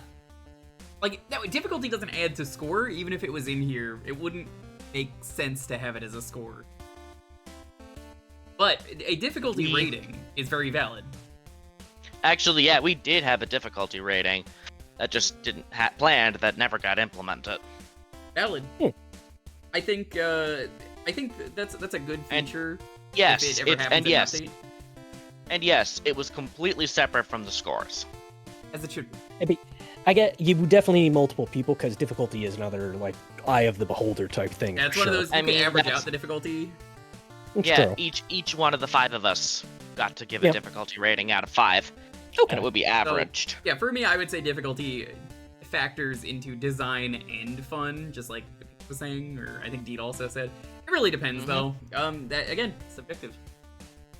It's often hard to tell what you're looking at, which leads to a fair bit of confusion on just what you're supposed to be standing on and where. Levels so colorful that enemies and important assets start to blend in with everything. It also results in several cheap hits and even the occasional death, which is further exasperated when the alarms get set off. Things such as the falling lights continue to have a nice casual ramp up in difficulty. They're not ramps, they're platforms, but thank you. Yeah. Outside of the aesthetic problems, I think the level's alarm system is super creative and well introduced. But the best part of the stage is the poker chip mechanic. It offers some very unique and creative setups and is a novel way of implementing side paths. Several stages in the contest feel let down by multiple routes. But this works for me, and I also love the fact that, yes, it even applies to the boss. Driving the boss to ensure an easy victory? Okay, that was good. I laughed hard when it actually worked. Speaking of Mafia Man, when I did get around to fighting him, he was pretty damn good. Many bosses fall to the trap of not justifying their enlarged health bars, but Mafia Man's phases felt irrelevant. The checkpoint is appreciated and shows some good consideration for the players who aren't too great at boss battles. Hell, he might be one of my top bosses of the contest. Overall, if this was less of a mess, we'd have a contender for one making an absolutely awesome Mega Man level. It's not far off of nailing everything and ultimately landing as one of my favorites, but just a few things let it down. Let's say it's a pretty damn good in spite of its issues, so... They're right next to each other, funny enough. Yep, it amuses me to think it was just like, the level didn't settle on anything with a core theme. And then me sitting there making a connection between... I will keep this on because Icewall sucks. There. It's like, I managed, and then me being like, here is an instant and a clear connection between the poker chip gimmick and the stealth mechanic. Mook wall. Because, like, use the poker chip. It's like enemies that explode into the enticing goodies, you know? Enticing goodies that you then have to risk the camera to get. Mr. Q, you say?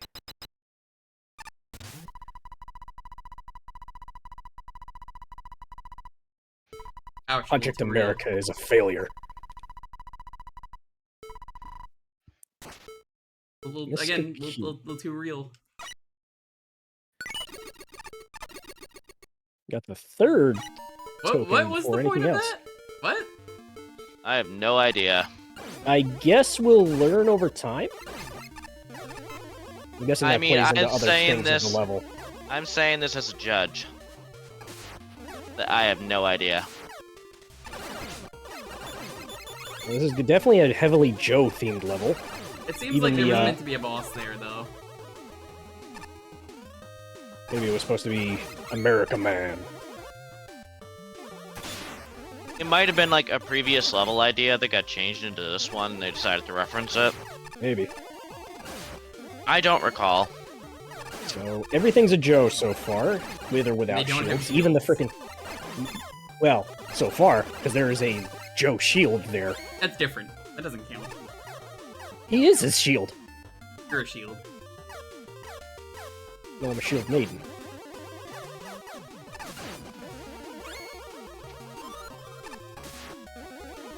Oh no! Joe Foot Stompers, or whatever they're called? Footholders. Joe Footholders. Joe Holders. This is a level that I've seen a lot of people find its placement contentious. That was my statement on that is basically just it's not amazing, but like nobody disliked it, and so it got high. It seems competent so far. Unique assets. Well, Wow, this reskinned screen is assets rough. at least. Yeah, I was gonna say, it does seem a little difficult at the moment. I know it's only 3 screens, but like, come on. What kind of Joes are those? Oh, those are the Rapid machine fire gun Joes from Mega Oh, Man machine 9. gun Joes. Okay. I thought that shield was throwing me off. It was like, does he have like a water gun or something there? Oh, did they take away some of your items? They did. Yeah, no Magnet Beam. Okay.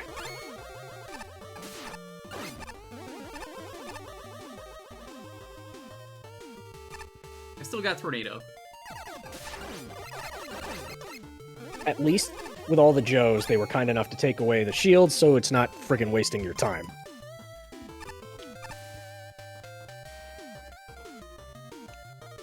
Even that purple one is still reasonably different from the orange ones. Not very randomized either. They're actually following a strict pattern of shoot, jump, shoot, jump. Yep. I will...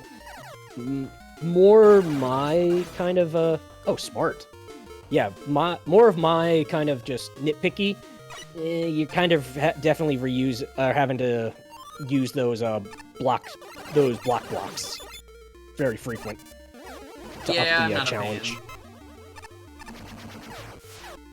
Hmm.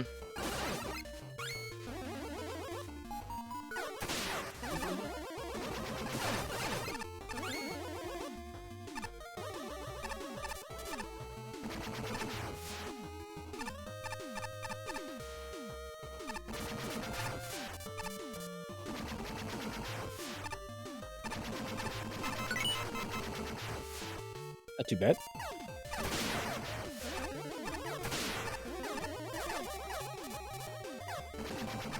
I think any level that relies on just easy dropping into pits is, for me, not going to go well.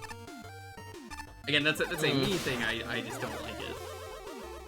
Like, even with the knockback upgrade, I'm just like, come on.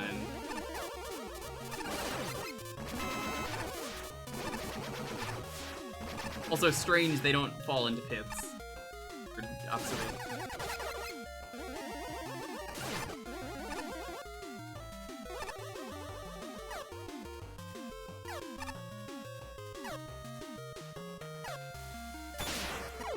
Oh my god. Come on. That was unfortunate. I was like, I think I can make that. Nope.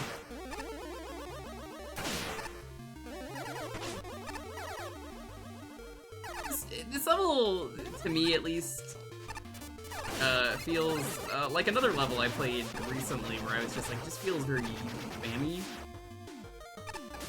It is a bit heavy in the enemy department, and just their placement along with the things that are protecting them. It's more learn how to dodge our bullets than it is learn how to get rid of the enemies.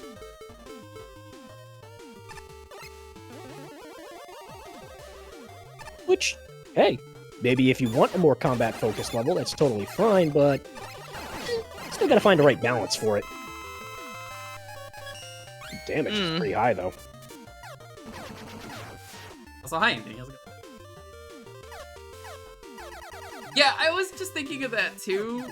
I didn't say it, but I was thinking it. I'm like, wait a minute. Like right as I'm thinking it, I look over in chat and I see someone mention it. That why remove the shields if you're just gonna block them?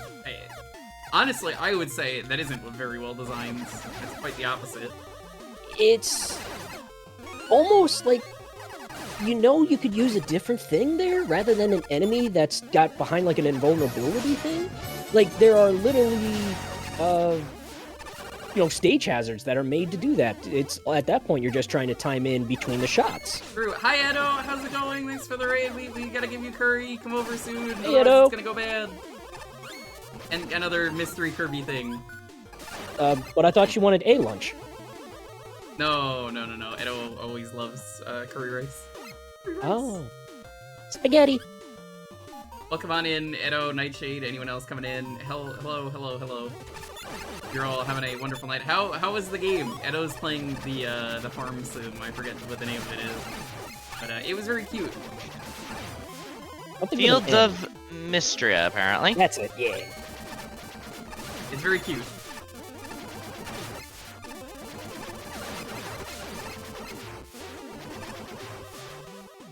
We will find the day, Edo, possibly next week. Watch your health. Oh, there you go.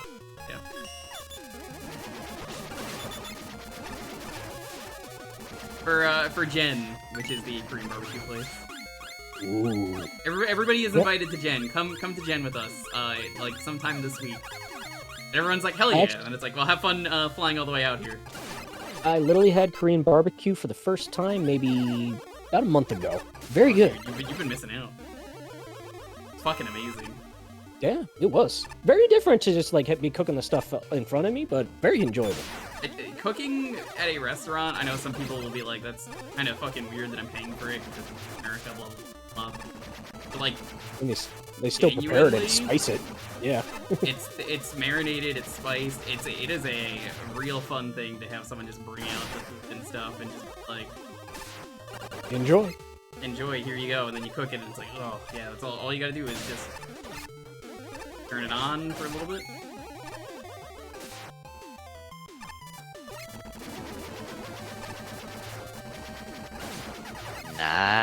Nice.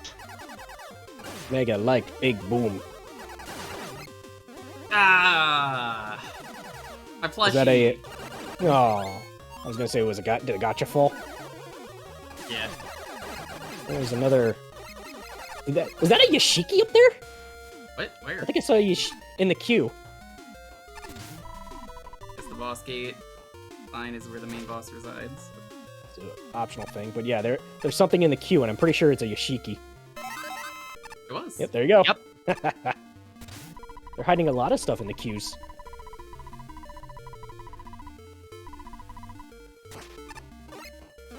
Yeah, Edo, I hope you're doing well. Seriously, gotta find the day for that.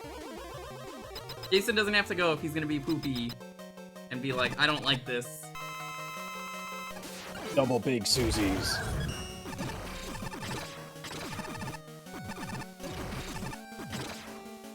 Jason is a butt when it comes to eating food. Limited palate. I mean, I have a limited palate, and I think his is limited. Fair. I mean, I've got a limited palate too. We went to a curry house, and this motherfucker ordered a chicken sandwich. Yeah, I've got white girl tastes or taste buds, but even I'm not that bad. I love Jason, but still, I was like, God damn. Nah, we did that in another level of the contest.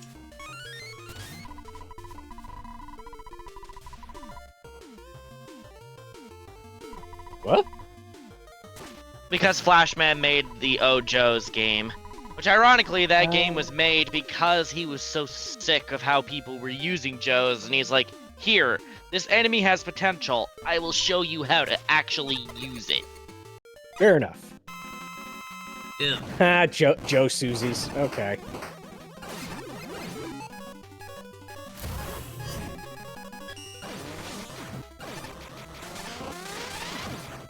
Okay, it's unique. I'm just not. It's a unique fan. fight. I think. I don't think I've ever seen like It them is. act like this. Yeah. Still don't like it. Oh yeah, this is a distinct boss. Oh god, No it's a devil. devil. I had a feeling. Ah, It's me, one you're turn not supposed to be invulnerable. invincible. As soon as I saw you were focusing on just one of them, I'm like, oh. I think their weakness is elect. Nope. Oh, hold on. They don't have one. Okay. Oh, No, it isn't, is it? Cute that it Weaknesses has for its own these guys destruction. Are do you have the weakness radar? I do. All right, you can turn it to. You can hit you it can, again. like, you can reactivate it. I think you have to do it in the quick item menu. Left to stick.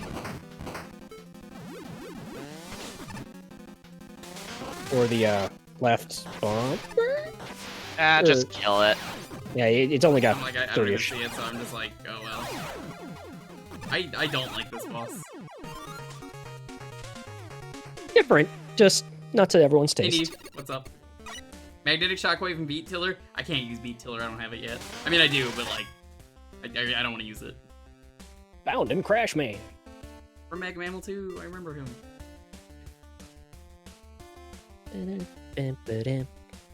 How about they're making a level with shieldless Joes? When you just put them behind invincible blocks.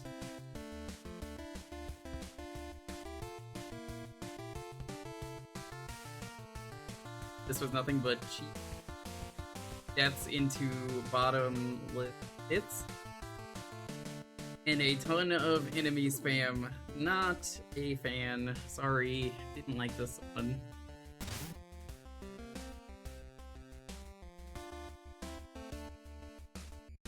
Uh, 15 for me for design. Fun? No, this was not fun. 8. Creativity, and they even admitted that it was like Ojo's, and I guess there clearly is some bias there from Flash Fan, but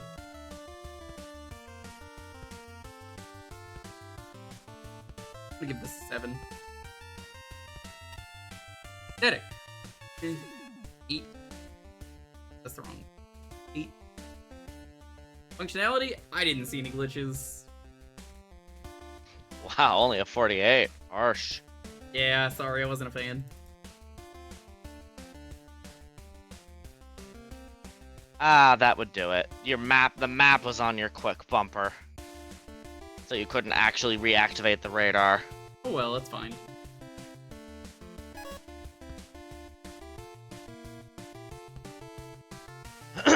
Another level dedicated to Sniper Joes. 1 point Not the most apart, you give it a original 47? concept. Yeah, that checks out. Fortunately, the surprisingly truthful name is a breath of fresh air, making a concept I generally enjoyed. And I still do. I've replayed the level. I don't mind it. That's fine. Well, I especially liked that all the Joes were visually distinct. It makes it quick to see who's who. And the other Joe reskins show dedication to the theme. Furthermore, every level piece is introduced well, and there's some excellent setups here. Personal highlights go to the Joes on count bombs, a number of the footholder rooms, and the third token. In general, this was fun to play, which is vital for a level. While introductions are solid, the difficulty's kinda skewed. The third footholder in the level's a bit of a difficulty spike as is, but my biggest issue is that everything does too much damage. The regular old green Joe shouldn't be doing 5 points every time he shoots you. That's 6 hits to kill, and most of the enemies here do that kind of damage, so it's really easy to underestimate and die. If you are not good at dodging, you are screwed. Beyond that, waiting around for the footholders is generally tedious, particularly in the last room.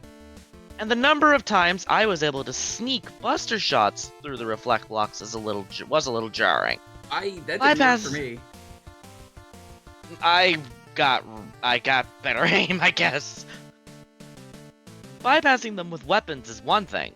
That's what weapons are for. But when the general buster is breaking things, kinda defeats the point. Also, the reflect blocks should not have been blue in a level that's dominantly blues and greens. Suffice it to say, that hurts readability. As for the boss fights, I generally like the Twin Susies. They're well synchronized, boast a creative variety of attacks, and make excellent use of their room. I also appreciate that you can't just kill half the boss and reduce the remaining fight to tedium. Although whether invincibility was the right solution, that's another matter.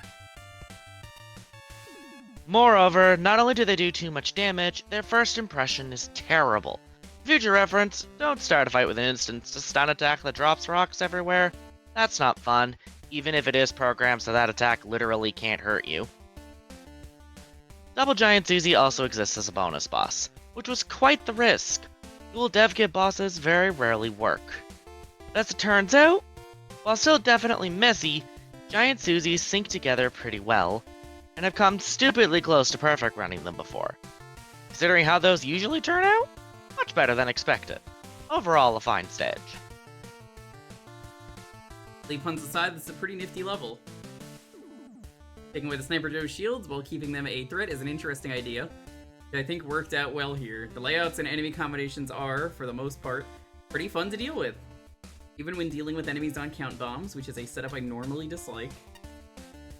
Enough leeway where the timer isn't too much of an issue.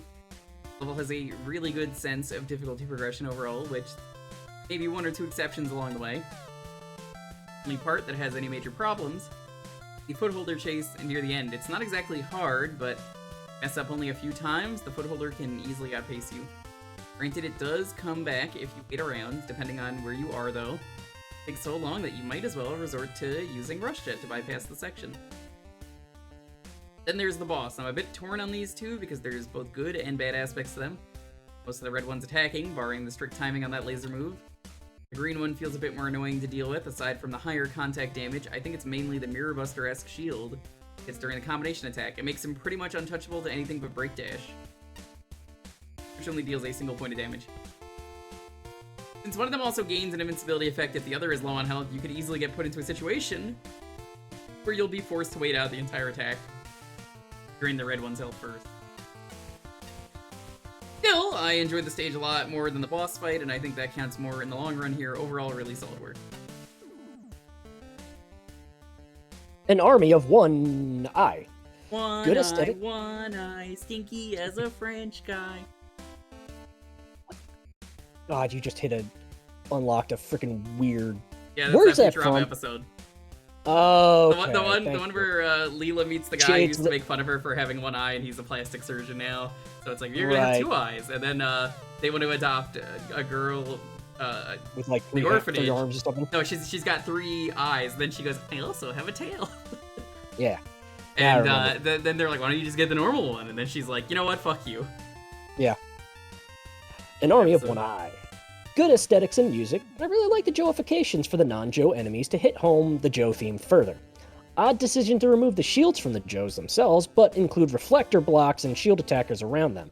That actually allows for more diverse layouts and more dynamic interactions with over normal Joes. It's pretty clever. Though there's a bit of an annoying setup with a room with a Sniper Joe 01 footholder, or Sniper Joe 01 footholder and telespawner. I couldn't find an easy way to get through that while taking no damage. Thankfully, the checkpoint is close. There should be a clearer indication of low gravity areas because it can be overlooked if the player isn't paying attention to the sound effect of the gravity changing during the room shift. Usually the player is put into a jumping challenge in a room without them realizing the gravity change. The final session with the footholder race can get quite... God, so I just want to point out, I was waiting for you to pause for a moment. I was like, did they make a 12th season of Futurama yet? It turns out it just came back. Nobody told me. It has been out since the 29th of July. Oh. Why the fuck did nobody tell me? Because, like, the 11th season was kind of mixed, and, like, the first episode was miserable and bad, and then, like, after that it was pretty good for the most part. But, yeah, when it was good, it was incredible, but, like, oh, it's back? Holy shit, didn't even realize. I'm gonna have to watch that later. What? And do a jumping challenge in a room without them real. The final session with the footholder race can get quite tricky to no damage through if you want to keep up with the platform. The split path room with the main boss and extra one should be devoid of enemies. It gets annoying to fight the same 2 Joes every time the player dies to the extra boss. You should probably also make it clear where the energy element would be, so the player doesn't get kicked out before they can collect everything in the level. The 2 giant Susies aren't too bad once you realize you want to focus on taking one of them down. Still, some of the patterns can become impossible to dodge with both of them jumping around frantically. The main boss, which, amusingly enough, is also a Susie lookalike duo fight, can really benefit from getting toned down a bit. Although the fight is rather pattern-based, there's no real telegraph to when one of them is going to explicitly move into places, more often right into where you are, and deal massive contact damage. The falling rock attack is especially unfair due to Mega Man getting stunned indefinitely during it. You have to pray that none of the rocks are going to spawn on top of you. Unlike the giant Susie duo, you have to Spread your damage evenly for this fight because they get a super shield once you wiggle them down to 2 health, until their partner is also wiggled down to the same amount. You're also heckin' durable, taking on only at most 2 damage from weapons, Charge Buster and Magnetic Shockwave, and the latter is very easy to run out of. All of these factors combined just make the fight long overstay its welcome. If you had actually wanted to pander to me, you wouldn't have used Joes at all. Wink. Fortunately, I'm really impressed with how Joes are used here. Combat is nice and fast without any shields getting in the way, and invincible blocks are a good replacement for shields when the challenges call for more strategy. Each type of Joe is handled with care. Good introductions and smart combinations characterize the level. Gimmicks draw out the potential of the Joes without drawing focus away from them. I could do without the text boxes breaking the fourth wall. Project America is a particularly odd digression from the theme, unless they're G.I. Joes. Otherwise, the atmosphere is top-notch. Beautifully eye-catching G.I. locations. Joes. Jesus, now I get it. Beautifully eye-catching locations, pleasantly redesigned Joes, and simultaneously soothing and exciting music give the level a superbly unique feel. I appreciate the simple genius of Joe-themed tellies, footholders, and shield attackers, which, like the Joes, are used in thoughtful ways that make me forget just how tired I am of these assets. The boss is especially clever, both functionally and aesthetically, and a satisfying conclusion to the level. My only problem is that the optional boss fight beforehand steals its thunder. My initial reaction to the real boss was, oh, this is what that last battle should have been. Other complaints are minor and few. Little propeller platforms kind of bug me. The first screen with a bottomless pit is a skosh more complicated than necessary. Disabling Magna Beam was the right call, but it should stay disabled in the boss fight. Everything else is a treat. From the excellently crafted Count Bomb token areas, the second one is awesome, to the perfectly paced final stretch. If I ever have a lapse in judgment large enough to make Here We Joe Again a completely unnecessary sequel to Oh Joes, I only hope it turns out as well as this level. What a surprise! A fun Sniper Joe level. The level has a lot going for it, very creative setups with generic gimmicks and enemies, and very much has its own identity behind it. You get the general idea behind the level quickly, and it pulls out several great tricks to keep you on your toes. I thought there were a few rough edges that needed to be pointed out, though. The portion where you're chasing after a footholder, if you fall behind, you're either waiting a long time for it to reset, or you're using weapons, which is a bit irritating. Finally, there's the bosses. I wasn't a fan of the optional one, as it seemed a bit lazy and ill thought out. As for the main one, every bit of this boss was good, but 1 or 2 attacks have 0 tail to them. And those attacks are the ones which do the most damage. The Anchor Shield attack, having no tail, is a particular low point in this boss battle. It's so fast. And yes, I'm aware, don't shoot it during this portion, but it also has the ability to do a super fast projectile at its own whim without warning. So what the hell? So didn't appreciate how if you lower one of the player's HP, it turns invincible. It's a design blunder in my eyes, doesn't reward the player for playing well, and just serves as artificial difficulty. Had these two things not been, well, things, I'd love this boss, but as it stands, I don't. Bosses aside, the level itself is great. I did really enjoy this one. Good job. And our final level, Flashman Fave. This Corridor Alpha, I think, has fish.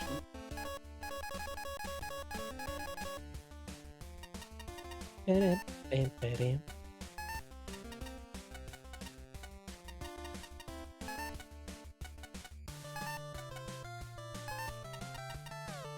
does.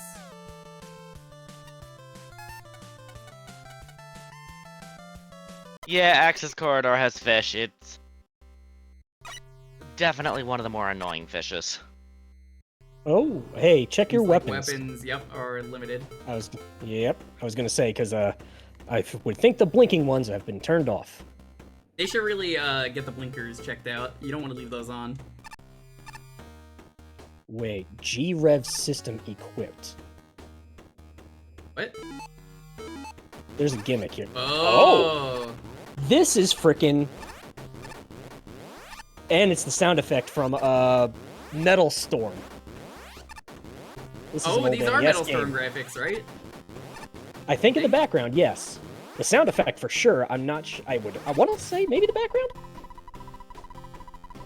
If you flipped gravity by accident and did not realize what you did, you press up or down on Switch.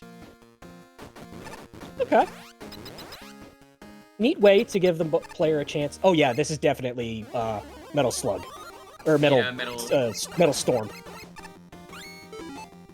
And it's the music now, too. Ooh, so this is Metal Storm level. Cute. Write this down.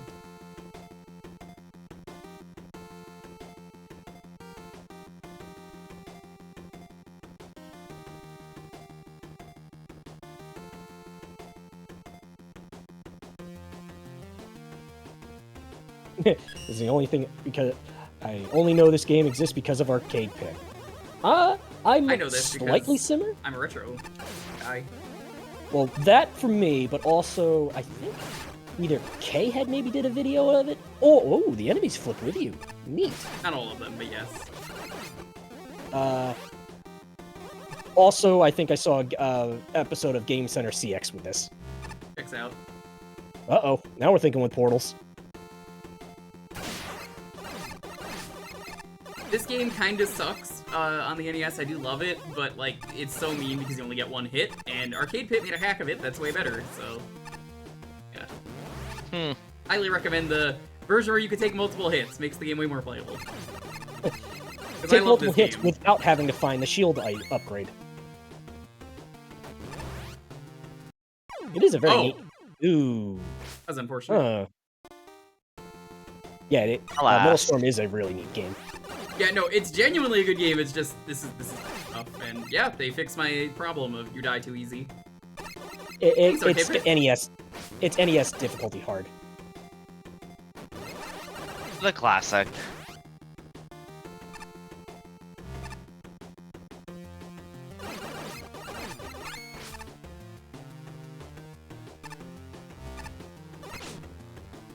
Now let's test it here.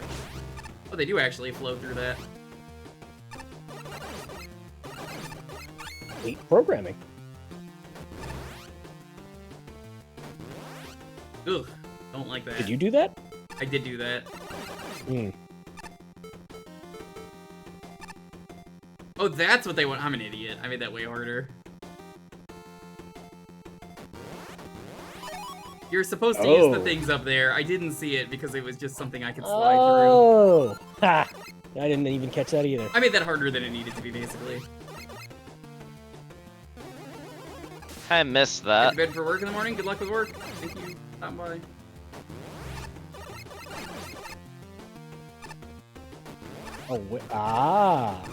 Very well animated. I forget if it's like that in the original game.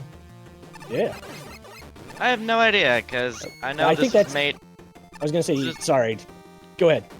This was made by somebody who, like, does spriting, so... I was gonna say, I'm pretty sure this is that enemy that was the crab, that was a custom-made one. The things that are shooting, that are zooming around, that you're getting warning of, they make me think this is a Metal Storm enemy? Yeah, but that crab enemy, I think that's custom. I think, like, the designs might be from Metal Storm, but the sprites are certainly custom.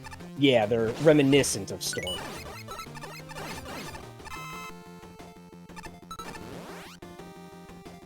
Oh, that is weird. You notice this? The block reset. Did it shoot you out in the process, though? It did. Not sure if that's a functionality thing, Mick, but I think it is. That probably would be, yeah. Oh, yo, parry, let's go. Nice shadow slide.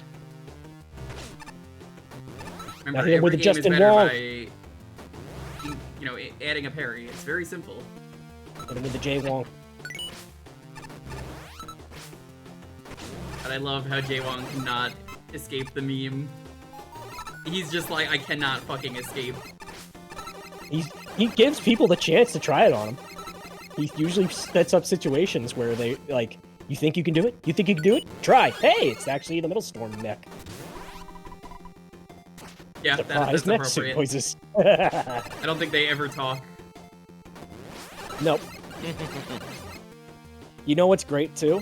You seen what is now referred to as Evo moment number 38, right? Yep. The one with the 41-year-old man dancing and he just having a blast with Hugo. Mm-hmm. And do you know who was commentating the match? Hey, Wong.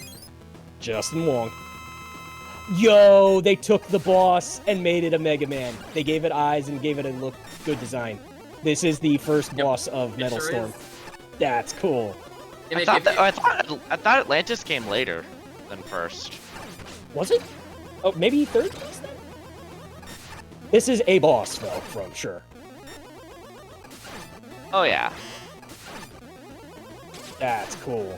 Like a devil, almost. I I don't remember everything devil, about this it's boss, just, but like it's cool. it's a multi-form. So it's like 3 things combined, and it's all depending on like which one is taking charge. Like think the Oh dear. the one boss in Contra Hardcore that does that. Oh, we already just fought that in this contest. I just glanced over and realized you hit the first phase repeat glitch. I'm guessing once it gets in here, it doesn't leave that place. Oop. That red phase. Oh, now it's really swapping a bunch. Yeah, it's like it's supposed to go blue, red, and green, but I happened to notice it entered green early on you. It went red, did like one thing, and then went immediately to green. Yeah, it's not supposed to do that. Still a neat boss. Cool. Heck yeah. Yeah.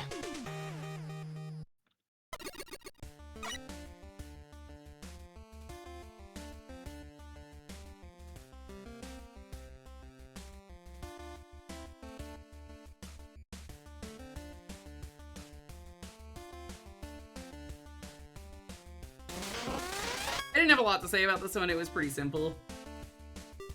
Copy kitty. I just basically said, what a good fit for a Mega Man game. Solid level all around with a fun, fair multi-health part boss. Hey, the crab's above you now. No offense, but I refuse to appear in your little marine compendium. I don't want my data going public. Want something to catch, look for something with an aquatic name, something blue, anything that ate me. What is it that we need to get? Aquatic name in blue. Atlantis. Oh, that was the boss at the end? That was the boss, isn't I see it? why you meant that's hard. Can you just get it in the arena? In the boss gallery, yes. Let's go do that real quick before we read the reviews. I will forget otherwise.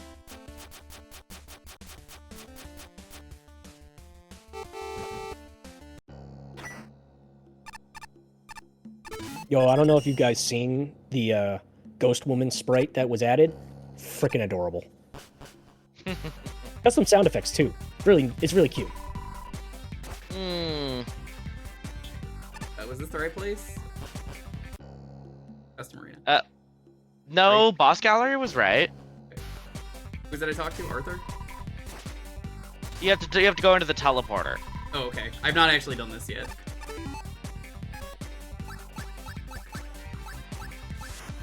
You're in arena exclusive bosses. Yeah, you'll need to left trigger a bit. What is this guy weak to? Power Elect, line. it looks like.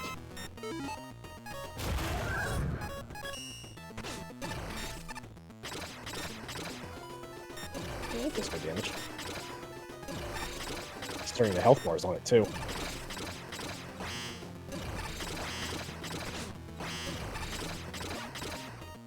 Power line is such a good damage weapon.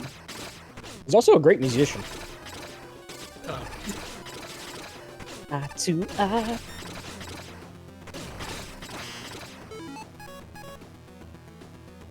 Bring out the bobber.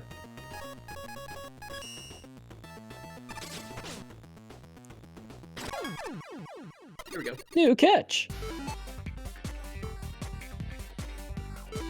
Oh, it's a Here we big go. one.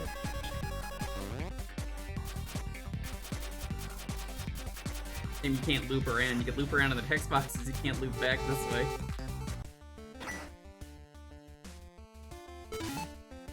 Checking.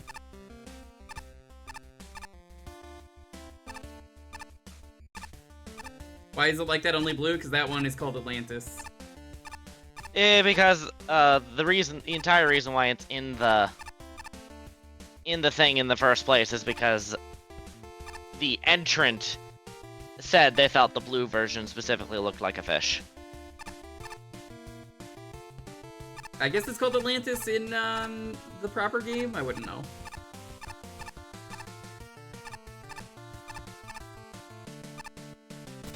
Alright.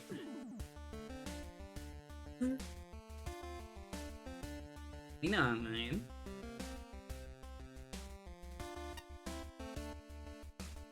$20.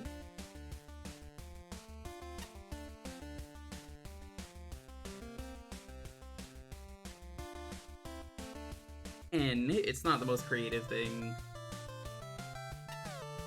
Aesthetic? Yeah, it nails the aesthetic of the game pretty well. It meshes really well with Mega Man 13. And I ran into a glitch, so gotta give it a 9. 81. Mostly really good. I recognize these visuals. A crossover with Metal Storm, complete with at-will gravity swapping. Considering Gravity Man happened, this is not unfitting. And the G-Rev system handles like a dream. The introduction is excellent, quickly explaining everything you need to know, and level keeps things fresh with a small variety of gimmicks and obstacles. Particular props go out to the screen warps. They're an excellent way to get more use from the level space, as well as avoid the problems this would have with ladders. Sadly, the enemies drop the ball, not because they're bad enemies. There's some real clever placement with the first walkers, and the gimmick type enemies, the fire crabs and the green railbots, were outright excellent. However, the majority of the enemies might as well just be target practice, especially the wheels. Getting around them can be slightly tricky at first, but they all die to charge shot. As a result, once I understood the gimmick, none of the outright enemies were threats. Heck, I didn't even notice when the walker robots got cannons. They just weren't as important as the green machines on the walls. The end result can be dull once the novelty wears off, but at the same time, it can be a relaxing way to unwind after a frustrating experience. That said, there's one section that's decidedly not relaxing. Atlantis, the boss, is a significant expansion from the original, for better or for worse. The core issue with the fight is its length. While I like the idea with the multiple phases, the first 3 take way too long to die for how little they actually do. The first 2 in particular don't really encourage gravity flipping beyond being tedious if you don't, which doesn't pan out well. The final phase is at least interesting, and I really enjoy the variety here. Unfortunately, it's a massive difficulty spike over the other phases, no thanks to the excessive iframes. Overall, not a bad boss, but it definitely needs some polish.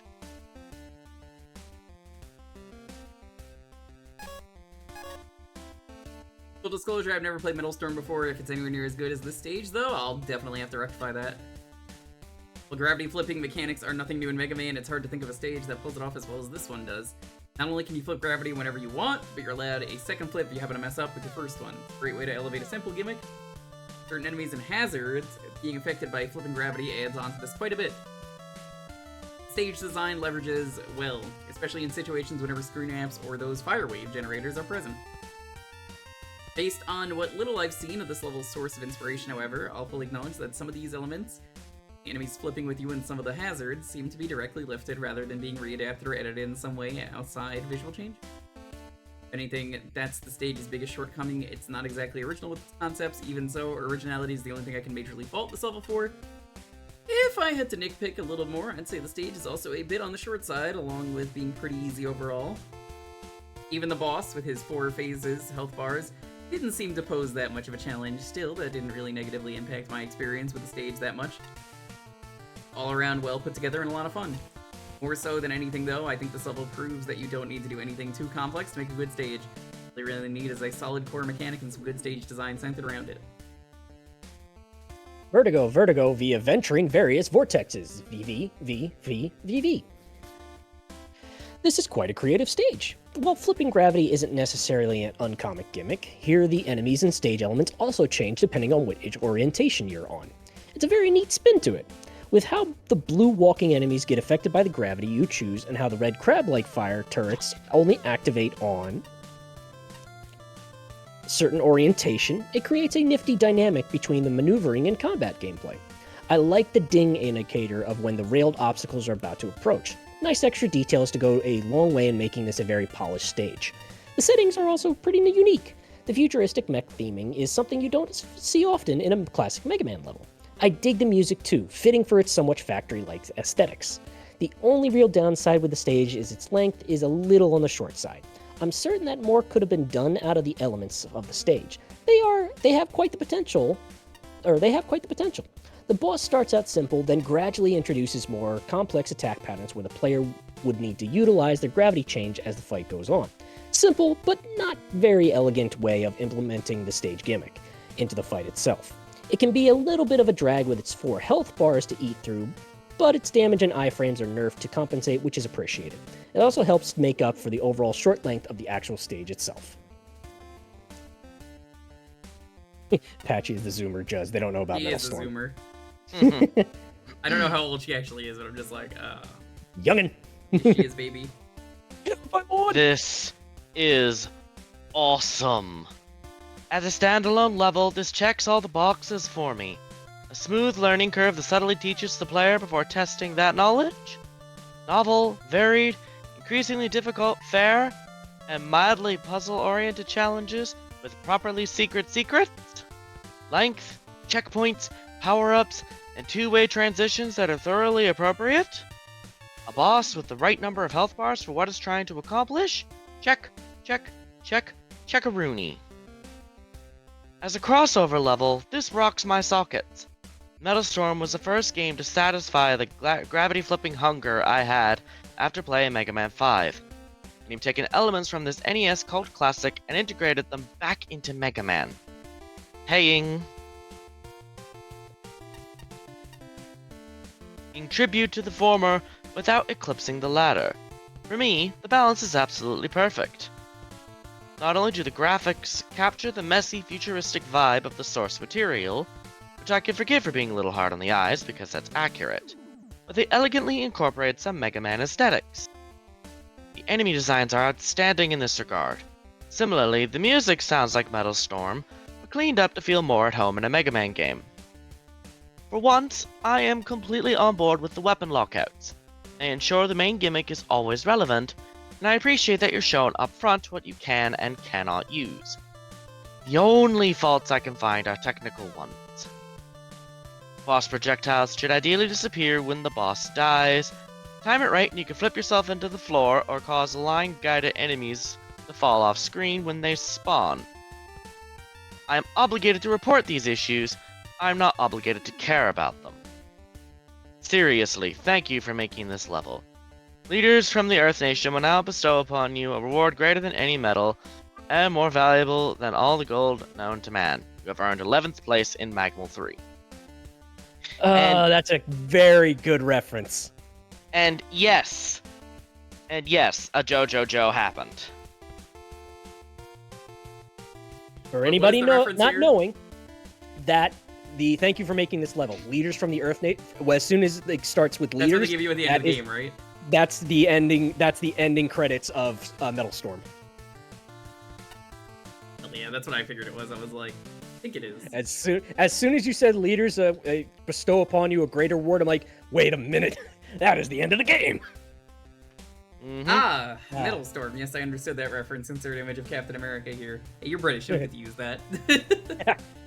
It made me realize a bit too hard on the reference rather than having its own identity, but it's a perfectly serviceable level. Therein lies the issue. It's just perfectly serviceable rather than outstanding. The gimmick isn't quite pushed far enough for my taste, and the level seems overkill. Major problem with this level is the spikes. They should not blend in with the rest of the background. I died to these rather too many times because they are very hard to notice within a stage with such an attention-requiring gimmick is really the issue. isn't much else to complain about other than I wish it had done more with the idea. I think the enemy only active and firing when you're in the same orientation as it lent itself to some of the more pleasurable segments. Boss has issues, it's a bit long-winded and entirely too simplistic for how much health it has. It goes down really fast though, with weapons, so. It's a fine fight, but it really needed to take more damage from the Buster weakness, or it just had less health or earlier phase changes. As you see all of its tricks within seconds of each phase. When torn on the final phase, I like the hectic nature of it, but the fact it's immune to damage during transitions is pretty irritating. And you eventually get the timing down, but it does cause the final phase to arbitrarily take longer than the rest. Health management had been more streamlined in the earlier phases. This could have ended up a real top tier boss. Shame! Tokens were sneaky, but not unreasonably so. Hi, M308. I'll comment to Vanarchy. I got the reference. I also didn't care, truthfully. I have no connection to Metal Storm whatsoever. I just know it exists.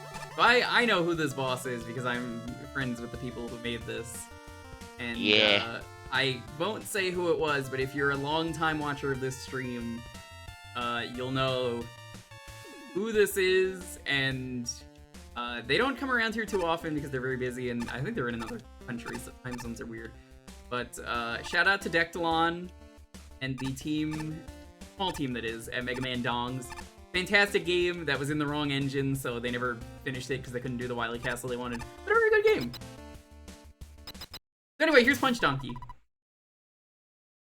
Bonjour, bonjour, hello, hello. Je m'appelle Punch Donkey. I am Punch Donkey. Tu attends à une blague de mauvaise goût, ne sais pas? Something, nope, I've lost it. No! I don't really speak French. I think this is English, though. We're good. I love the subtitles. C'est un jeu familier, nous n'avons rien de cela, si. Where's Camille when I need her? Back to French, I could use Google Translate. Well, heard that isn't accurate. Pense qu'à la cochon, je vais traquer la tête. Vive la France! They really should have hired a guy who speaks French. Hulk's not even here either. That's like the other French person I know. Or Psych. I know like 3 people who speak French. 2 of them are French Canadian. My mother speaks French Canadian, and in fact, she helped with getting Punch Donkey's dialogue put together. Hell yeah. Which, for reference, what he's actually saying, essentially, he's just like, "Hello, I'm Punch Donkey. You thought there was going to be a dirty joke here? No! This is a game for pigs. This is a game for pigs. This is a game for kids. You dirty pig! I should rip your head off for that one." This game has a budget of $0, so I guess you get what you pay for. Yeah, I'm sorry to the chat. Unfortunately, you just got France to like and comment to totally France your friends. I know, it sucks. Well, come on in though, oh no, thanks for the biddies. Right. Good choice out of anyone from Mega Man Dongs. Yeah. Ooh. Good remix. Darktoon's just excellent music. I already also just sort of know how to fight him.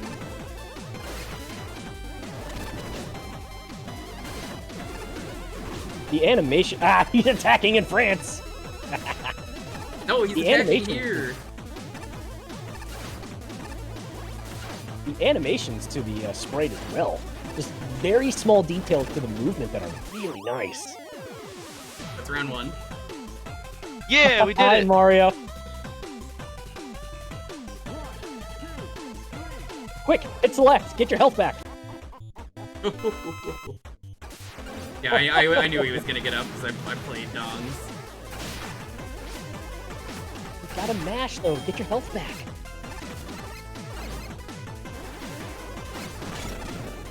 I do not get the 3 count. From what I remember. No, you do not.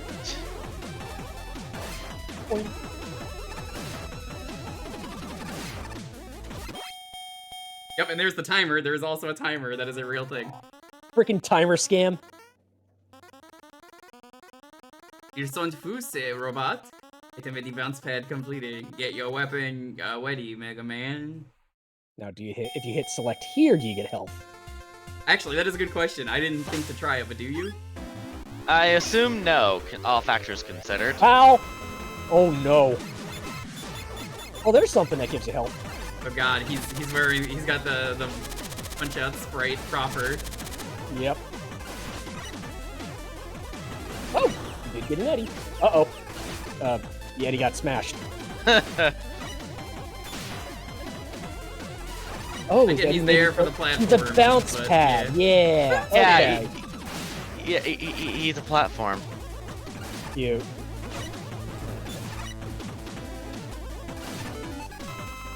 This fight rules.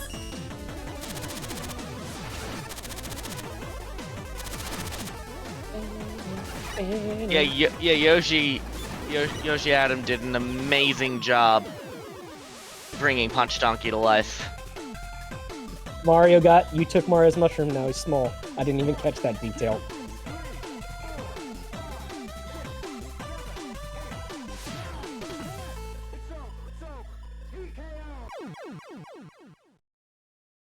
Incredible. Yeah, that's probably my favorite of tier bosses. I That might wasn't be a a little TKO, biased, there was a but round. still. It wasn't a TKO. There was a Costume round in unlocked. between. Check that out in a moment. That's been commented on. Fixing it would be harder than you'd expect. What, just from having, say, TKO to KO? Yes. Okay.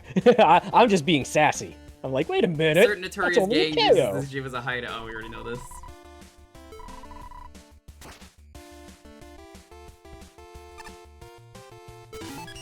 Just say you should probably stock up. À moi, Sulo son pété. Yeah, not doing tier 15 today. I refuse. It deserves to be a Yeah, double stream. no, you would not be able to do the top 10 in the It hour. doesn't seem right. You have access to the last thing, don't you, though? You should, like, yeah. Alright, well, you got enough for everything. Oh, there we go. Press R. Checked out. Decked out. Oh, quest. Ah, that'd be our entire stock. Magic Man. We do, there's still more tokens out there, right? Ah, Mega Man's bought our entire stock. Surprising. Felt like we impressed already, but there's still tokens left to snag, so I'd say our show isn't ready quite yet. Sure, though, you must have gone through quite a few trials to get that many tokens. Feel your worldview changing already? No, not really. Well, you've got plenty to attend to, so don't you shoo. My show is almost ready, but I'm still putting the finishing touches on it, so find those remaining tokens to buy me time. Yeah, I know it's a fight with you. I played 48 hour. You played Magwell too. That as well. Nightmare. Really? I checked the left first? Because I'm like, they've all been on the left every time I've checked the right. Cool. Watch, he's on the second floor. No, they're only on the bottom.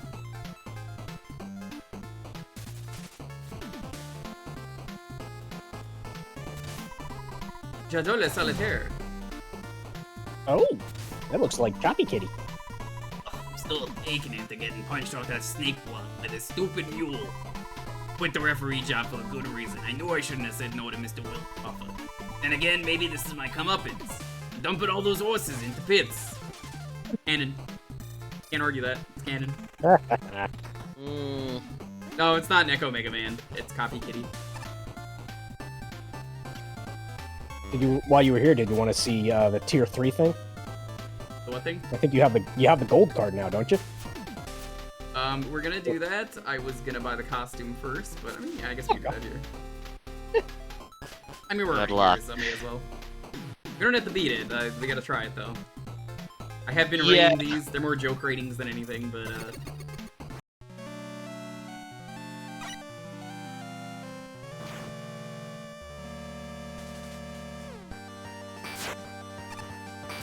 Oh.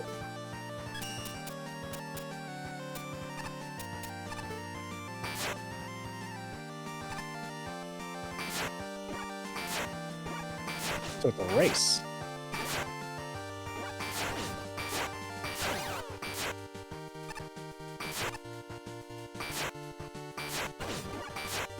Oh. okay. I like it. I respect it. Struggle never ends. So, Running Man's weapon, again, not really trying to use it. I know I have to. Oh, it's randomized. That's cool. Okay, there's a lot of replay value to this. I'm definitely gonna mess around with this. The hook shot definitely seems like takes a little getting used to. Yeah. It definitely seems though like Running Man's thing is that you could just walk on any surface. Doesn't seem like a very good weapon. What does that mean, even spikes?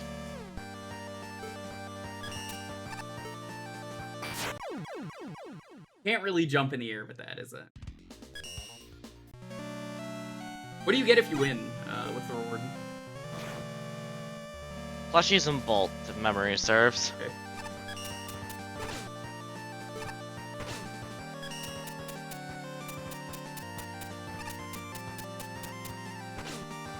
Really?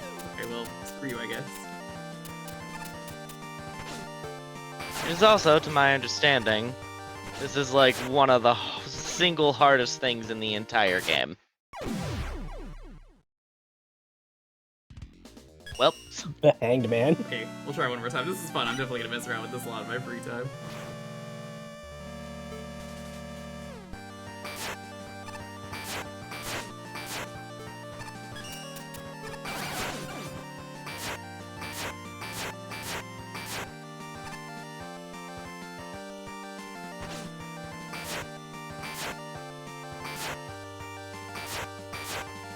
I'm assuming when you're attached to the wall, you can't. Oh if my you god, jump, you I just keep fall, trying right? to fall off. You can't do that.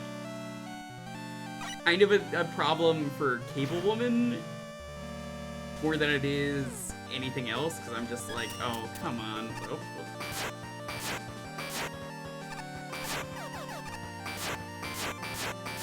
Now, does the Running Man allow you to walk on spikes, though? Not really. Ugh, oh my god. It's like every time I think it goes farther than it does. I understand why it is the distance it is. I would like that. Yeah, I feel like the grappling hook is not as good as I feel like it could have been. Okay, so there's your answer. Damage. You can see why this is going to be difficult then, for sure. Yeah. I don't mind the shoes. yeah. The shoes needs to work the way it does. I'm just like, oh geez, the cable is just not nearly as good as I feel like it could be. That being said, I still really like this.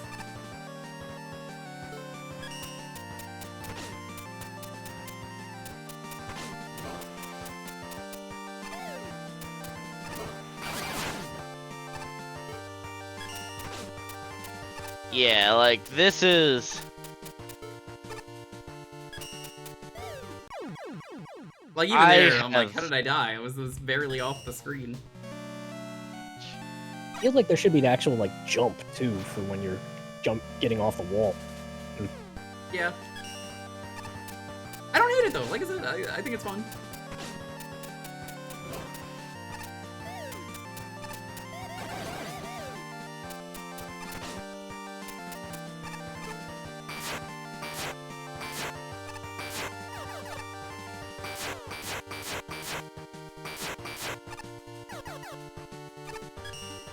There is a distinct possibility, Vanarchy, that we will see some Tier 15 stuff.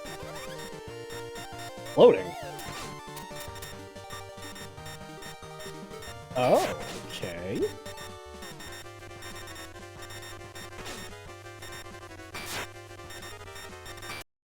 Okay. Oh, that was fun. We made it high enough. I'm good for now.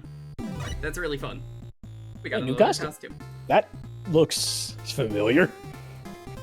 I guess it was a good thing to do this before buying costumes.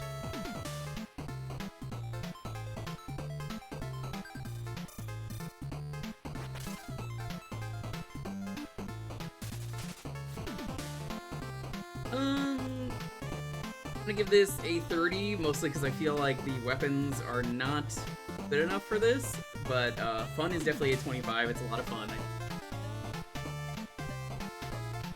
Creativity? Creative thing. but I've never seen something like that in Mega Man something of the kind. Aesthetic? Kinda just Pharaoh Man's stage, which makes sense, but still, 7. Functionality? Fine, yeah. I would hope so. If anything doesn't work properly, then you know. What is that? That is a 55, 65... The 81, I think? Good times. Good night, Pyronic. Thanks for stopping by.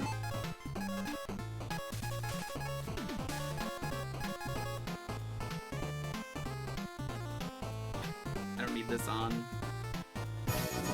Ooh, got a raider. Yo! Okay, welcome on in. Thanks for the raid. Episode 4 complete of Mag Mammal? I didn't even know they made an episode 4 yet. And I'm talking to one of the people who worked on it. That's amazing. Did you know that? Even I didn't know that. Welcome on in though. How was your stream? Hope it was well. Really? Okay. Got new ones.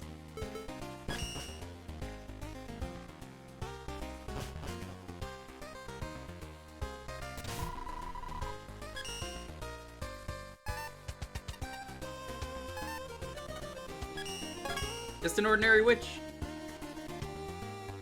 Ah, yes. Cuphead. Cuphead. What was Cuphead from? Playing all of the casino games. That makes total sense. Marissa, you got from getting enough achievements, and talking to all of the tier bosses got you Boki. Neat. Do what we usually do. Star makes sense. I think they're gonna ride Cherno. Bike. No, just a... Boing. Not much room for jumping on that thing. Ooh. Aw, she's the dump truck ass from the fighting game. Ah. I'm familiar with that. This outfit is a perfect memento of the tournament. Let's go thrash some wily bees.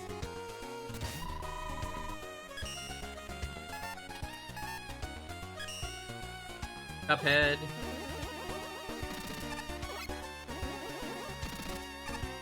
That's cool, you actually give him the proper jump animation. Oh, yeah. That's really neat.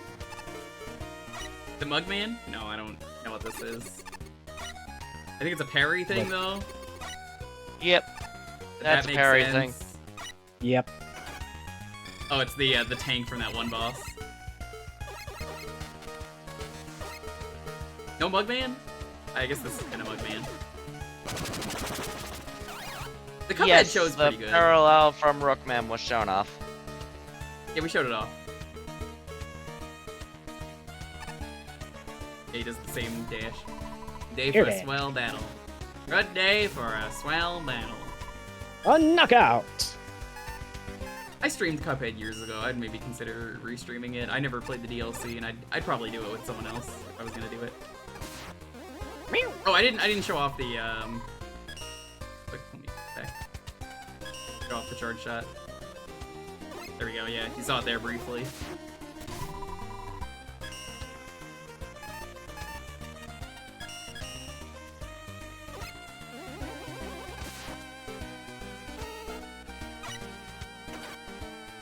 Yeah. Oh, boy.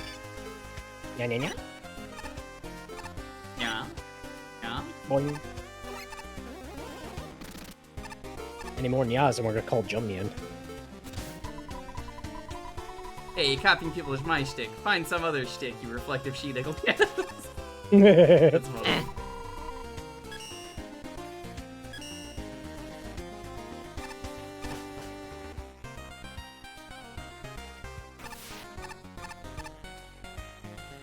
A little bit, a little bit.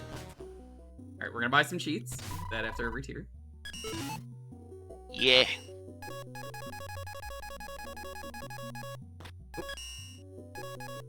Nope.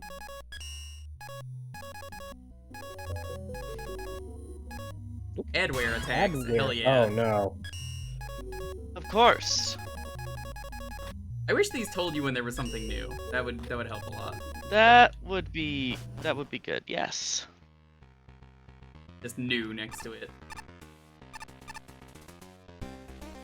All right, we're gonna go do the arena for Mega Man 2. Wait, what? Oh, you didn't know about that?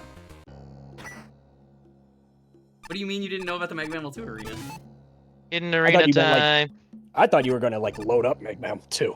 No, there's a Mega Man 2 arena right here. Ah, cute. How many fights is this? 15? Muso, man, get out of here. Nobody likes you. It appears to be 19, 20 fights? I don't amend your bones for 8 hit points. Do you even have bones? Collect it to use it or shoot it to cheat.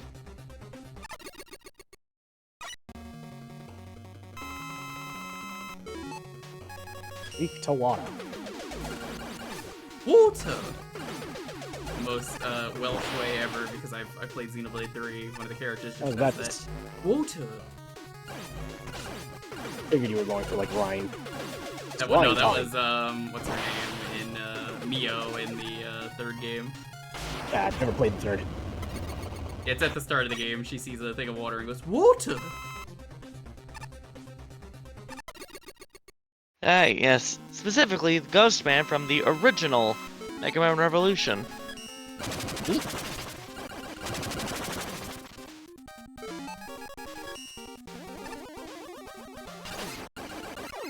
Not gonna waste shots when I don't need to. Kill, man. Me, when I see a boss and he's just going way too hard.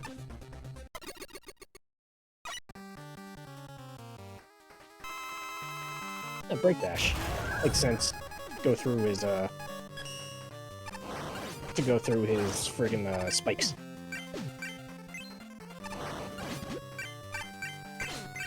Thanks again for incorporating the hard mode attack into him. I think it's more interesting this time.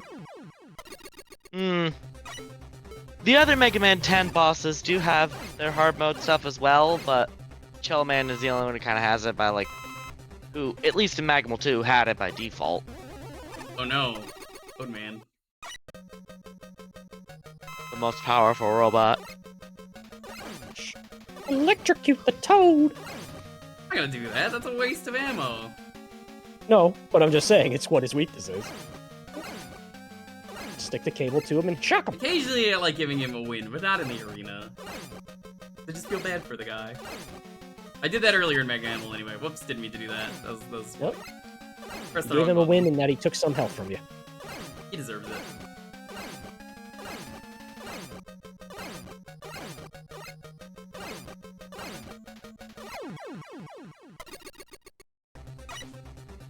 Top man. That's weird. He's not on top. He's actually in the middle. What was his weakness? It was Ice Wall and what else? Didn't say.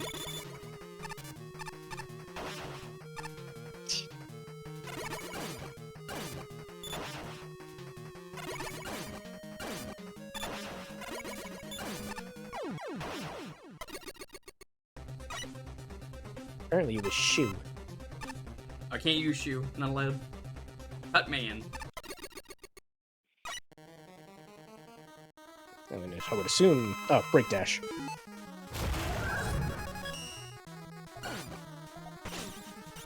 Why this weapon? Is that the frickin'... Wow.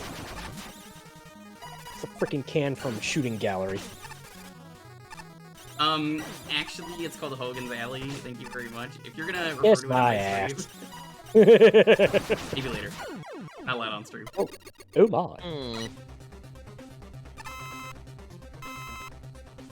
Plant Man. I'll make paper dolls out of you, Mega Man. It's time for Kung Fu Cut Man. I love that so much. I love the Rubber Spheres Mega Man. Honestly, a hell little out of it. disappointed the Watch the plot of hell out Mega Man 3 was not the silly lion plot that nobody would have liked except me. That How dare they? episode Ace would have is liked so it, I'm dumb. sure, but... I can't imagine why. Man. Alright, this asshole. I've had enough of this dude.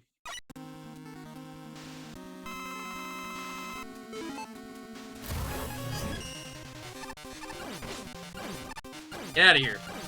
Get out of here. I hate you. You die. Is there... R was considered for an arena boss, and that thankfully wasn't implemented. Whew. Super Danny too? I'm familiar because when I walked through one of the tiers, I think someone mentioned Super Danny. Okay, beyond the lion episode, what is the other unhinged episode you think of the Ruby Spears Mega Man? Oh, it's kind of just every episode. Yeah, some are pretty just fine, but there are other ones that are just like, who thought of this for a freaking plot? I remember there's one that's literally has Dr. Light and like transform into a freaking werewolf. Like Dr. Wily somehow used as a robot master to change people into like horror monsters. You not weak to anything? I didn't see anything pop up. It was too quick. I was thinking Ruby Spears. Yeah, sorry, I was distracted by Buff Lion Man. My thought would be lightning. Yeah, Pink Kitty Rose. Yep, there's the body swap episode where he becomes Snake Man. Good. Yep. The Pharaoh Man one is a classic. Oh yeah. Oh, I've got your power. Pharaoh Man just says, "I don't care." Punch. Bolt And then goes Man. blasting off again. Isn't there one with a genie? I don't remember a genie episode. I don't remember a genie episode, but it's been a long time. I just know the Mega Man X episode was meant to be. If it wasn't obvious enough, that was a backdoor pilot for the Mega Man X cartoon that didn't happen. Yeah, Whoops. kinda didn't. Whoops. I would have loved that show. That show would have been very unhinged. Yeah, Chloe, you remember a classic one? Knew you'd take the hit from Mr. Lincoln. That's a classic. Yep. It's just a statue. I don't see why he cared. Well, it's historical, I guess. Somebody mentioned another one. Oh yeah, there is one with Dr. Petto, where it's like they're making Mega Man think he became a real boy. But instead it was just Dr. Wily put in a chip to hack him. Classic. Oh, Vanarchy. Lincoln was already shot. You're not wrong, but in the context.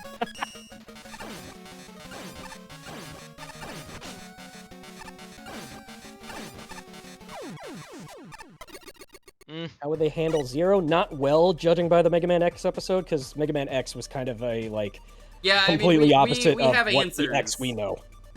It's... I don't even remember what X looked like, but I know Sigma's in there, I think Zero's in there.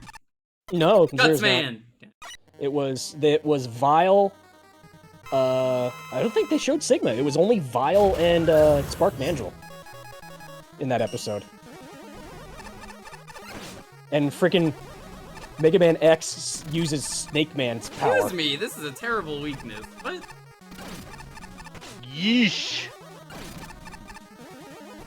Why do I get stunned out of the breakdance? Come on. Lodos was his name. I'm gonna look that up. I don't remember that episode. Alright, I'm not using I remember this. I remember one of the later episodes where Dr. Light basically built a university student for a robot. Basically, it was just like a nerd bot they kind of had to watch out for a while. For one episode, you mean? Or Yeah. they forget about it ever existing because of Exactly, yeah. Classic cartoon, forgetting about the character. Oh my god, this...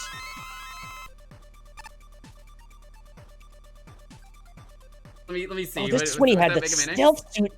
Oh my god, I kind of remember this episode. This This is late far too season. realistic for the flashing designs, and I get why, but like, oh yeah. You can look it up if you're watching at home and watching the VOD, otherwise you can just click the...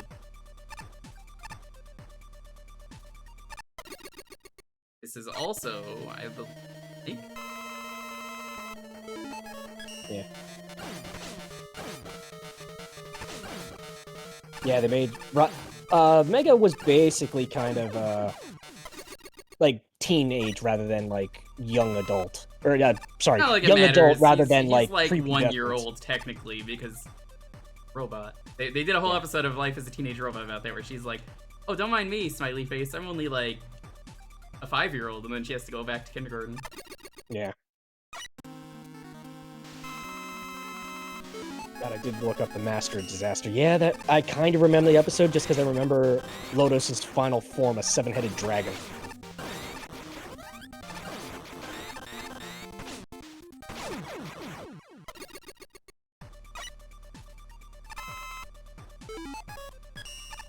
There was actually a very cute episode I remember that was kind of, how's the right way to word this without being, like, making me...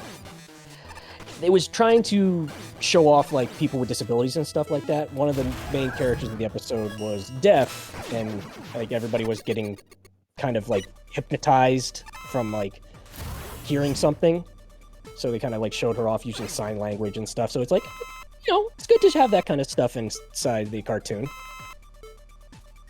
Hmm.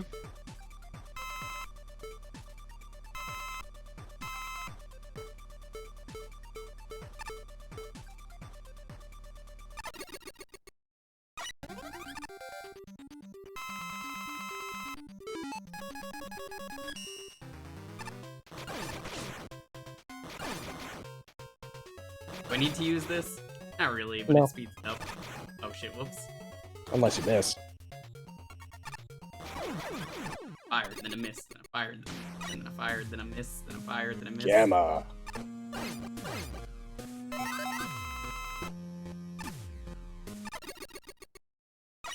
Oh no, the big bolt. Ice swap.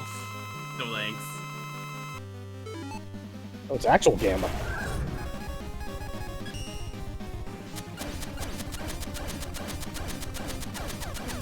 Wow. Obliterates you. Oh. I like that they're trying to do this as if the Gamma they wanted to originally do for Mega Man 3. Completely denied an actual boss fight.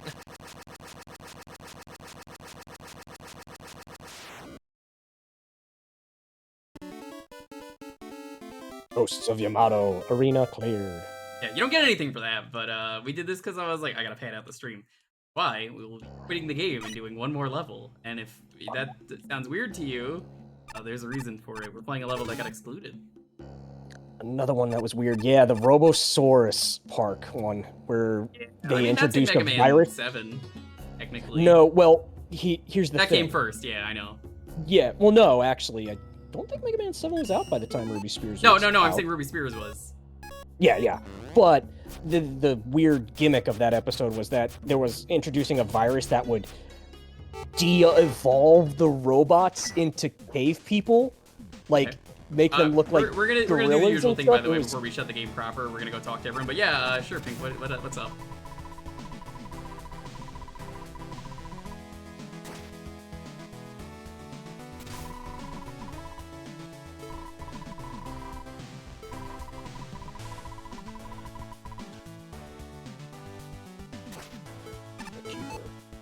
Oh Balance yes. Stabilizer with the propeller.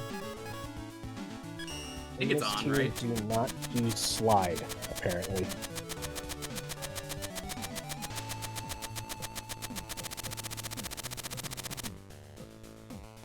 We'll go do that, and we'll talk to the rest of them.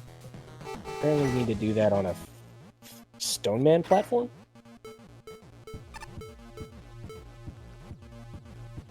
Nice. I can't believe the ladder hill was not as awful as I expected it to be when I found out I was responsible for that.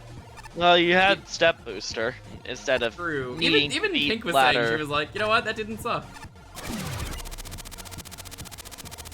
Limited spit of destiny. That's great. Oh no, Presto's dead.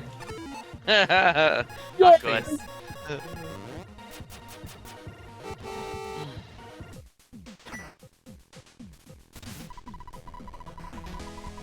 True champion. For your visit to the top tier. You'll get residuals for appearing in a popular simulation a while back. I'm kind of obligated to be here. Or being the first. Cute. Space is dangerous. You can't breathe in space. That's why I wear a helmet. Wait, are you wearing a space grade helmet? I can't tell, but we can't take any chances. Come try my helmet on. Nothing will do any wrong. Hooray! Or, I mean, I'm holding my breath. I'm more worried about you. I'm worried you'll make a mistake. Crack your helmet, spin too fast, push the wrong thing and the top comes off. Your tube could pop off. Window could kaboom. And if you like shoot or slide, it goes away.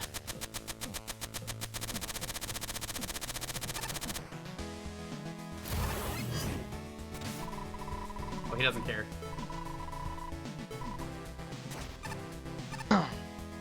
It's just easier to do the talks now instead of later, so we have more time for levels. Oh, paranoid people.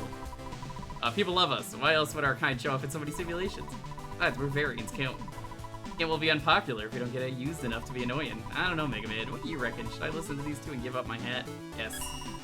Hit me and batter and call me a hush puppy. If it means that much to y'all, I can't write it. Crying. Mega Man, take care of my hat, would you? Feels unnatural like. But I'll try it. I ain't so much of a Wither and Daisy to let a little discomfort get between me and the people I care about. That sounds nuts, but trust me, we'll be a lot safer if we're defenseless. Goodbye, terrible trio. Hello, unclad triad. I'll work on that. Man, those poor schmucks, they're really gonna throw away their whole identity. And protection. Those three robots over there, you know them? Nope, they have my sympathies, but that's about it. Put it up and down like we have in common with a Met, a shield attacker or a sniper Joe anyways. Pretty sure that's a Metal DX, a shield attacker TRL, and a... No, my point still stands, okay. I don't know, they're all annoying. Bionic Man, I have no idea who you are. I'm trying so hard not to spoil the outcome at the tournament for everyone. I've seen how it unfolds. First there's event redacted, then the U action redacted, but suddenly surprise redacted. It's adjective redacted. Can't believe you die at the end. Bionic Man is from episode 0. I don't remember him. I'm my boss, but I skipped work to watch the tournament. My twin is covering for me. Whoops, there goes my hat. What's with so many hats in this area? More hats than Huntress. I know the twin is in another place.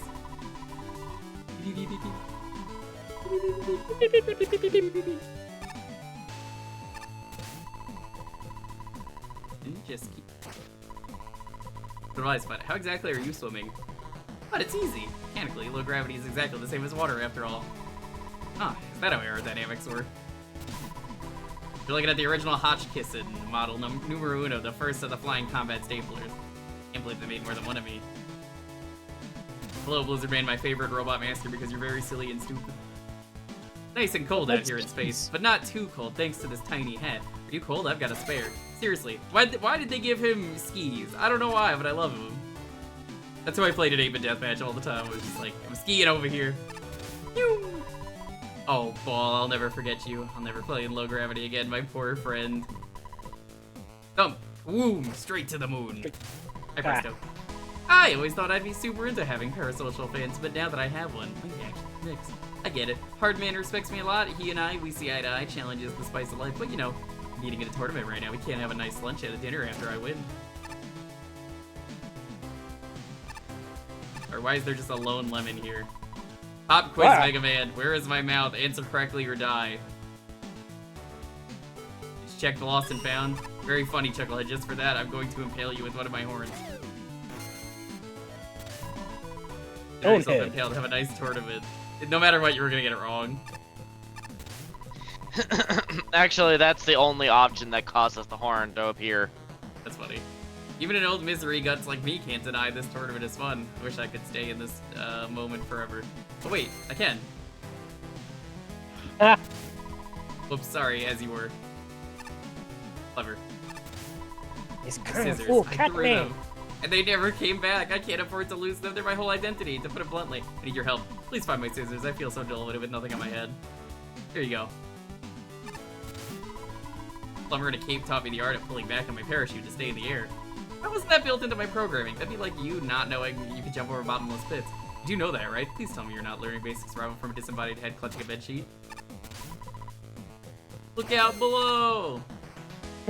What? Okay, what is the deal with the hats? I love it, but like, what is going on here? Flash Man. Because he's bald. Oh, apparently you should talk to Cutman again. Yeah, well, excuse me, I'd like to scratch my back in peace, thank you. Wait, is your back itch too? Take my umbrella, it'll work as a back scratcher to pinhead now. Thanks for scissors, you dullard. Oh, and I guess I'll have a different dialogue.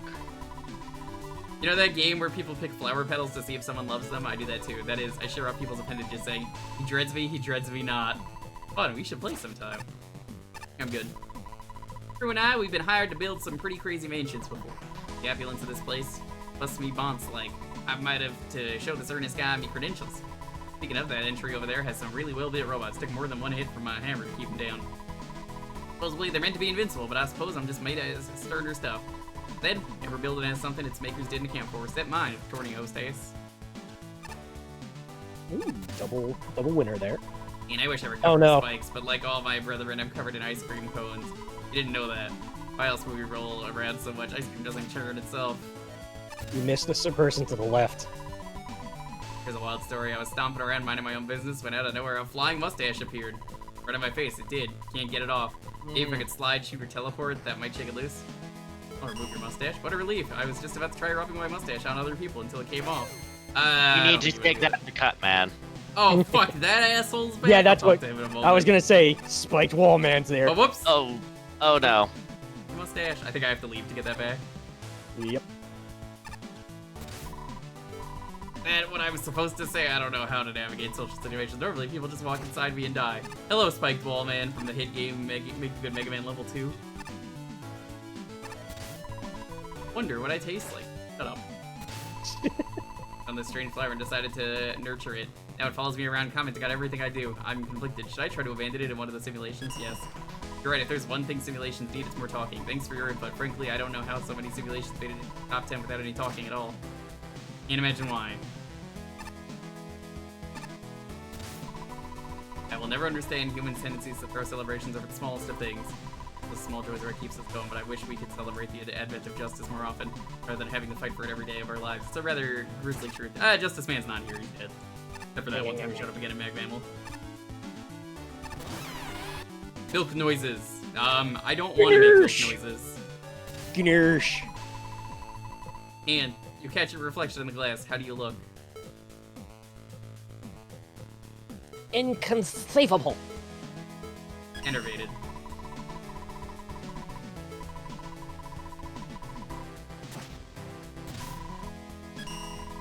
Alright, stay positive. Things will only continue to get better unless you started with this tier and working backward, in which case, rip you. Lots taken, isn't it? If you're feeling perplexed, maybe take the bus back to the hotel. The folks there can tell you a lot about where to go, how things work, and current events. Bother everyone. Oh, in this tier, if you need a sandwich, it's okay if you're naturally grumpy too. If you need to blow off steam, try the hotel, decorate your room, listen to the jukebox, or behind the fountain. What, you know, honestly, I gotta be honest with you, chat. The Boo Beam Trap, what a nice guy once you get to know him. He's really friendly. Gross. I mean, how can you not be excited about the incredible scope and variety of... Get it? Because that means gross. We even gave you hats. I think he's gonna become my new best friend. This tier can also be used as a hat.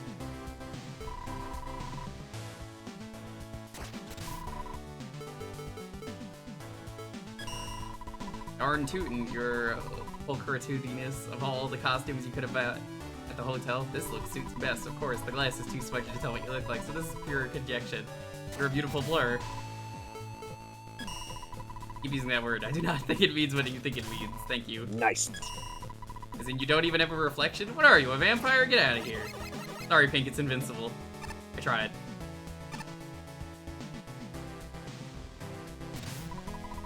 That the toughest warriors find enlightenment under waterfalls. The fighter in that simulation seems to be one of them. He derives strength from water. If I am to hunt my prey, I must first understand it, and to understand it, I must imitate it. It's quite cold, I must admit, but I shall endure. Nope, nuh-uh. I'm all peopled out. Bye. Oh, hey, nice to get a visitor. I'd come down and enjoy the tournament, but I'm working as a loudspeaker. With the owner of a red convertible dog, please move your pet vehicle. You are in a no parking zone. This robot appears to be applauding the winner or trying to kill you, or possibly both. Yo. I remember you. I tried to destroy your planet. Family gave me seeds. Do you remember? No. Were you? This is Apollo from Astro Boy, isn't it? No, he's from Rockman Strategy. Oh. I almost played that game on stream at one point, so I would have known that. It was kind of a pain in the ass to get working on Windows 10. Aren't these simulations great? Congratulations to everyone, I say. Although it's no longer my job to congratulate anyone, I'm happy to pass the torch to Apollo or Volvan or anyone with the right attitude. We can all share the spotlight. It's like a Chinese game or something, I forget. Make sure to come to me once you've cleared all the simulations here. You want your rank after all, right? Not from you. Feel inspired to create a simulation of my own. What should I name it? Maybe something like All Evil, Blizzard, Jet Flow, New HQ. We're gonna leave the level.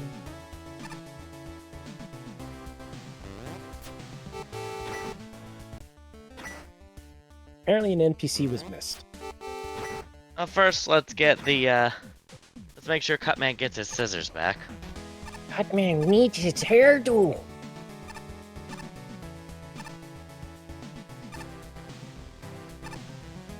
No sliding.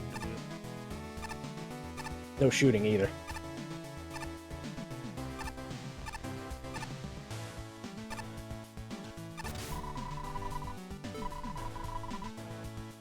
You don't want him to have a bad scissors day, you know what happens then. Yeah, no. You know. I haven't actually played that game. Alright, just good evening, man. I can feel my sharp wit returning. As pros go, you're first rate. First preferate? Yeah, I don't have these scissors on screen. Anyway, I'm in your deck. Call me if you ever want a haircut. Costume unlocked? Oh. Okay. Yay! I don't think I really need to show Mega that Man one without a off too helmet. much, but we'll show it off. It's dated? I'm not surprised. What is this NPC? Oh, is that it over there? The red thing?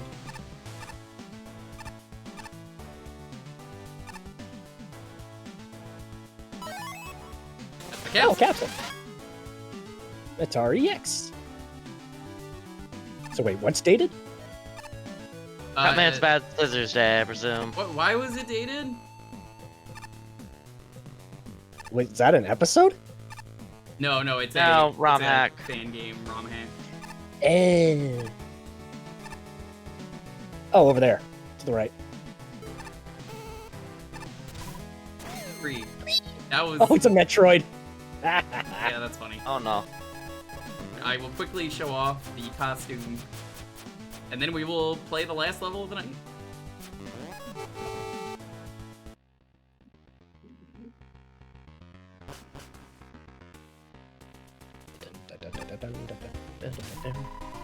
It's not gonna be any different, minus. You know. It's just. What? I don't know why I'm even showing this off. Like, again, it's not gonna be any different. Why is his hair black here, but on there it's... Nice to feel the gentle breeze of the hotel air conditioner in my hair, but sometimes I miss breezing today.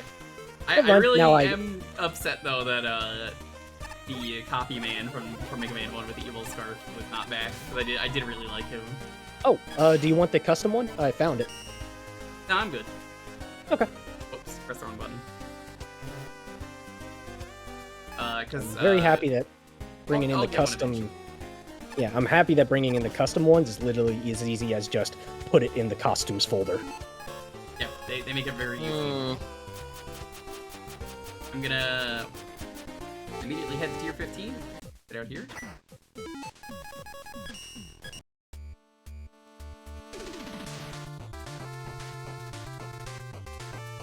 Alright, time for a level that some of you probably haven't played.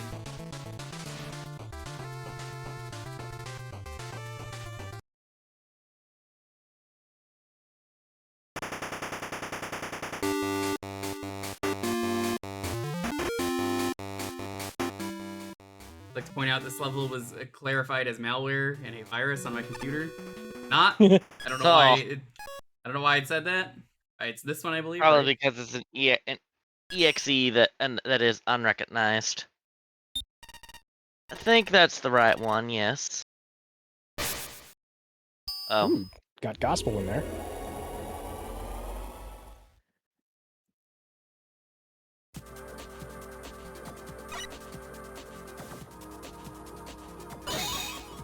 Oh, that's cool. Yo! I see why it had to be removed, but that's very good to add a unique type thing. Yeah, I respect it. Yo, Apuko, what's up? How's it going? fellow member of the Miscreants, the team that I am on. How are you doing? We are almost done with the stream. We're checking out one last level for Make a Good Mega Man Level 3 tonight. Hope you're doing well, friends. Go check out them. This is so cool. The crazy stuff they do. That was the Destroy Bitrate-a-thon. Fun a little bit of that.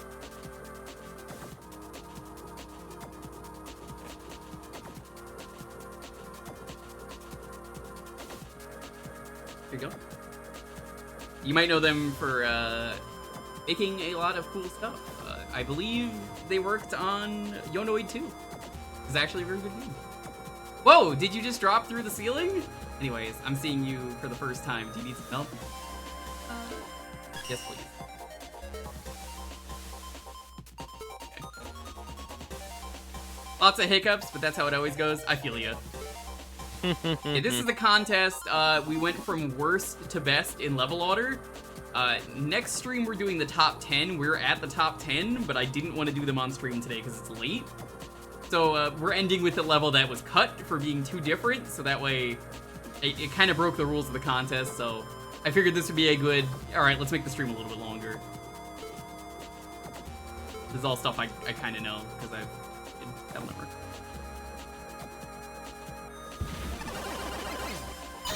That's so cool. Nice parallax scrolling. I'm not rating this one on my sheet, but no, I played it. I'm behind.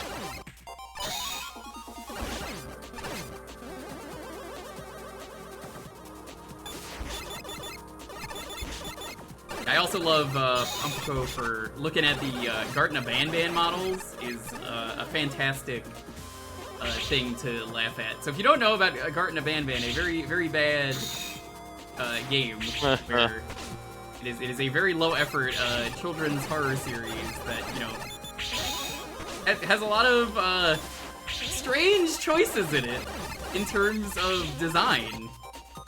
The poly counts in that game is always fascinating to laugh at. They have such simple models, and they have the most, like, triangles I've ever seen in a video game on one model. I gotta try some of these out, it's special.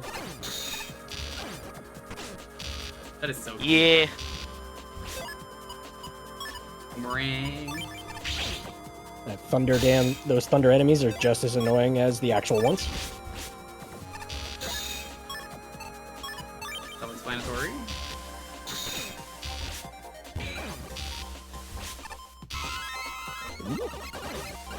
Oh wow, even like had a special animation for swinging that. Yeah.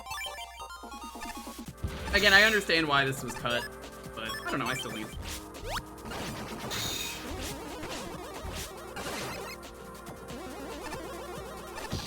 Oh, it's these guys! That's a cute sprite. That in? You can appreciate the work, but do remember that it is make a good Mega Man level. Not a good Battle Network level. Which, I am not a big fan of that GameCube game, which is why I have never streamed it. And I don't like the Wonder Swan one either. I played it briefly and was like, I hate this. Looks a little too slow and clunky. Oh, hell yeah, that rules. I assume you can chip in multiple, like in the actual games, but I've just been doing one. The turns go way faster here. The Zenny is bolt, isn't it?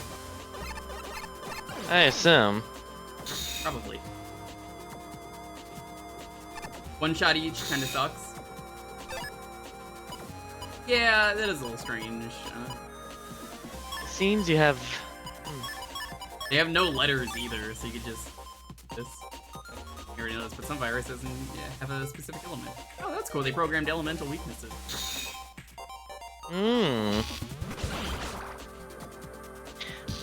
To answer that, Dr. Sock, honestly, it's more that would be more likely to be a collab. Yeah. Also, with it being an RPG game, working. Like, yeah, you can make like dungeons and such, but it's like it's definitely something that fits a collab better. Like Chrono Cross, whatever that is turning out to be, which I'm still excited for it.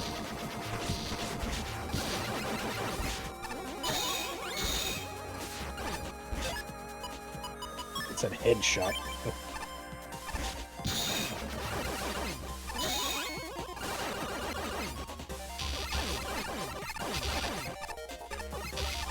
Oh yeah, like speaking from experience, having actually been on 2 different Mega Man Battle Network fan games, Battle Network is not easy to make. I can imagine. It is the precise opposite of that.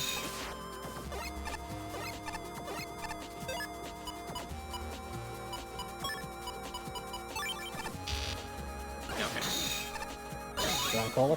Yeah. That was some pretty clever problem solving. Thanks!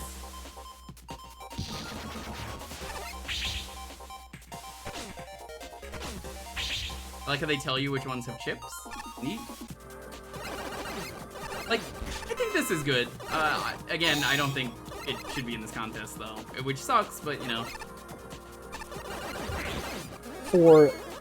I wouldn't even call demaking Battle Network into the classic style. I don't know what I guess just converting it. This is a very good job. I think this does better than the GameCube game, at least. Yeah. You notice that virus is flashing yellow, at least in level design. Because I agree that the ammo count thing that Ping mentioned is good, but also that game wasn't that great for other reasons. Did you notice that virus is flashing yellow just before they attack? And they hit them with a chip attack in that exact moment. They were shocked and unable to move for a while. Cool. Even incorporated the counters.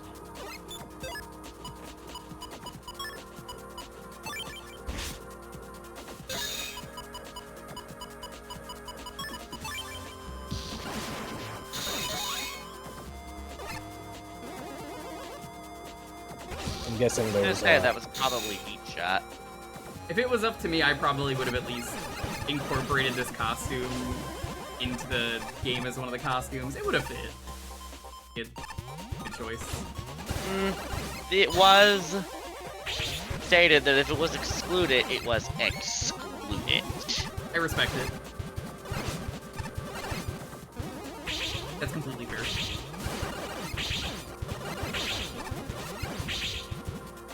Honestly, the way the enemies fire at you too, yeah, it works.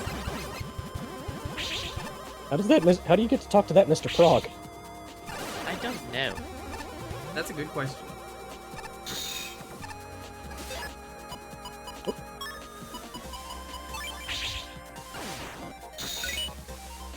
Tokens are not changed. I was thinking the green capsules that you were breaking would probably actually be where the oh yeah, tokens Lone would have Sword. Wanted to see what that was. I haven't actually paused it yet.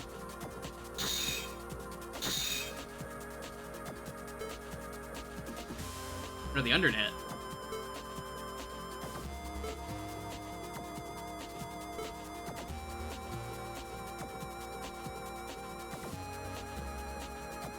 Okay, that's kind of cool.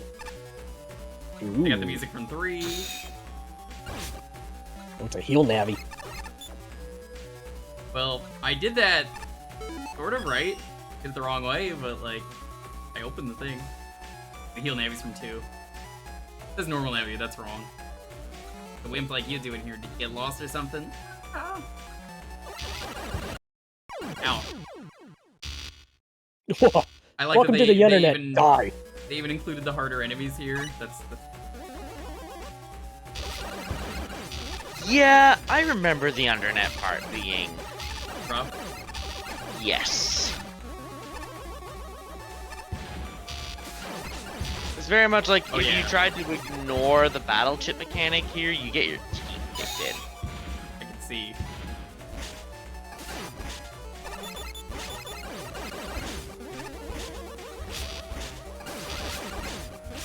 And yeah, no, this is, it's creative, but I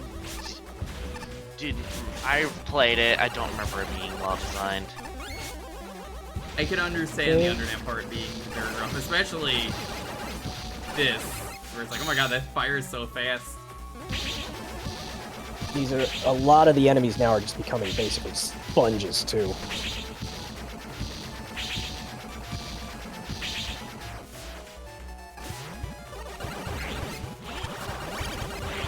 Hey, you didn't attack anything, what gives?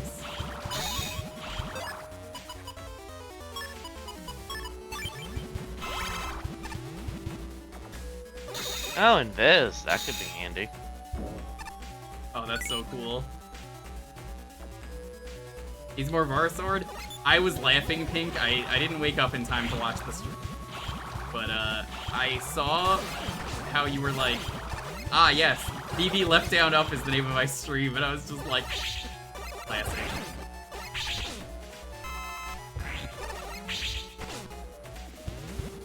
Oh my god, the stun. I don't remember this one having a stun. I see what you mean, though, by like, oh gee, getting rough. Oh my god, what do you mean that's the checkpoint? Yeah, no, I would have been mad at this. Yeah.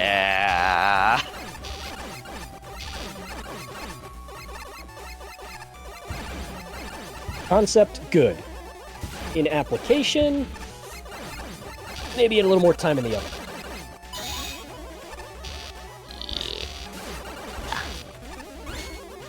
Regardless of difficulty, I just always exclude this. No matter how much I like it, I'm just like, yeah, it doesn't really fit. Yeah. It's too chocolate. Sure. I've heard that one before. Well, that's the opposite of vanilla. Oh. Okay. Yeah, that's a real term. Surprised you've never heard that.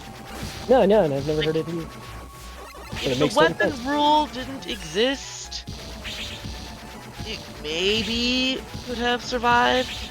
But the weapon rule is like, nah, this breaks it. This just breaks it completely. Ow.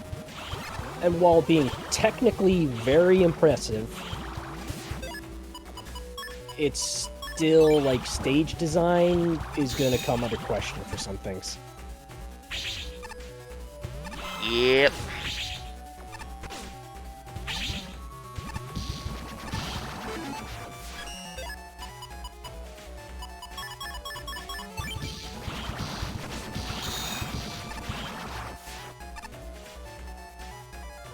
You have to. Oh, that's cool. Okay, I love that. You That's can... Oh, nice. So you That can do a actually program kinda advance.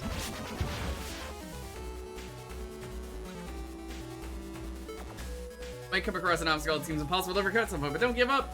Eventually means there ain't enough. Try throwing everything you've got at the obstacle, and you might just be able to overcome it at their own. Yeah. Okay, I immediately know the answer to that. But I'm good.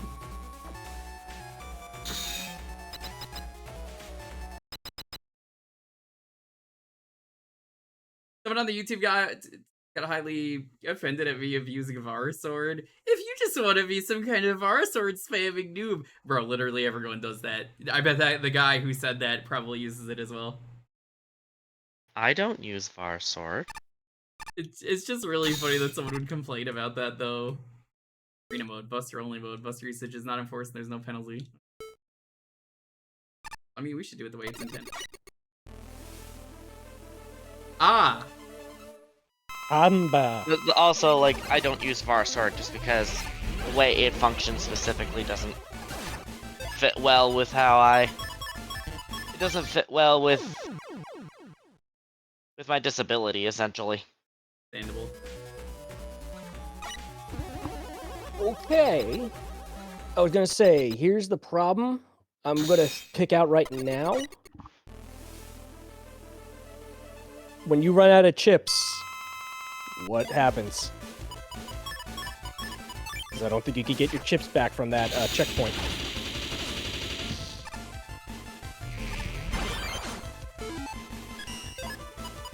Ooh, got a counter hit. Nice. True, Plant Manifolder would be good for me PvPing.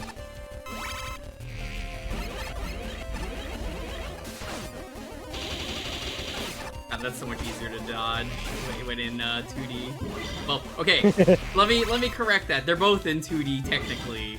It's easier here in proper Mega Man.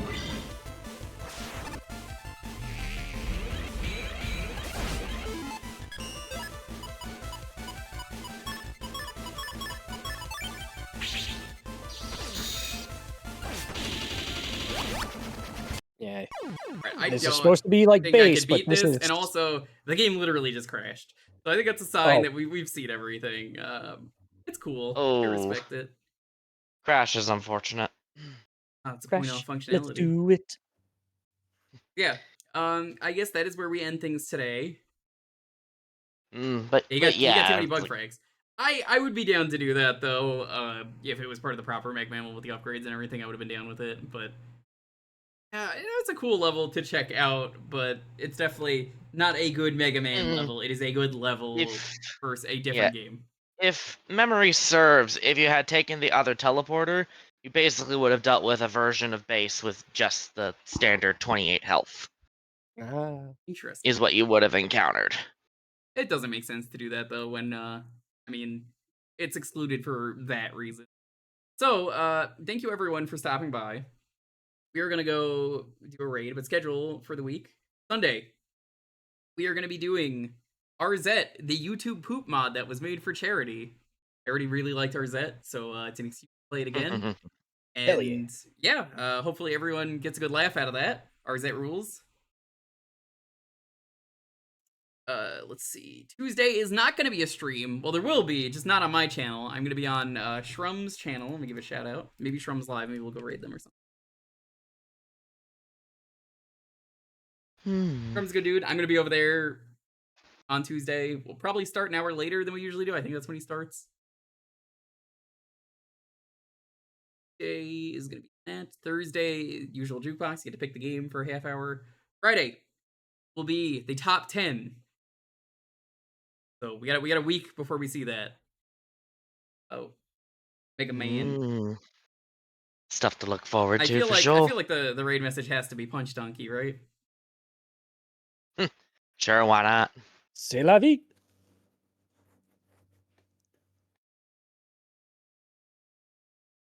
Oh shit. Someone's playing Dark Souls 2 for the first time. But also there's another good game, so I'm like, ooh, there's a couple options. Buddy of mine is doing Stallone Games Marathon. There are some good streams going on right now. Let's go raid my buddy who's playing Dark Souls 2. You're not allowed to spoil literally anything. Don't give him any help. I just have to say that in advance. Raid Agent Frowny. He's a good dude. He's extremely blind. He's spent way too long on some games because of that. So let him be stubborn. He loves it. The raid message, of course. Punch Donkey. See you guys on Sunday for YouTube Poop Mod. I'm very excited for it because hey, it was raised for charity. You know that's a good cause. Yeah. You guys next time. Goodbye. Laters. See ya.